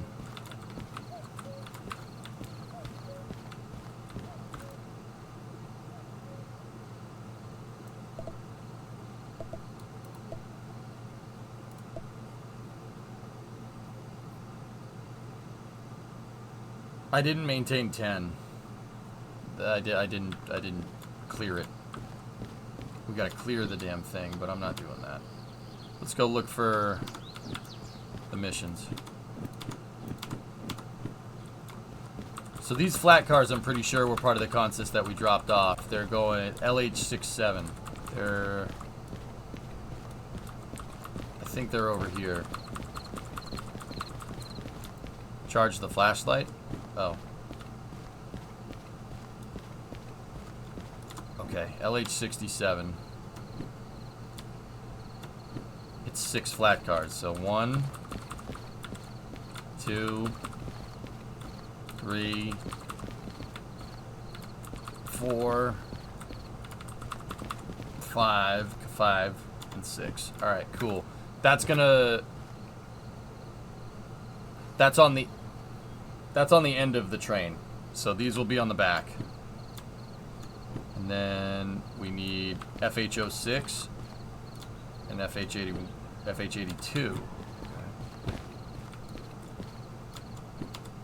FH06 is right there. That's 3 blue cars. What is that? 2 reds and a yellow? Or something? Can't really tell. My eyes don't work.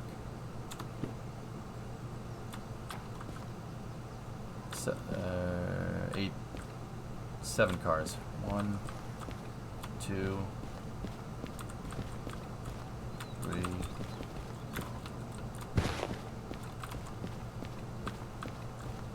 4, 5, 6, 7. Alright, cool. Now FH82. If this is FH82, we are in business, boys. Alright, FH82, and then 06, and then 67. This isn't going to be a big haul, but it'll be pretty cool. Are flat cars worth it because they'll make getting the auto racks out at City Southwest a pain in the butt? I mean, not really, drummer. It's not that big of a deal.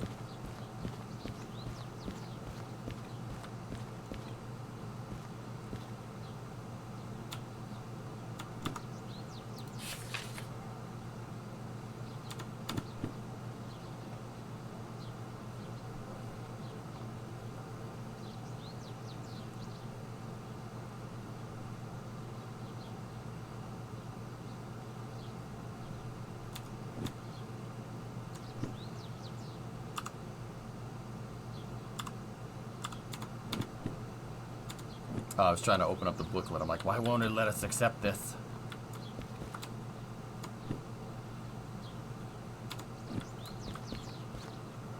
He has to reverse in. So why don't I, drummer, why don't I take the whole train, go through, uncouple the flat cars right here, or uncouple the car carriers that are going to Harbor and Town and the flat cars that are going to Steel Mill right here, and then I should have access to every siding here. It's going to either B or C, so we just back it up, locomotives come back forward, I reattach and go. Is that... Oh, it isn't a pain. Oh, I was like, what are you... Why... Alright. It's going to C. B is passenger. Oh. Okay. That makes that easy.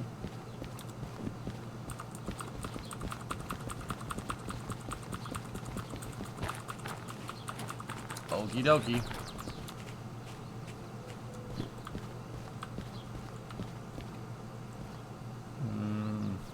We could assemble the train, but let's just do it.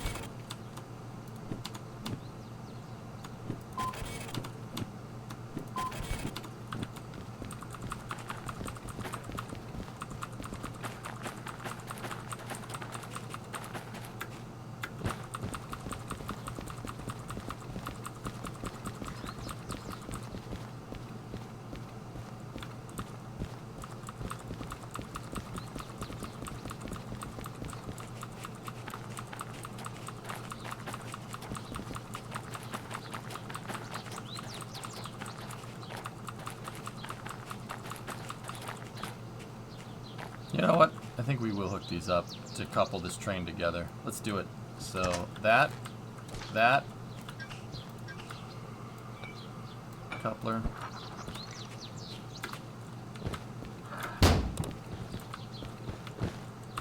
Or we could go in the train.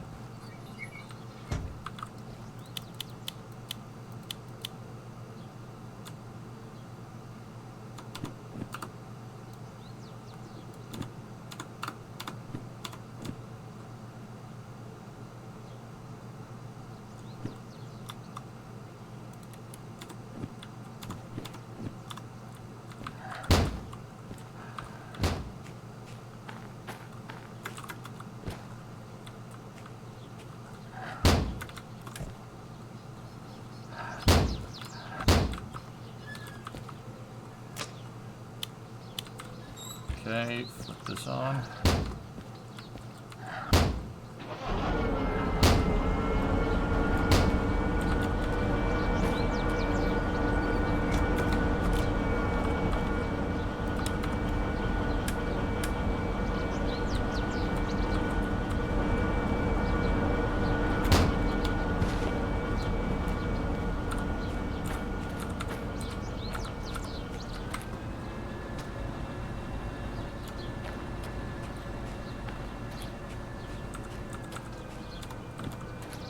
I don't think they'll despawn Loopy if they're coupled together. That's what Drummer was telling me. So I think we're okay. I might just leave them there. We'll leave 80 and 91 there as a test. We don't need 4 DE2s for this.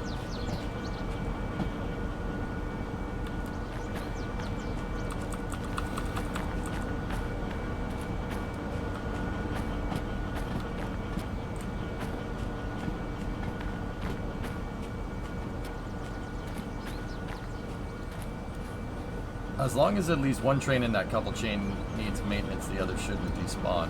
None of those need maintenance.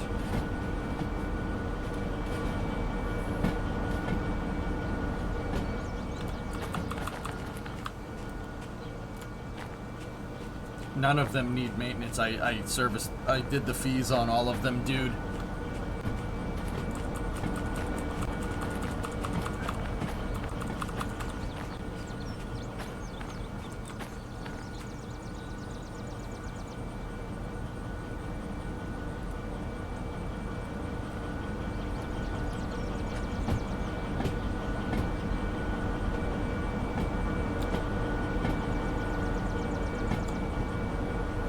West? No, I'm not. I don't think we should do that.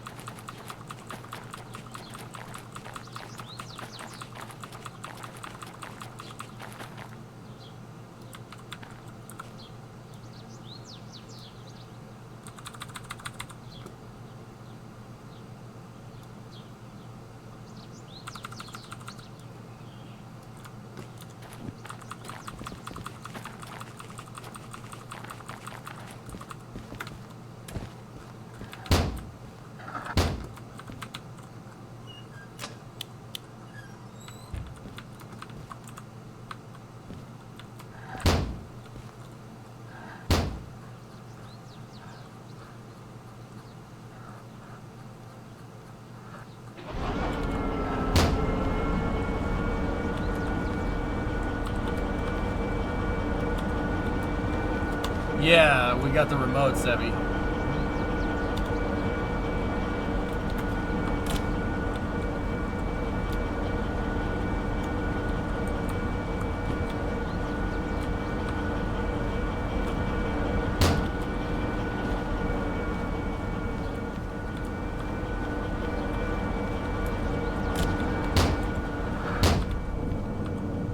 You'll flood the engine, like if you prime it too much. You'll flood it.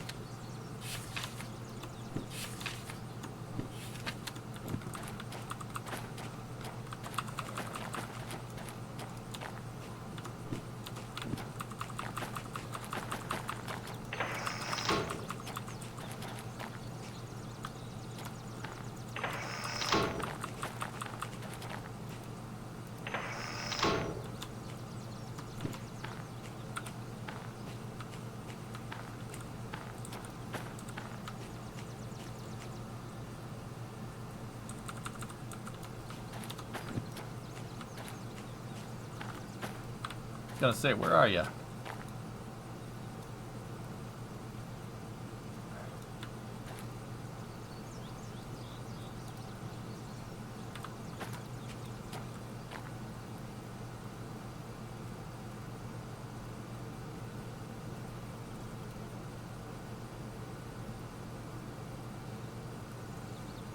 You just in full focus mode?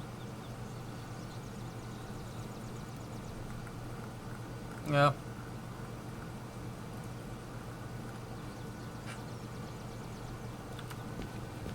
Oops.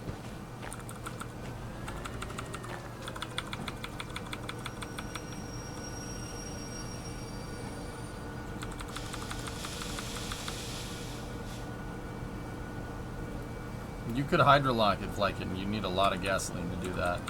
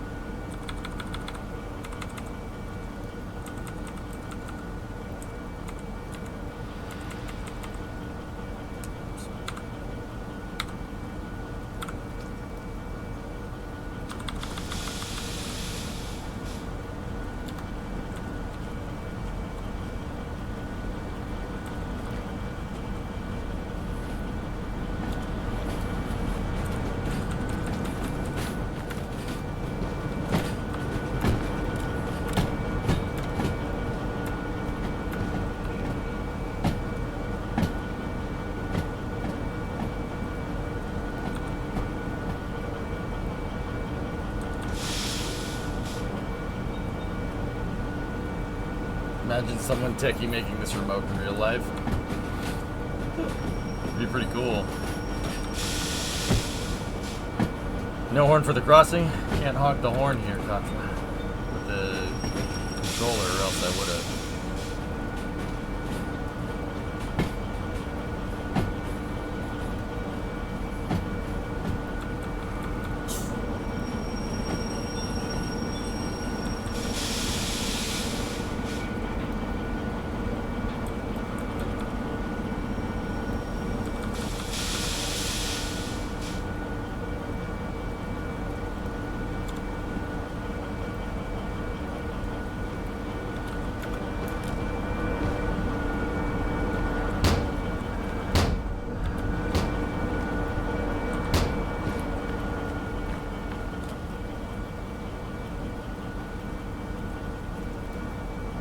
Hey guys, I got a weird question.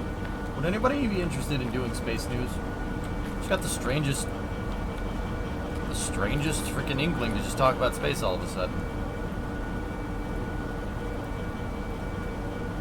We gotta go over the dev diaries, we gotta go over the cities videos, like...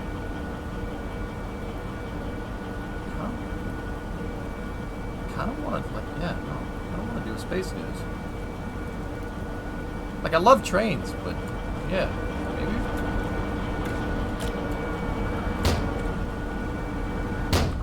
The space must flow. Okay, just spool up one of the other DE6s. I already did that. We'll just leave this right here. We'll pick up right where we left off some other time.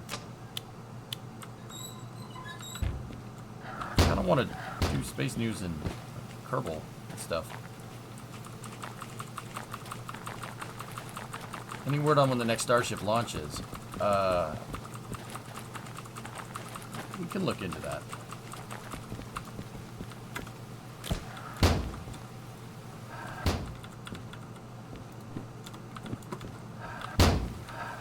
Here, actually, you know what we can do to make sure that this thing doesn't get moved is...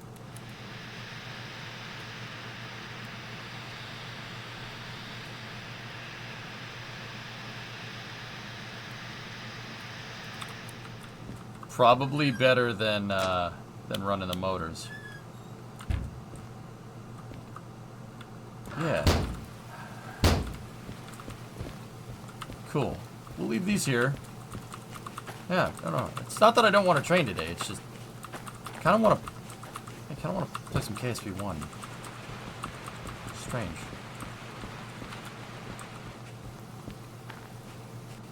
It's weird. I didn't have any inkling, but just kind of popped into my head. I'm like, dude, just play some Kerbal. Can you see the sand on the tracks? No, Katra, you can't. I wish.